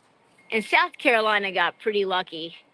And some of the substitutions that Dawn made were pretty electric. When she subbed in Raven Johnson against Maryland, and Raven Johnson immediately turned them over in a sideline out of bounds play. Nope, that's right off of view. That's our ball. Game over, pretty much. And I was wondering, why would she bring Raven in right now? Raven's defensively pretty damn good as it continues to turn out. And one of the things, it kind of flies in the face of something I talked to Dame about the other day when it comes to hers. I always felt like South Carolina, if you can get them in a tight game. Oh, hold on. She had a take on Dawn. She had a take on Dawn Staley, and Trysta muted it. She is just setting off this fire take right now. But my thought was, if you can get Dawn in South Carolina in a tight game, she gets a little tight. Like, I just remember the Iowa game, and Dawn didn't have any answers. She was just like on a hope and a prayer. Like, I hope I forgot who couldn't shoot, but I hope she can make a shot, and I don't know what to do against Caitlin. And I was like, man, if you can get them in a tight game, you might be able to get them. Well, in the Sweet 16 and Elite 8, they were able to prevail in those close games. So, and this is the first year in a long time that Dawn hasn't had a center that's 6'5" and above. 6'4", 6'5" and above. You had Camilla, you had Aaliyah, and now you've got Chloe Kitts, who's not really a center. She's 6'1", 6'2". That's my girl. Though. I like Chloe Kitts' game. I bet you do. I like her game. She's skilled, man.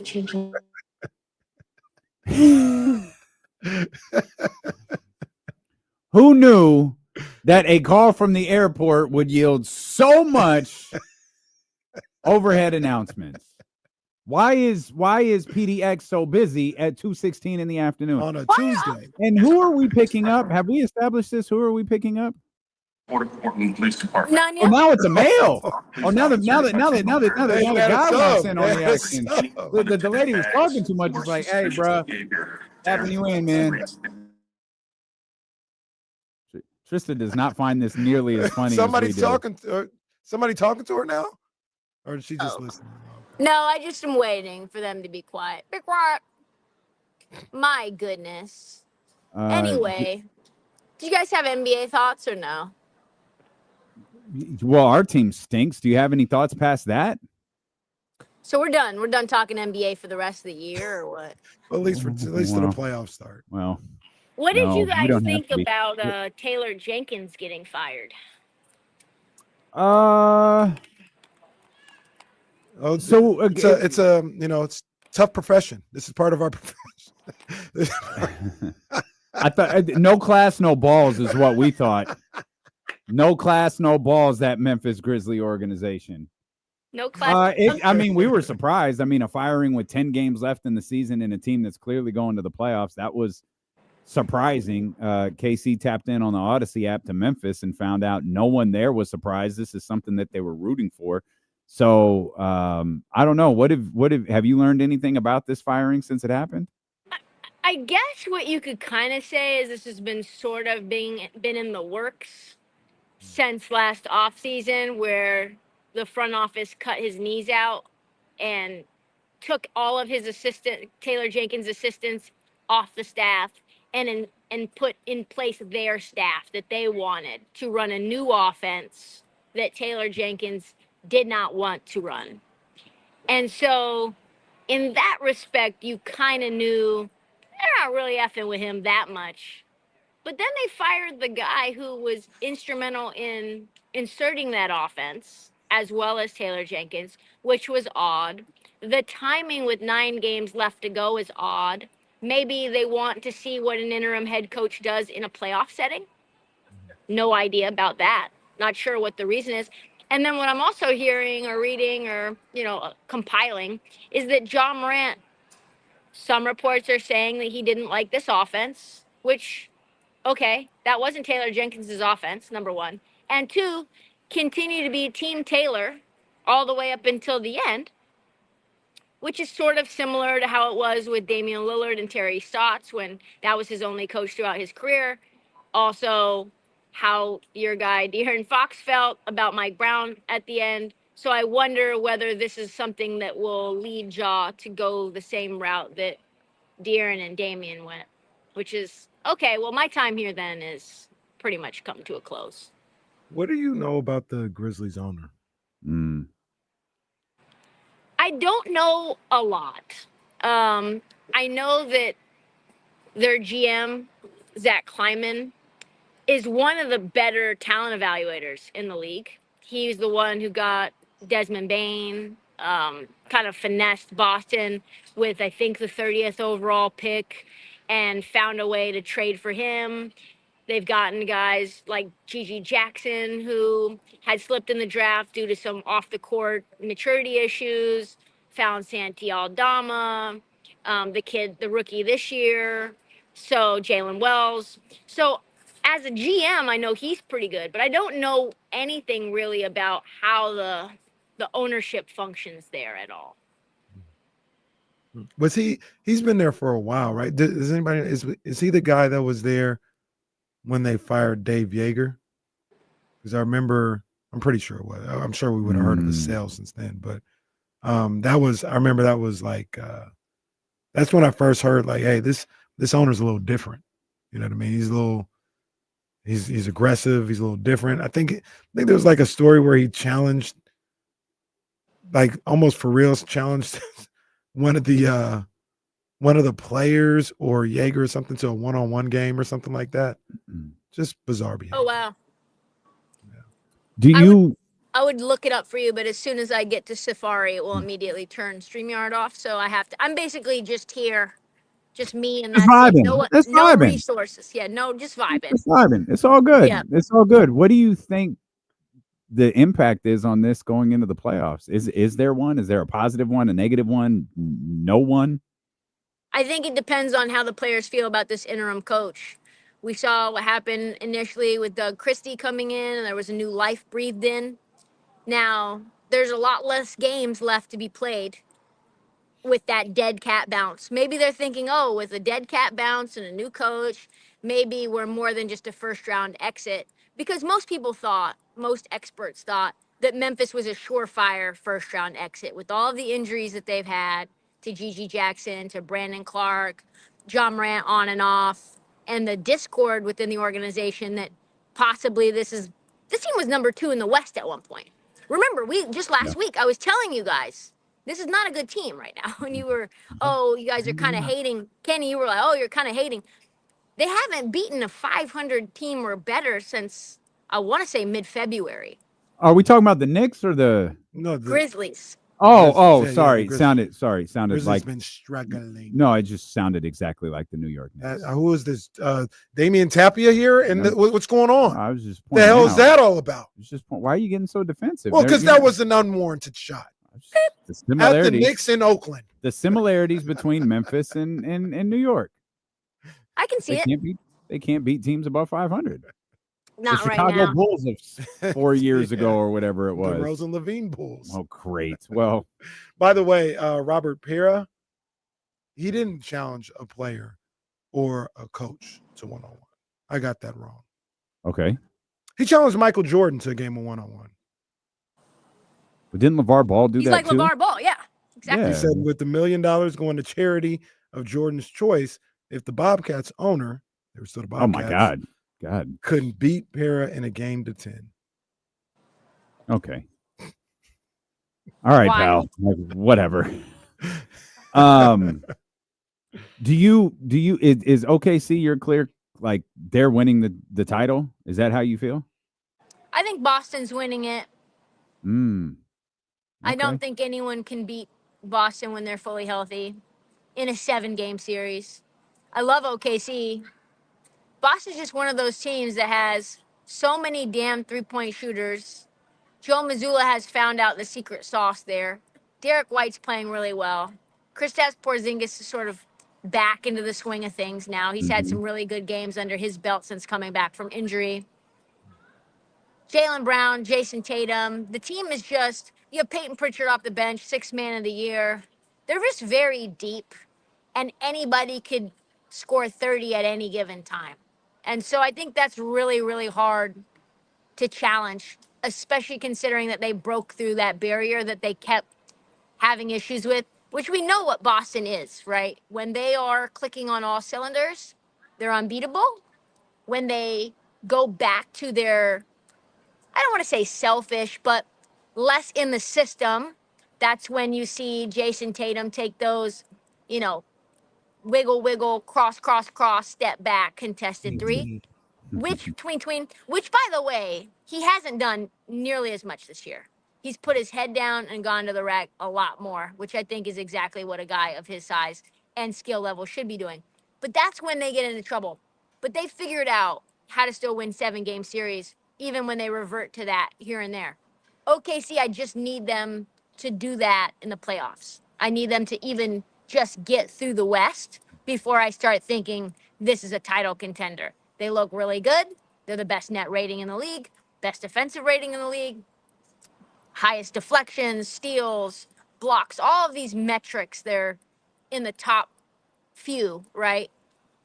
But I just need to see when it's winning time in a half-court situation and you're going against, I don't know, the Lakers, whoever it is, how do you respond? You know, I almost feel the same exact way she does. I feel the same exact way you do about OKC. I watch them play and I'm like, this team is great. Yeah. Like they're really good. And then I think, can they win the title? And I just go, I don't know. Like I don't feel like they can. I need to see them in the playoffs, deep in the playoffs. They'll handle round one no matter who they play. I think they'll win round two, you know what I mean, depending on who it is. I want to see, we're talking about winning a championship, not just being there. And I need to see them in that conference finals, and I need to see them in that NBA finals actually get it done. I wanted to get this before Trysta left because it's something that I noticed this morning. I hope your friend's flight gets here soon. Don't do too. I noticed this morning when looking at the standings. I don't know if you talked about it yet or not, Dane, but Memphis, Golden State tonight. Mm-hmm. Memphis is a game in front of the 8th spot. They can fall into the play-in. They're a game ahead of the Clippers.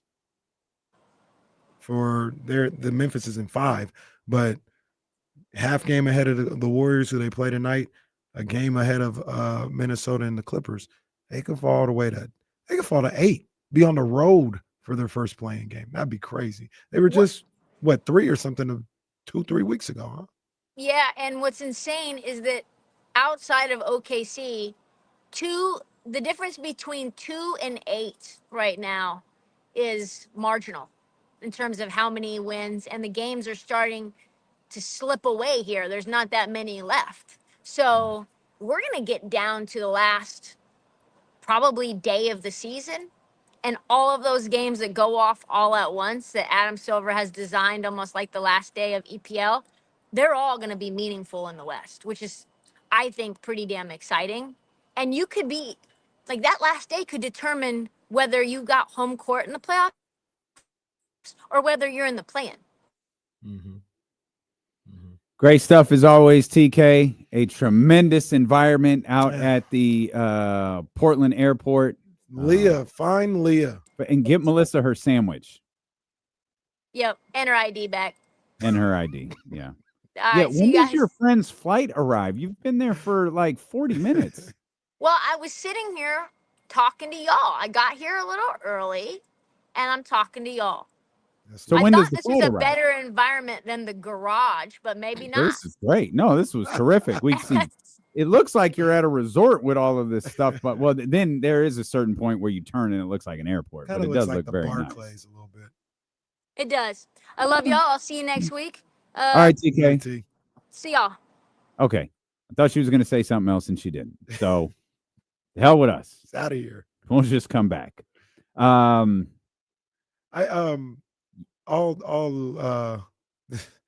media beef. It's a rap term. Come on. Relax there. All right. Go from wild meats to media beef. Jesus. All that Christ. aside, I do want to give my first-hand account of Major League Baseball at Center Health Park. Yeah, I'd love that. We'll have that. And we'll have to get back to the Kings. Sorry, man. Jason Jones also joins us about an hour from now on Sacramento Sports Leader, ESPN 1320.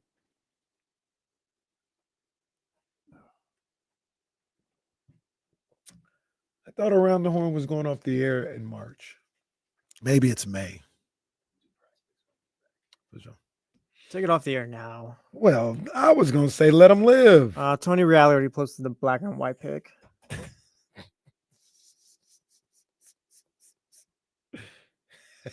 Get PTI out of there while you're at it.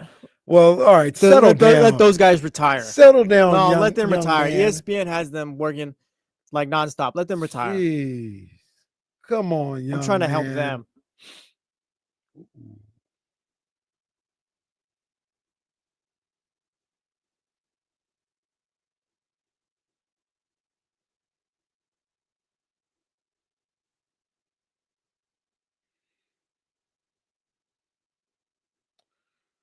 Hold on 1 second, everybody.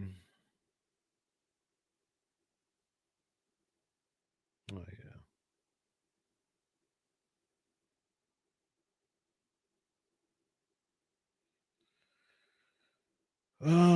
What's he doing? Actually, I'm gonna venture into.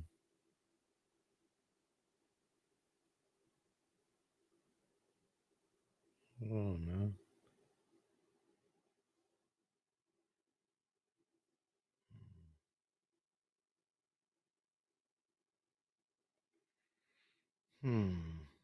This is interesting. Yeah, this is interesting. I'll have to figure this out.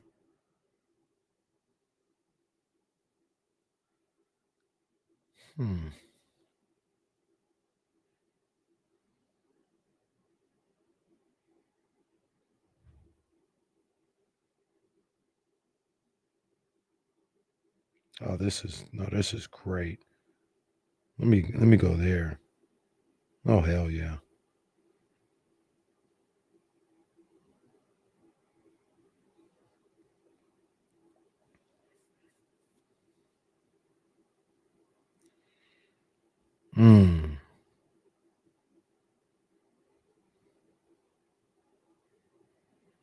Yeah, let's just go ahead and do that.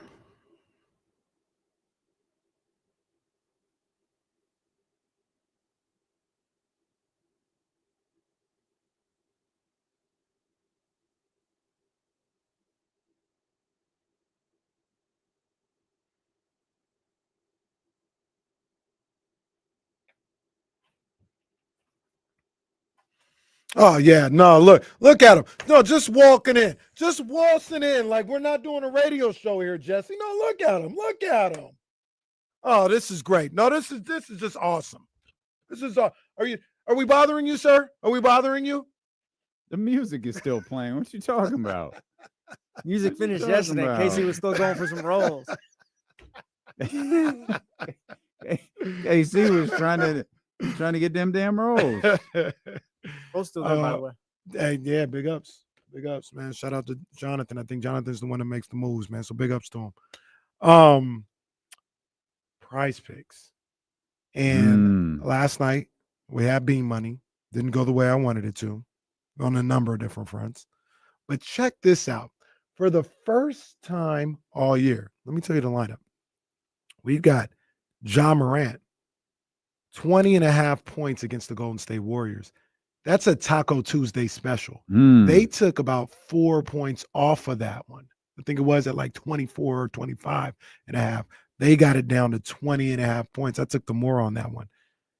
Giannis Antetokounmpo going up against the hapless Phoenix Suns, who beat Milwaukee. Okay. Let's hope so. They beat Milwaukee about a week ago.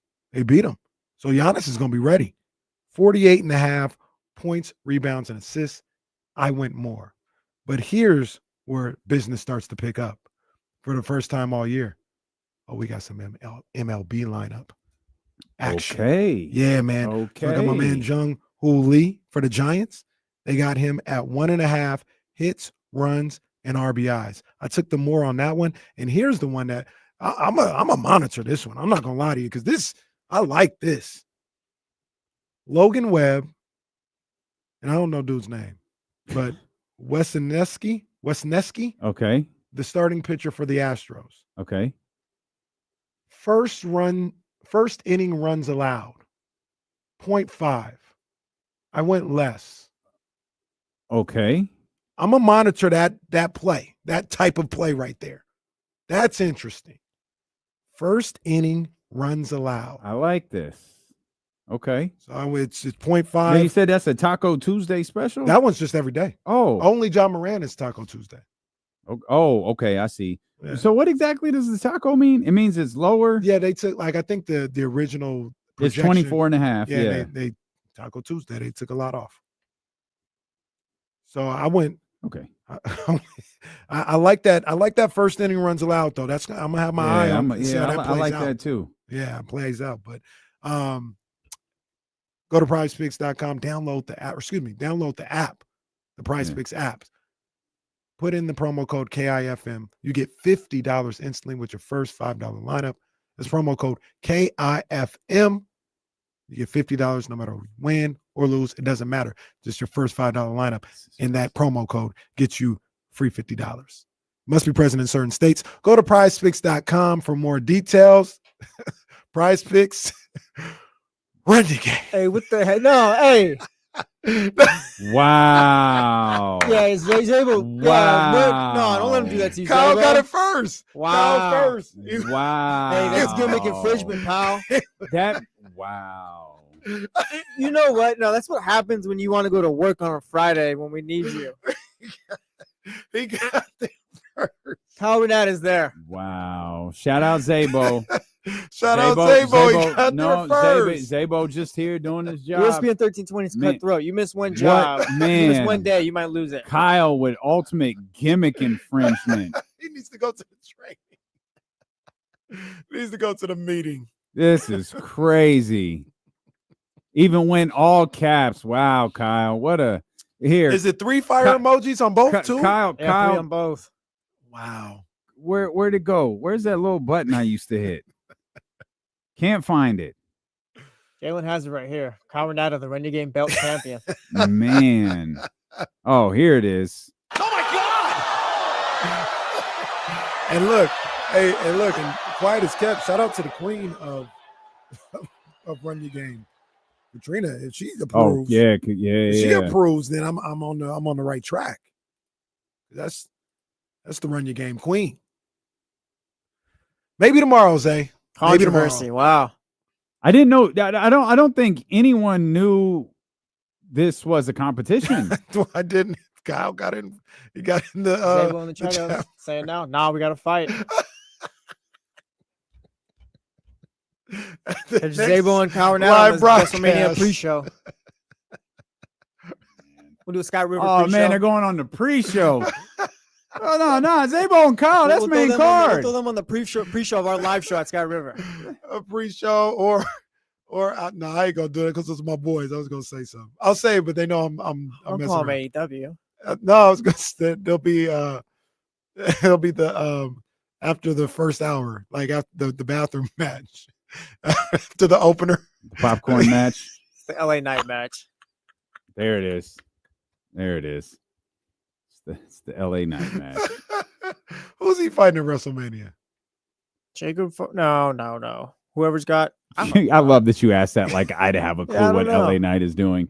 The Who's second, Bryce? oh, Bryce. here's LA Knight walking into the click. Who's got the U.S. title right now? I guess whoever that person is. Hey, Bryce knows.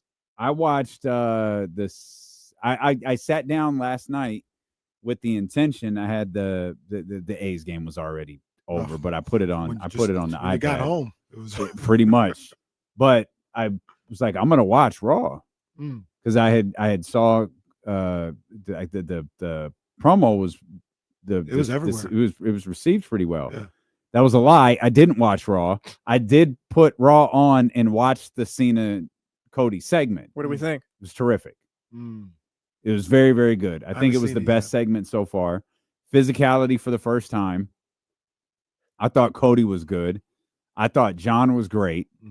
Still no appearance from The first reference to Dwayne's name was made. What was that? Cody said, they're going back and forth saying whatever, and Cody basically says, "I'm not even the one who sold out to The Rock," and that got a reaction from the crowd, and Cena got the little look, and it was like, okay, at least you finally acknowledged it.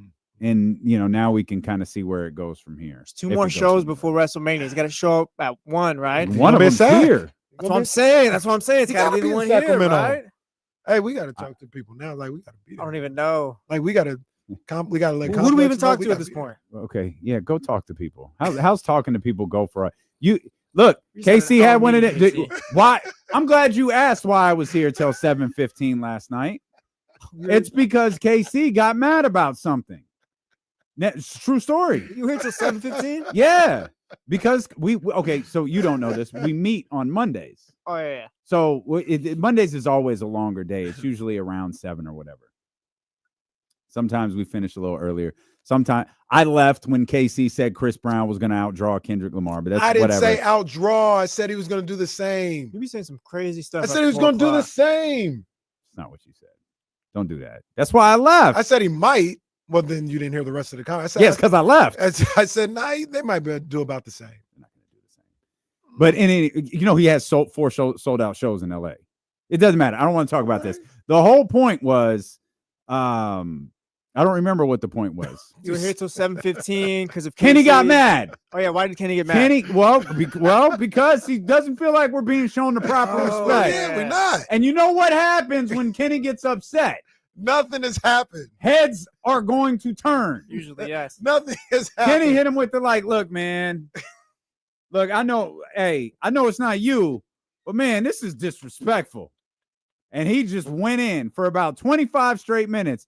And I just sat here it wasn't 20. I just sat here like, oh yeah, stuff gonna get done now. Look, nothing has happened. Every Monday at 9 a.m. Nothing has happened. Yet.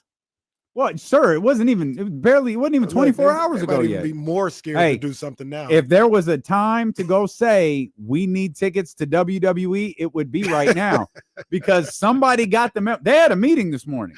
All of them. They had a meeting this morning. Outside of this?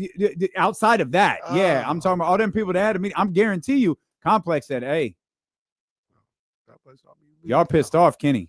He didn't say that. Do you know how hard it is to piss off Kenny Caraway? If the man asks for tickets for him and his mommy, get the man tickets.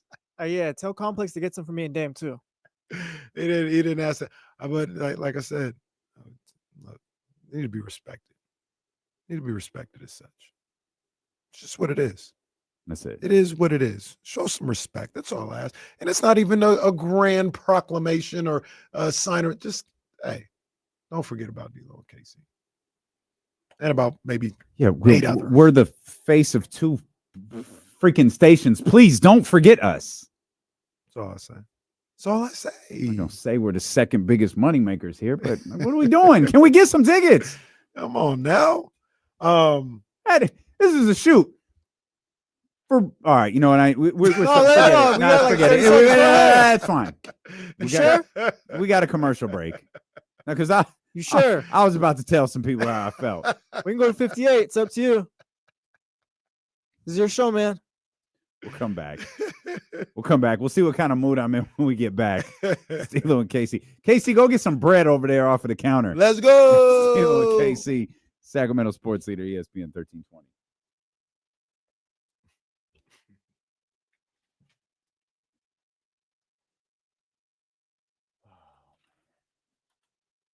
I want barbecue chips in the vending machine.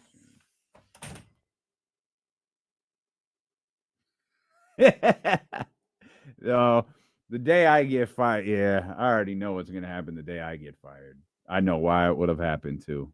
Do you? Oh yeah. Yes. Yeah. No, that's a fucking shoot. That's an absolute shoot. I hate his fucking guts. Yeah. And I try not to because of her, but that's a shoot. That's an absolute shoot.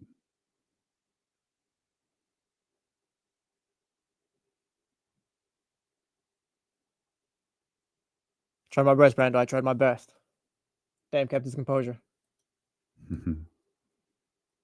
Oh, I'll tell the story. It's no big deal. I'll tell the story of what happened on Friday.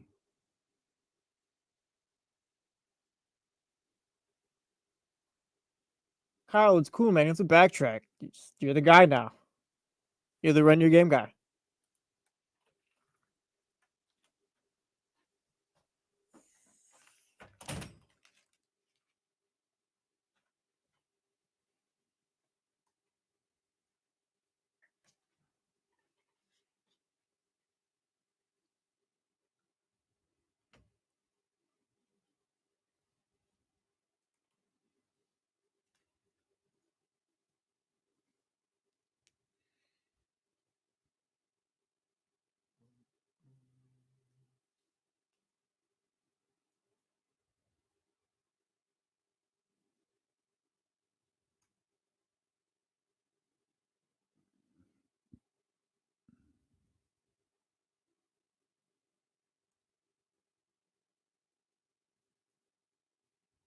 This is the energy we all need to have with our friends. Doesn't matter. Like KC tweeted out yesterday, oh, it's a little harsh, but you know what? I'm with KC. Whatever.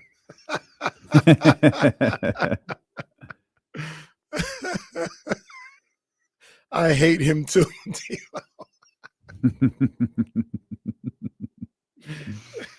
Oh, yeah, Jesse asked if it was a shoot. Yeah, it's a shoot. Hey, man. We can talk about it because ain't nobody else said anything. I know you just sack media. Don't do that. I was just talking to you a couple weeks ago. Don't do that. Don't do that, buddy. Whoever it may be. Don't do that.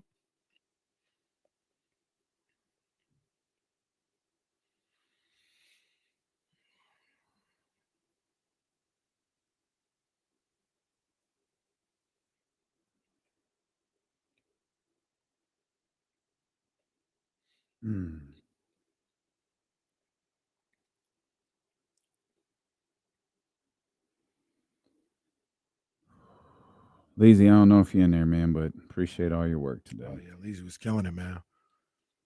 Leezy was doing his thing, man. He's been doing it. Leezy might be rookie of the year. Yeah. Good call. I don't know what the criteria is for that too, because we gave it to Sexy Red last year.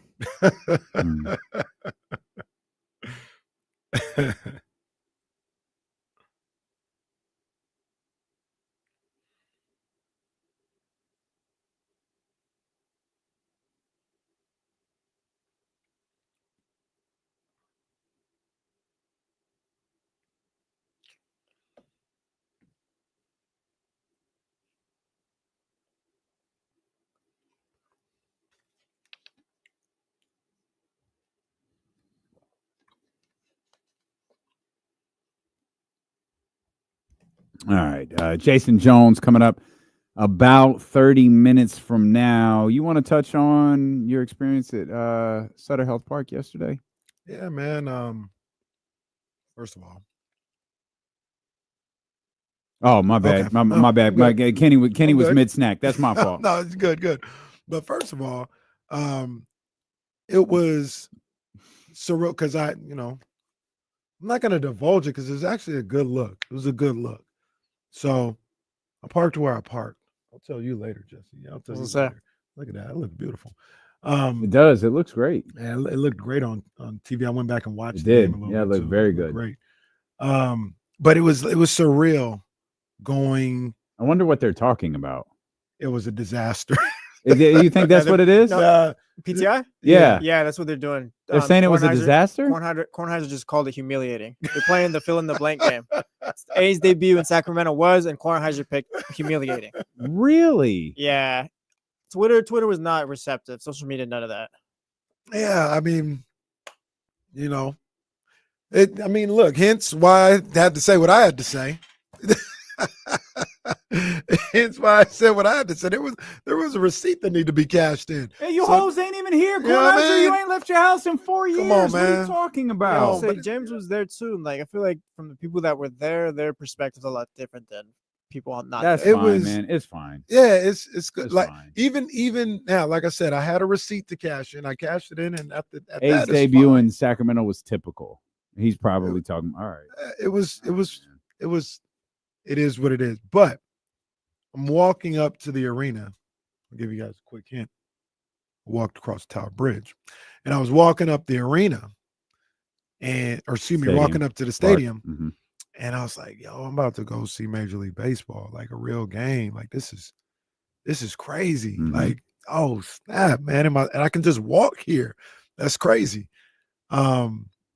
As I was like walking and I was crossing whatever street that is. I don't know what street that is, but crossing the street to Wow, get are to you the even side. Sacramento?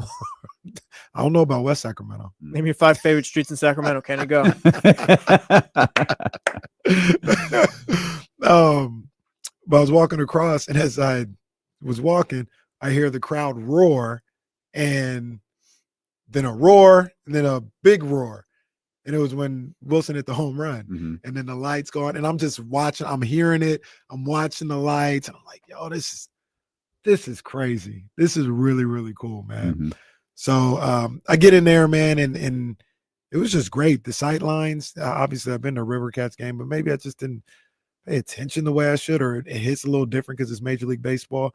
I mean, the sight lines beyond the stadium, where to the beyond right field, Mhm. you see the Tower Bridge, you see downtown Sacramento. I mean, it was beautiful. It was picturesque. Looked packed. Looked like an absolute packed house while we were there. And one thing that really stood out that I was surprised about, and I don't know what to do with this. I don't know if this changes how I feel the 3 years, we'll just say the 3 years are going to go as far as fan interaction goes. There was a lot more A's fans there than I expected. Mhm. It was when the A's would do something good, that was their home game, right? Like, and I thought it was going to be something, especially with the Cubs in here, and it still may be for certain games, but I thought it would be 50-50, you know, the whole, almost like the Red River Shootout, like got one side blue with Cubs fans, the other side with A's fans or Sacramento fans that were indifferent. And it wasn't that. There were a lot of Cubs fans there. I don't want to make it like there weren't, but there was just a lot more A's fans than I anticipated. And the reason why I said I don't know, what do you think it was going to be? Just Sacramento residents? Sacramento residents. More angry people about Oakland. Kings fans looking. Because I for an heard that escape. was a very I didn't think about that until maybe over the weekend when somebody had brought it up. Like, oh yeah, I hear there's a lot of people coming with the sales shirt and all this other stuff. Which was not the case at all. Nah, they were there. I saw some. No, there sales were. shirt. Yeah. But like there wasn't a. Nah, it was for my experience, what I saw for the most part, it was a joyous occasion for the people of Sacramento when they had something to cheer about, you know. But it was really cool. It looks, obviously, because it is minor league stadium. It doesn't look like a major league stadium. It looks very is quaint the right word sometimes, like Sure. down the left field. Left field looks very close. And I heard Nice and snug. I heard that home run that was that Wilson hit. That's the only place in Major League Baseball that would have been a home run. Is at Okay. Sutter Health Park. Okay. So, but man, people might say something about that, but We play that game with the Yankees all the time. yeah, what's that? 319. Their first home run of the season, I think, was literally only a home run in that park. Yeah. So that happens all throughout Major League Baseball, but it was great.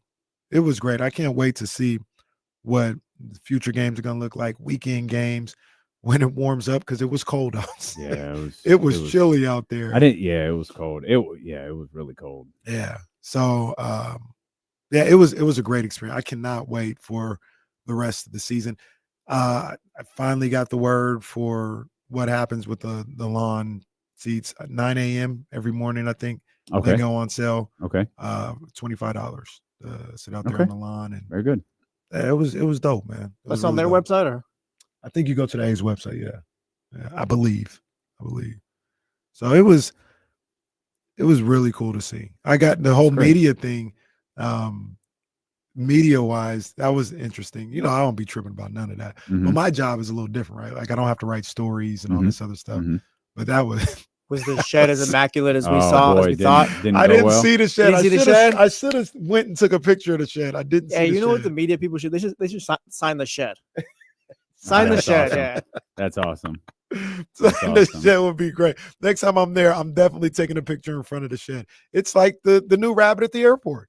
I'm at the A's game when I take a picture next to a picture of the shed. Wait, is that Home Depot or the A's game? But it was. I've never been to that ballpark for a media deal, and that was snug. To say the least. I see. It was very snug. Okay. It was a little. It was and I can imagine it's the exact opposite, like in the middle of July, but you're outside. Mm-hmm. At least on one part of the media side. They have a little bit inside, but there was about 15 of us that were hanging outside. Mm-hmm. And last night it was cold. It was very, very condensed. And like I said, I wasn't tripping because I don't have a story to write. But if I needed to get my laptop and everything, yeah, all right. I could understand you being like, this isn't Oracle Park. Mm-hmm. You know what I mean? So there's that. But as a fan experience, Sky River's got I forgot what it's called, the Saloon Club, maybe. Oh, it's not. That's where we're gonna be. Oh yeah, okay. That's where we're gonna be. Okay. It's down the first base line, out kind of in right field. Place a call. Yes. Okay. Yes, that's where we need to be. That's gonna be fire, man. So I actually peeked in there real quick. Tribal Chief was in there. I didn't get a chance to talk to him, but Tribal Chief was in the building, and that's where I saw the rest of the UConn game. Message. That was going on. Message will be sent when we switch over to KSFM in an hour. Anytime y'all have opportunity, send them our way, which shouldn't be an issue. There was a lot of people in there. I'm just taking a quick peek. I clicked on the wrong game. I was like, I'm just like, yeah, I'm gonna look for a Saturday game, but it's the Mets. So ticket prices are about what they were for the Cubs game. Mm-hmm. I did click on tomorrow's game, which is at 12:35. Mm-hmm. I believe tomorrow's supposed to be a nice day. Mm-hmm. Same tickets we were looking at yesterday along the first base side that were like 130 last night. Mm-hmm. About the same for the Mets. They're about $50 tomorrow. Yeah, you want to see Major League Baseball, $50 at that close proximity. I'm gonna check this. I have to imagine the Padres are going to be expensive. No, they're not. $60. Yeah, Padres. So prices are going down a little bit. And last night I saw DJ Oasis in there. Mm-hmm. I saw our boy Nico in there, and I was chopping it up with Nico for a second. And anything that's going on in Sacramento, those guys, they are there. Absolutely. And Nico was like, yeah, man, everybody talking about the price on it. It's like, man, it's $40, $50 you can get in here. Mm-hmm. You know what I mean? If you're patient. And once again, it depends on the game and the situation and where you want to be. But they got a bar area. I don't know the access needed for that, but they've got that beyond the left field fence. That looks fire. Obviously, you got the grass. And they've got another standing room area. They've got places where if you're trying to be in the building and just experience it, I think you can do that for a good price. Yeah. You know what I mean? So I just keep saying I can't wait to see what the rest of the season is going to look like. I think they're going to have great crowds all year long. And when you get into the summer months, weather starts to warm up a little bit. You talk about those weekend games. Friday, Saturday games are going to be filled. And then Sunday afternoon, that's a nice little family day. Yeah, absolutely. So that's going to be great too. I think I saw Rob Manfred said, and I'll double check. I think he said they only have 7-day games on the season. So, there's like 2 in the next 2 weeks. Yeah, I mean, there's one tomorrow, and I think there's one with the Padres for sure. I know that. I literally just looked at them. I think once we get into the summer, I'll check give me 2 seconds. I think those Sunday games, so they've got, once you get into June, no, they're keeping them at 105, but they've got 1, 2, 3. They've got 3 Sunday home games over the course of 2 months. Mm. You know what I mean? So, and I think as I look at this, I think they've got they've got 3 overall over the course of June and July home games that are day games. So most of them will be played at night, 7:05 on a Friday and a Saturday. So heat won't be that much of a factor on the really, really hot days. I'm not even gonna gas you. I'm gonna keep it real. On the really hot days, that shade that you get at 7 ain't gonna do nothing. Yeah. I went to a River Cats game, but I think it was 106 during the day, and I was sitting in the shade and just looking like Mike Tomlin.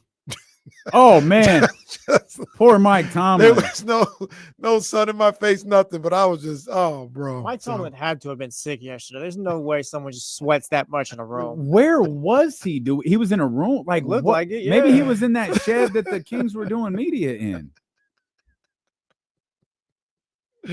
Maybe so, but yeah. So they're gonna have a handful of days like that. That's to be expected. But I think other than that, man, it's gonna be great. It's gonna be great. Oh, wait a minute, yo, what's Miguel doing? Yeah, run your game. No, go run your game. No, go take a lap. I love that Miguel wrote "run your game." Yeah, go take a lap, Miguel. Run the rest of the show. Actually, we got an hour. Yeah, just run the rest of class. Keep running so I tell you to stop. True Down says Ramsey, 100 degrees. That's baseball weather. Rather sweat than it ain't baseball unless you feel like you're gonna die. Yeah, man. Great time though, man. Great time. You'll love it out there. And like you said, this is D-Lo and KC here, and the perks to everything where we are respected. You put an email in. Yeah. I'd like to remind you that D-Lo and KC are brought to you by Sky River Casino, home of SR Prime, home of the Humidor, home of the Dragon Bow. Yeah. Sky River Casino is the place to play. With 2,100 of the newest slot machines and over 80 table games, sky is the limit. And look, I'm gonna Casino. tell you right now. I apologize. This is KC talking. Because things need to be said. I'm gonna tell you right now. When Sky River is done doing what they're doing, I'm gonna remember what happened around here. Because when Sky River is done what they're doing, and you guys may need some help, I'm gonna remember the way things went down right now. So you still got an opportunity. It's not done, but I'm gonna remember how things are handled now. Because when my people over at Sky River are done doing what they're doing, that's the spot. I'm telling you that right now. So I'm gonna tell y'all what happened. I'm gonna tell y'all why Kenny screamed at the entire staff yesterday at 6:00 at night. It was because we had spent weeks hyping up this Jodeci show, and we had made plans. It was Katie's birthday, dinner plans. We're going to the show. Kenny's taking his mom. We getting ready for a night. Yeah. Monday. Hey, we good? No one said anything. We good, right? Yeah. Send a message. Okay. Thursday night. Like, hey, the show's tomorrow. Can someone send us the tickets? No tickets. 6:05 Friday morning. Trying to get a workout in. Look at the phone. Complex. Group message. D-Lo and KC. And I knew this dude is texting us at 6:05 in the morning. I know what this message says. You know the vibes. And I was right. So-and-so didn't get back, or so-and-so just got back to me. They don't have any tickets for tonight. If anything changes, I'll let you guys know. Mind you, this show had plenty of tickets before D-Lo and KC got a hold of it. That's facts. D-Lo and KC got it. It wasn't just, hey, call to win tickets. It was like, yo, we turn it up. We built our 420 hits around this. We did the whole thing. Showed respect to the situation. And we were both excited to see Jodeci. So much so that I was like, okay, I'm not telling her we don't have tickets. Like, we built the night around. We had a 5:30 dinner reservation. We was eating with old people. Like, we can't move. You can't move a Friday night dinner reservation at the Q. Like, this is what we're doing. Yeah, we're eating supper. I think there was a discount on it. We ate so damn early. But it's Friday night. I can't move it. Yeah. So it's like, I finally told her, I was like, hey, here's what happened, but I'm monitoring tickets. We're gonna get tickets. Each of us wound up buying tickets to a show we sold out. And Kenny just loaded that weapon and sat down yesterday and started firing off rounds. I told Complex, I'm expensing this bitch. I ain't gonna front. It cost a couple of $100. Yeah. It was not a cheap show to go to. Yeah. Soundstage. Yeah. Let me tell you what's been on my mind for a couple. Let me tell you what's been on my mind for the last 72 hours. And poor Complex, he knew. He absolutely knew we were pissed off. So, like I said, because you know what I just realized? Did you see Complex one time on Friday? No. Me either. No. That man walked around to go to the bathroom because he was not going to walk past this studio and risk dealing with us. That's my boy. That's our guy. That's my man. That's our guy. Like I told him, I know it ain't you, brother. I know, but somebody got to hear this. And every time KC said, oh, I know it ain't you, brother, it was, oh my God. No, Complex. I know it's not you. Oh my God.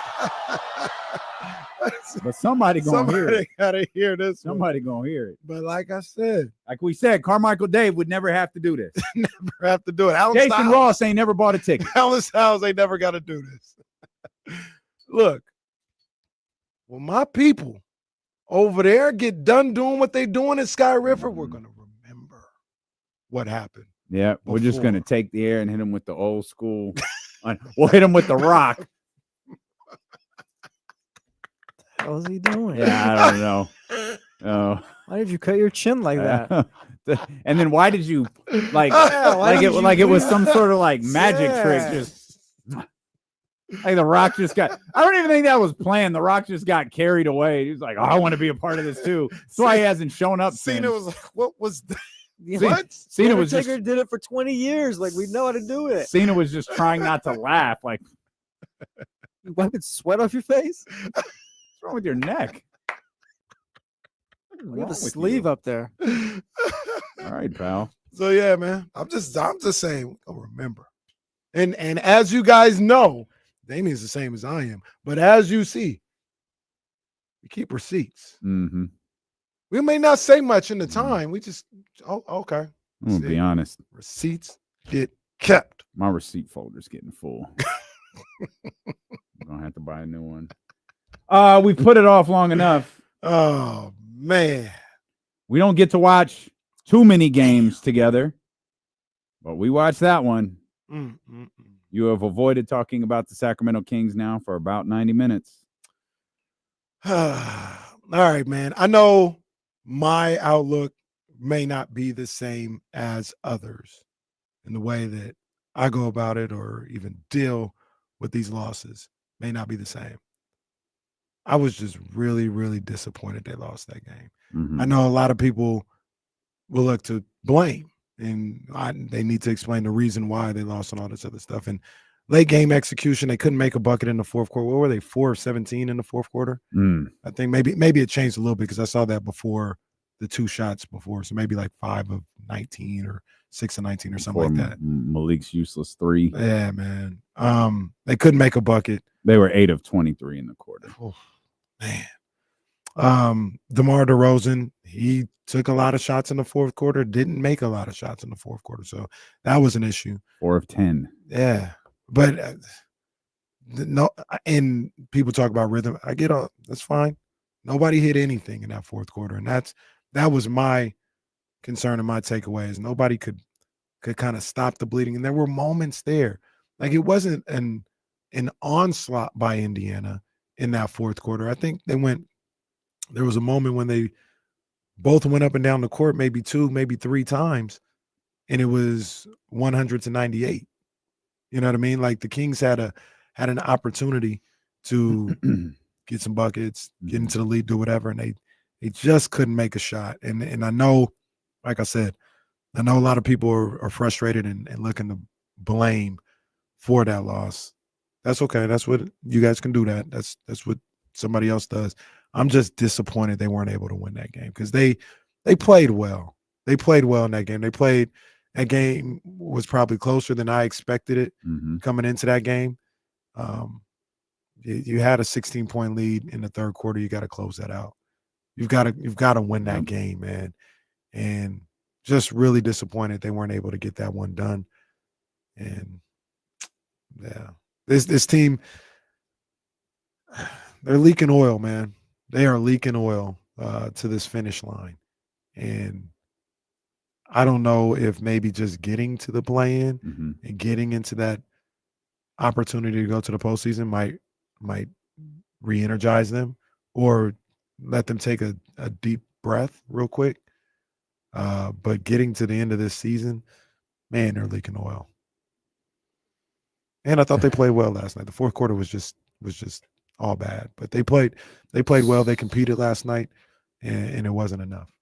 So what's more? I asked the Chatty House this earlier when you were in that high level meeting.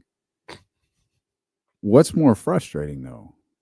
Indiana's a good basketball team who has been really hot lately, and you had them for 47 minutes. What's more frustrating, that and the way you lost, or what happened against Orlando? I can deal with yesterday a lot better than I can deal with Orlando. When you don't even show up, why are you, as a consumer, why are you wasting my time? As a media person, why are you wasting my time? As a coach, why are you wasting my time if you're not even going to show up? That pisses me off. Yesterday disappoints me because they didn't get the win. Not showing up and not just being reckless with the basketball, not defending, getting beat down by 30 points. That is a lot more difficult to stomach than yesterday. Like I say, yesterday's frustrating and disappointing, but they showed they came to play yesterday. And you're gonna have games where you come to play and you'll be able to get the victory. There are times when you come to play and you'll have a game like last night. I can deal with that. Just because you're ready to play and you're locked in and all this other stuff doesn't mean you're gonna win. But I can deal with that. I can't deal with, once again, like, why did we even show up? I can't deal with that. So I'll take this 10 times out of 10. I'm with you. They're just two different levels of frustration. Because you look at that game, you look at the Chicago game, you look at the Milwaukee game, you look at games where you look at, I know it's not the same. Those are all double figure leads. You lost overtime and all of that. But like I mentioned the Clippers game and how it feels like so much is sifted after that Kawhi Leonard shot dropped. I know it's not, I know it's the NBA. I know it's not an insurmountable lead, but you're up 7 with like 40 something seconds left, or 5. You were up 5 with 40 something seconds left. Like you had, I know the DeMar DeRozan, help me out. This was the overturned 3-point foul game. Game was like, it was over. That was the end of the game. They overturned that call that opens up everything for Los Angeles again, and they take advantage. Those games are frustrating on a different level than what we saw over the weekend. But in the end, they all amount to the same thing. They amount to losses. And you're running out of games. You're running out of losses. The only thing that is keeping you afloat right now is Phoenix is bad and Dallas is unable to run away with anything. So you're in a cluster. Dallas what? They won yesterday? No, I don't think so. No, they lost. I think didn't even know they lost. Dallas lost yesterday, right? Didn't they? Because they were up by 10 with about 4 minutes to go, and I I was like, oh, they Dallas got this did one. lose, I thought. Yeah, I thought Brooklyn Dallas beat lost them. too. Oh, this is news to me. Yeah, Brooklyn beat Dallas yesterday. They were up by 10 with like 4 minutes to go. Yeah, Brooklyn won 113 to 109. Well, there you go. To your point. I didn't even double check that after I saw that. Yeah, they can't. Well, that was the game. That was what was it? Orlando. That was the game the other night. I can't remember if it was Phoenix or I think it was Dallas. I think it was Dallas and Orlando. Orlando. I felt Orlando was up 20. I never went back to it. Like, why are the Kings only? Why is this only half a game? They had come back and won. Yeah. So that also helping the Kings out. Yeah. We'll come back. We'll talk to Jason Jones of the New York Times when D'Lo and Casey return here on Sacramento Sports Leader ESPN 1320. Tell TC my bad. I forgot he was there. That's a horrendous loss for Dallas. I legit didn't go back to that. Yeah, I don't think I even knew they were up 10 late.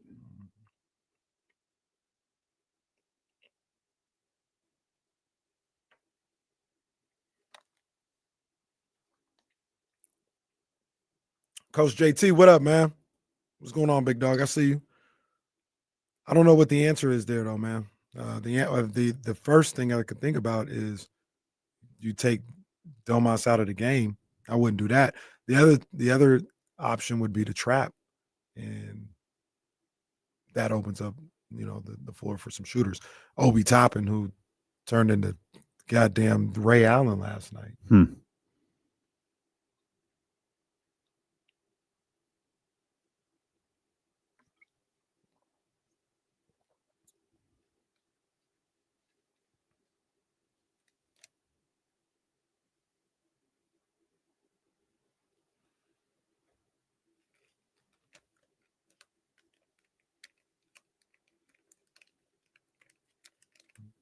Oh man. Okay. Throwing up.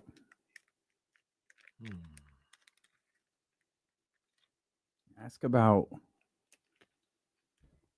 about prescription food and maybe like is it appendicitis? No, pancreas. That's what was causing Sprout to get really sick, and she needed to get on a low-fat diet. So, where do you take him? Okay. Yeah. Is the Natomas vet in the parking lot next to the gym? Okay. Yeah. Okay. All right. Got you.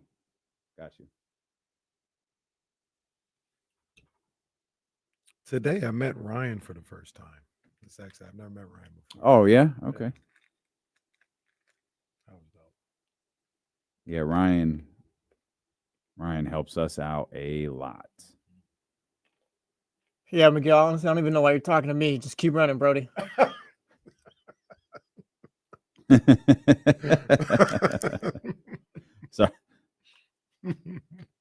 Sorry, Miguel. Just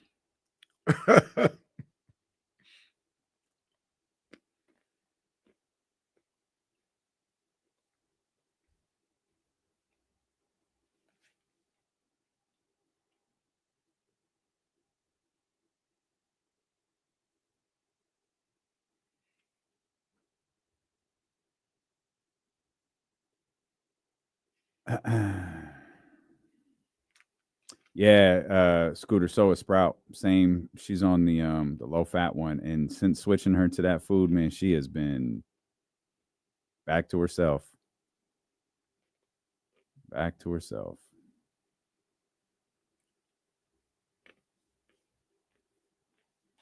Aldrin, I agree with this. I would love an honorary degree. Preferably, I'll go back to school if you guys want to go. An honorary doctorate. Let's go. Let's make it a sitcom.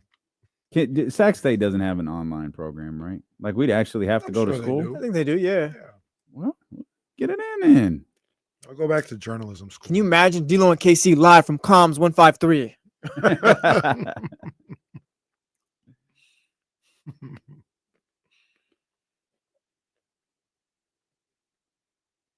Chris, no hits, just vibes. That's it. Yes, Johnny G. Royal Canine is expensive. Sprouts food damn near costs more than mine now. But I'll do it. Say, well, this studio's way bigger than the dorms they got at Sac State. McDonald's games were These tonight. things are tiny.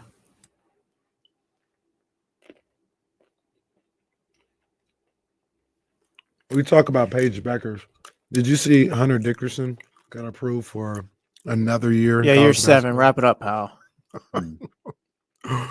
And he's like 7-1. If you ain't going to the league at this point, Yeah, what are we doing? stop.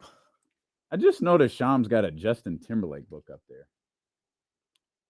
I don't think I even knew that was a thing. Justin Timberlake. I think it said Hindsight. Did we get Chatty House on April Fool's Day, Casey, about Hunter Dickinson?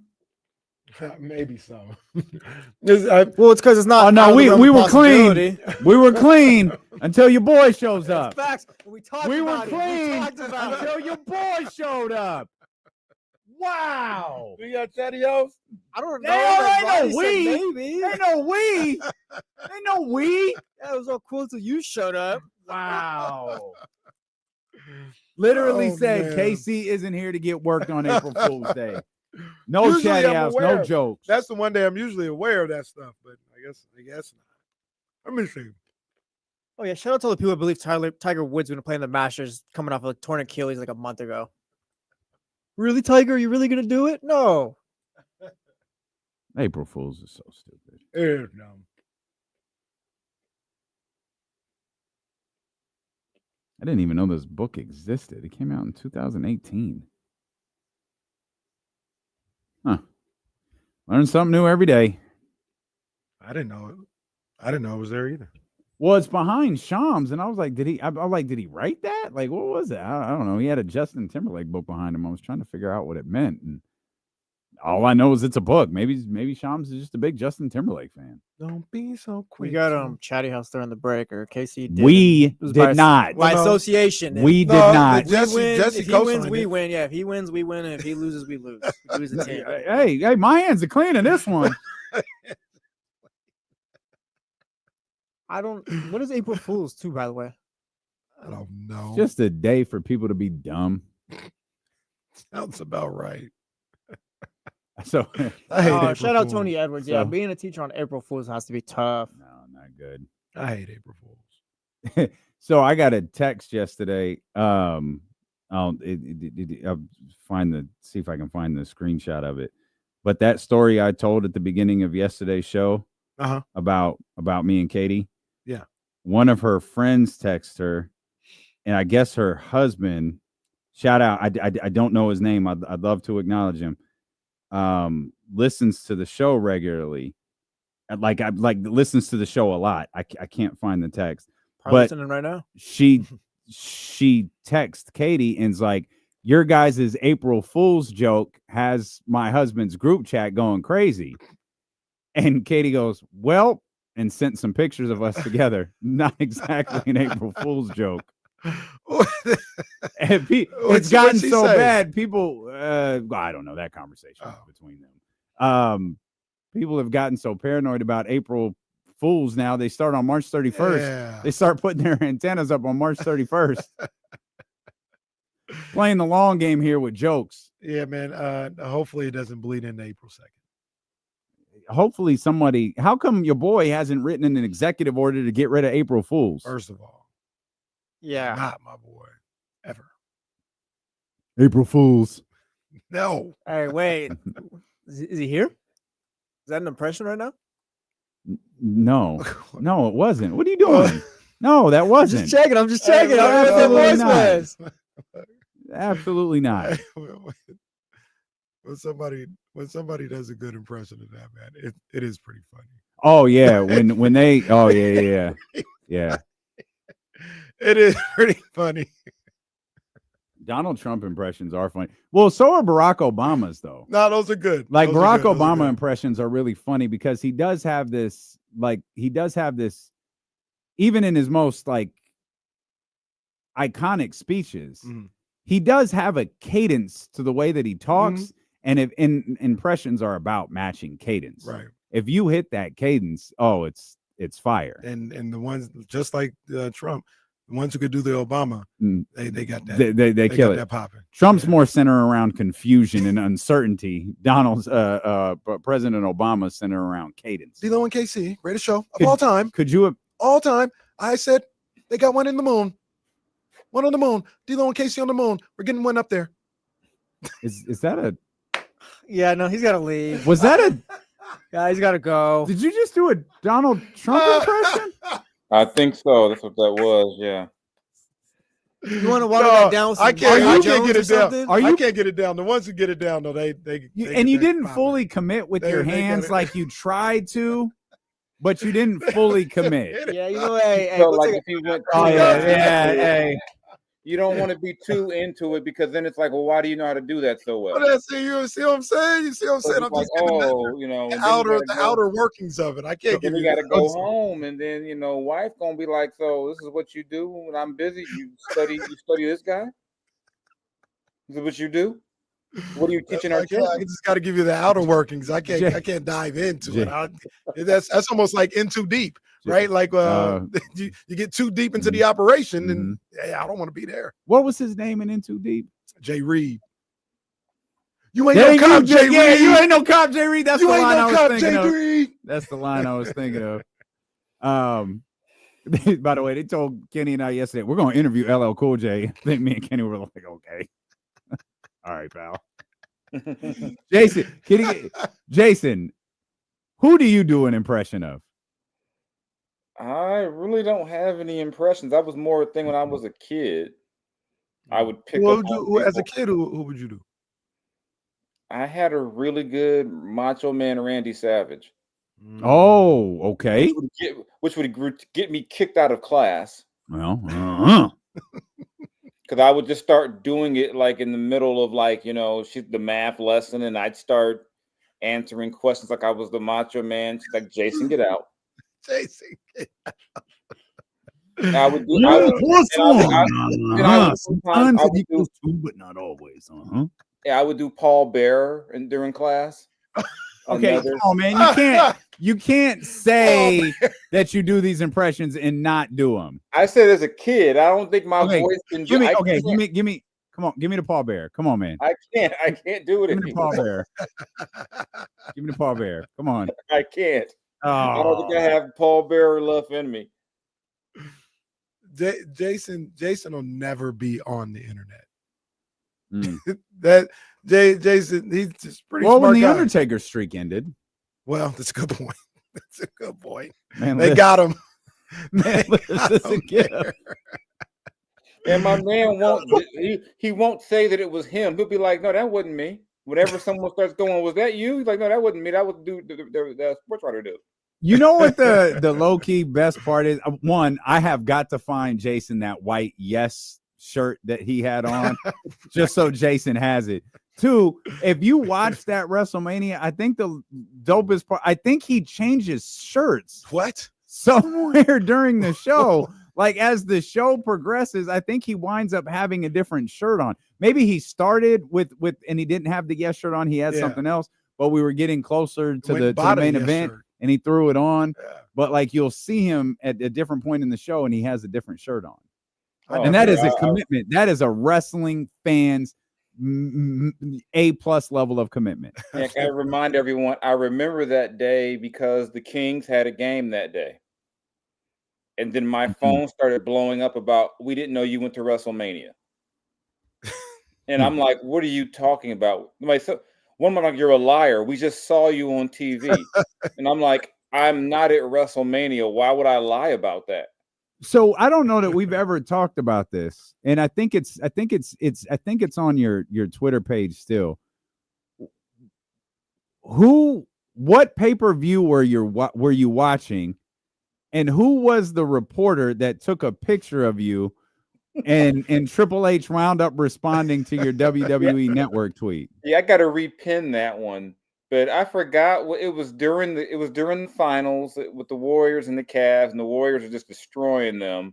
Mm-hmm. And I want to say the match was Austin Aries against Neville. I forget. Oh my God. It was. I know Austin Aries was in the match. That's terrible. And the game was just so bad. And I was like, oh, log on to the network. And then I didn't realize the dude took I don't know who he was like a student or something. He was like some young That guy. was crazy. Okay. And I had no idea until like later on Twitter. I'm like, hold up. Hey, that's me. And and then like the wrestling world attacked this person on Twitter.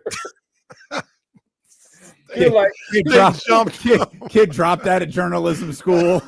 It made it so bad was that I had no idea who this kid was, but the wrestling world attacked him. Then Triple H and I think Matt Hardy and someone else, were all like, this is they were like, that was funny. That was hilarious because the dude like sent me a DM like, I'm so sorry. Like, can I buy you? I'm like, buy you lunch. I'm like, it's okay, man. It's no big deal. I'm like, I got to put Triple H out of it. I'll live. I think Triple H quote tweeted it like, that's the beauty of the WWE network. You can watch it no matter where you're at or something like that. Yeah. I said, don't worry. I got way more mileage out of that than, I was like, hey, y'all don't have to harass him anymore. I'm okay. Because somebody called him like a creep. Like, what are you doing? Like, you just sit around and look at people's laptops during work. I think he had said I deserve to have my credential revoked. I do remember. Yeah, I remember him saying something like that. And I'm like, dude, you wish you could be in the business as long as me. Why don't you go somewhere? But yeah, that was really creepy. I was like, that's like the second weirdest thing that's happened to me in this business in terms of like weird pictures. All right. The other one was I'm at Sacramento Airport. We're on our way to Summer League, and the Kings like signed Vince Carter. So I'm on my laptop before I board my Southwest flight with the rest of the Kings Summer League team, which was a story in itself. They had the Kings in the Summer League on the flight, and someone didn't even compute. Like what? Yeah, they were all flying Southwest. I remember because Sim Bular was on that team, I believe. Oh, If it was around that time, it might have been Vince. It might have been Vince. It might have been someone else. They signed or whatever. But I'm sitting there typing, and some dude like takes a picture of me from across the thing, and he like posted. He's like, "I saw you at the airport." I was like, "Next time, just say hi. Like, don't take a weird." Because it was like a weird. I've got shorts on, and I'm sitting down typing. I'm like, dude, that's a weird angle to take a picture of me. That's crazy. Like all you got is like my laptop, my legs, and it was just weird. I'm like, just say hi next time. That's crazy. Yeah, I was like, I mean, I wasn't mad at it. I just thought I was like, dude, you could have said hi. I didn't need I'm like, I'm not famous. I don't need weird pictures of me like that. I'm not. No one cares about me like that. No one wants to see my legs as I get ready to board the flight. Like this is uncalled for. I was like, this is. Like I said, I don't know what to make of this, but yeah, next time just say hi. Saw Jason Jones's legs at the airport today. That is. I think he's writing about the signing. And then I get on the then another time I'm on the plane, and back then I would update the Sacramento B blog with the Wi-Fi or whatever, and I would play this game. People say, "I know you." I'm like, "No, you don't." No, I know who you are. I'm like, "You don't know who I am." And then me being a dummy, I'm updating the blog, and my face is right there. She goes, "Yes, you're him." I'm like, "Yeah, that's me." And I would try to do that because I didn't want to spend like an hour, 2-hour flight discussing the Kings all the time. I just went to sleep. And once a fan, especially like flying to Sacramento, once they picked up who I was, I said, "There goes my sleep and my me time." We're going to discuss Jimmer Fredette for the next hour. We're going to discuss why didn't they draft this guy or that guy, and I was like, okay, yeah. I mean, it was more so I never really had an issue. It was just weird. I was like, you realize you guys don't have to care this much. Like, fandom is a choice, and you don't have to do this to yourself. I thought about that last night when I saw what happened in that Indiana game. I was like, yeah, this ain't it for y'all this year. We're stuck, though. We're stuck. Phoenix refuses to. AD came back to save the day to get them to like 9. That was the craziest thing to report that the Mavs were like, "No, AD, please don't come back.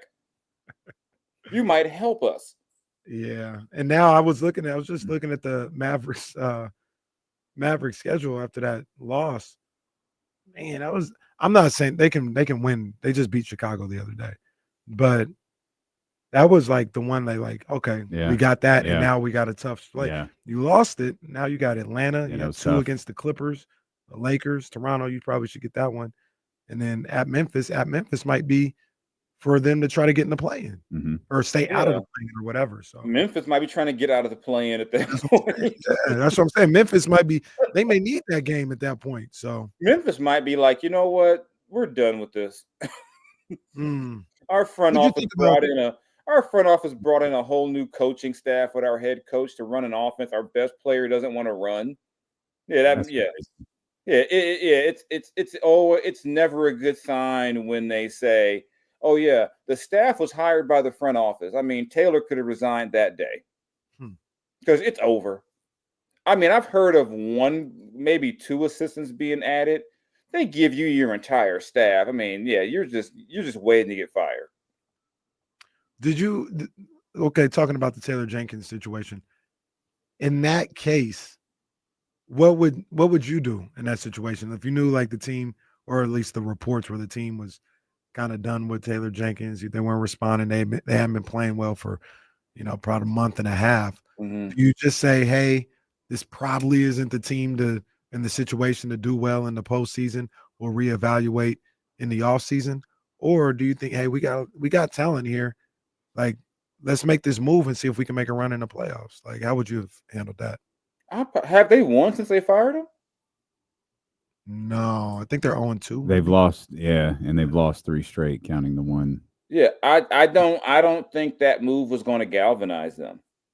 I mean, because if what you read is halfway correct, the big issue, it was weird. Like, you brought in an assistant to put in this offense, and then you fired the assistant you brought in to put in that offense. It doesn't make any sense what's going on at all. Yeah, Taylor might have been disconnected, but it appears to be multiple disconnections. I mean, if Ja's like, I want to run pick and roll, and they're like, no, you're going to run this motion offense. I mean, they don't even have players like that. It's like, no, you would think, their best bet would have the ball. First, Ja's got to play. He can't be hurt all the time. I mean, that's another thing. I mean, it wasn't working out, but whatever reason. But yeah, it doesn't help when your best player, he broke out maybe 3 years ago, and since then he's had the suspension, the injury. Yeah. So I mean, it's not. I mean, I've never been a big blame the coach guy, except in certain situations, But but hey. Can you remember a situation where a coach, like especially on a playoff team, gets fired with like 10 games left in the season? Never. I've never seen anything like that ever. Yeah, that is it's such a weird situation. And of course, now they've lost 2 more. And for those who haven't been paying attention, been focusing on Sacramento staying out of the, staying in the play-in, they're a bad night or 2 away. And you said it's Memphis and Golden State is tonight. Yeah, they're now in the conversation with the Warriors, Timberwolves, and Clippers for the play for a solidified 6th spot versus play-in spot. Which is crazy because a month and a half ago they were like 2. Yeah, I don't even know if it was that long ago. I mean, I feel like at different points, Houston's been 2, LA was 2 for like a heartbeat. Memphis was 2, and now it's just I feel like it's going to wind up being Houston's spot. I think so too. But because the rest of their schedule is pretty easy. They should be able to. Which means if you're Denver or LA, you want to try to stay at 3 to not have to play Oklahoma City in the second round. But then again, I'm kind of the opinion that even at the number 1 seed, Oklahoma City isn't so scary of a number 1 to where you're like, oh my God, I can't face them under any circumstance. Why do you think that is? Because I think a lot of us feel that way. But why do you think that? I don't want to say it's the consensus, but a lot of people feel that way about OKC. They're having a great season. They're dominant. They're doing it for the 2nd straight year. But it doesn't feel like people are all the way believing what they're able to do on a championship level. I think part of it is the whole how last year ended. Remember, they were the best team in the West last year. They get bounced in the second round. I just there's a big, we'll see it when we believe it with them. Maybe people don't think Shea is as good as he is. Some people wonder if trying to get to the foul line 20 times in the playoffs is going to work for him. If the game gets a little more physical, what if his free throws go from 12 a game to 8? I mean, there's questions. There's legit questions I think about them. But when I hear everyone saying I'm like, this is not like the 2017 Warriors where, it's all bad if you run into them. I think I think that, they can be beat. I mean, would I pick them to? It's going to come down to matchups, because now you think about it. If you're 3, you could end up with the Clippers. Assuming Kawhi is healthy and the way James Harden has played, that wouldn't be an easy. They're really, there's not going to be an easy way around it. Yeah. I think matchup wise, if you're, Denver or LA, you'd rather play the Warriors because the Warriors don't have the size. But I think the Warriors struggle with, with the Lakers and the Clippers, right? Yeah. Yep. So, I mean, it's going to be always matchups. I wouldn't be necessarily afraid of Houston because they're not a good shooting team. Like you saw last night, all it takes is a second for Dylan Brooks. He should be shooting all the time. Mm-hmm. When he started doing that in the fourth, I said, okay, Lakers got this one. Once Dylan decided it was time to score, then Reggie was like, hey, no disrespect, that's not his role, a fadeaway jumper. I'm like, that was first off very disrespectful, but it was also very true. He's like, that's not your role, Dylan. in defense of Oklahoma City, a little bit. They were the top seed in the Western Conference last year. But that was by a game. True. With two other. That was like the 3 teams going into the last day or two. So what happened was, if you remember, and I think I do, Denver lost to San Antonio the second to last day of the season. Denver was them. They were done. But they lost to San Antonio, and that opened everything up. That final you're right. For Oklahoma City to be the Minnesota was there too. And that's how they wound up the top seed. They were the top seed. They were a 60-win team, I think. 57, 50, like 57 range. If I feel like that's right, because only Boston was a 60-win team last year. I think Boston won 64. Oklahoma City this year is at 63. So the difference, Jay, being last year they're the number 1 seed by a bad Denver loss at the end of the season.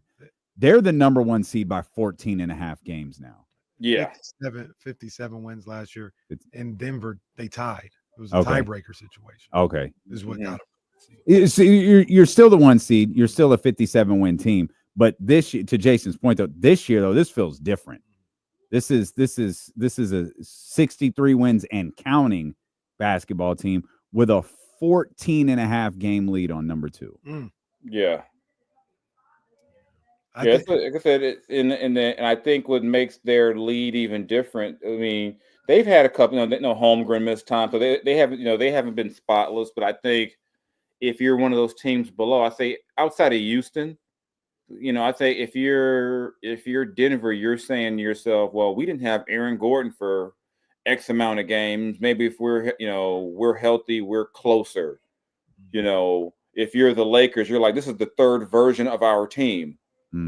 This version of our team is not the team you would have seen in November. If you're the Warriors, you believe we got a shot because we didn't have Jimmy Butler for 50-something games. So, I mean, then even with like a team like Minnesota, I can't think of if they haven't been healthy all year. And I mean, if they're right, does anybody really want to play them? The only question becomes is how does Gobert, what is Gobert's playoff moment again? Because he has one every year. It's usually not good. They're never good. Not playing is going to be his playoff moment. That's what's going to happen. It wasn't last year's Luka like laughing when they switched him on him, like, oh, you're just what we doing? Poor Rudy. Well, Rudy's had a few tweets to where we don't have to. Really feel it's bad good. For him. It's okay. We don't have to feel bad for Rudy. I say that with all sarcasm. So if it's not OKC, who is it for you? I don't know. Do you buy Cleveland at all? That's a 60-win basketball team. You buy them at all? I really like Cleveland's team. I really do. I mean, they've got size in the front court. By adding DeAndre Hunter, they got, to go with Okoro. They got size on, they got wing size. Because one thing you always have when you have a guy like Donovan Mitchell as your 2 guard, and then you have Garland, you don't have a big backcourt. But now you got some guys you can now plug in.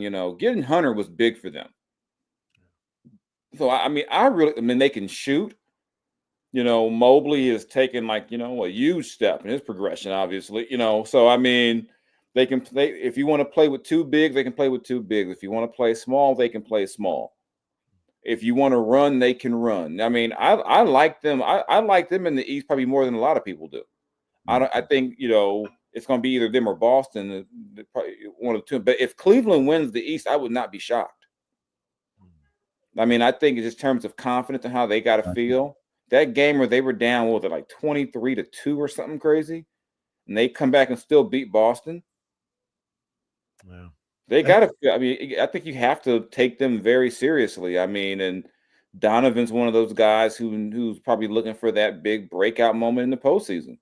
He's had a lot of good. He's had some great regular seasons. He had the 60-win season in Utah. Then they got they got exposed when they had Rudy Gobert had to leave the paint in the playoffs. And I kept on saying during that series, just take him out. Like where, like you're not like he's in there for defense, and he can't defend in this situation. It's not like you're getting 20 and 15. You're not getting 25 points on the other end. Why are you leaving me out there to get exposed? Right. And Terrence Mann saved the day that day. Who does Terrence Mann play for now? Who he play for? He got traded to Atlanta. Yeah, because Bogey was the Bogey trade. Unless it was and that's a big pickup for the Clippers getting Bogey. Wow. Him and Harden already trading white men can't jump pictures on Twitter. So let me ask you: the Clippers are a good question for this too. A team that I've heard Jesse talk about. Like, man, do I really want to? Do I think they're back or they can make some noise? What do you think about Indiana in the East and the Clippers in the West? Yeah, I'll start with the Clippers. The question they'll forever have is, what's James Harden going to do after the first round of the playoffs? Mm-hmm. That's just going to be. He's just got to show. He's got to show up. Mm-hmm. He's had, for his player as good as he is, he's had too many bad, just no shows when it mattered the most in the postseason. And then the question always becomes too is that as the playoffs progress, how's Kawhi's knee going to hold up? Yeah, it's just he says it's not. The difference is, unless it's catastrophic, he'll play through playoff he'll play through playoff. Oh yeah. People forget when they won that ring in Toronto, he was dragging that. That's why Toronto had to win that game, but I think they would have been in trouble in another game because Kawhi was dragging that leg in that clinching game. Yeah. So I mean, I don't question Kawhi's desire, but even if he's compromised, say they got to play the Lakers. Say it ended up being 3-6. They're playing the Lakers, and you've got either LeBron, Reeves, or Luka. He's got a guard. If he's compromised, that's not that and Luka was eating him and Paul George before this. Right. So I mean, I just think probably their biggest advantage is Ty Lue. I mean, if he's got some players, you're not just going to run Ty Lue out the playoffs. Right. I mean, he's a hell of a coach. And then you look at Indiana, our buddy Tyrese, who the part-time heel,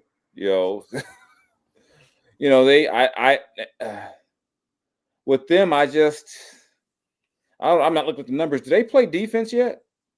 A little bit more than when you would think. I don't know where they. I mean, every time I've seen them, well, they certainly did for 24 seconds last night. Yeah, well, that can't really count. That I mean, that's okay. That was not necessary. Wow.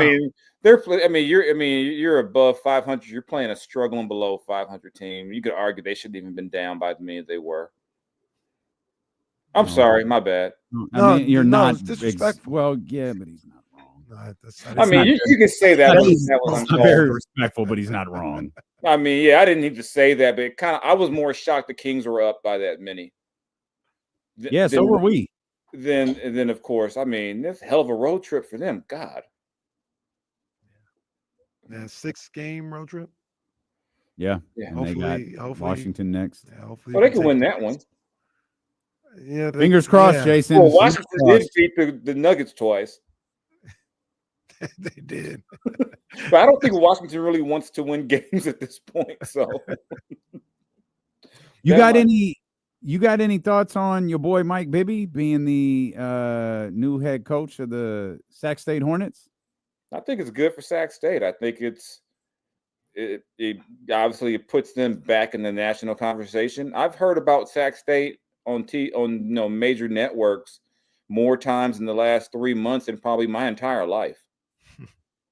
I mean, whether it was the football coaching surge, even if someone had the wrong numbers out, the NIL, Sac State's, pushing themselves into the conversation beyond just, Northern California.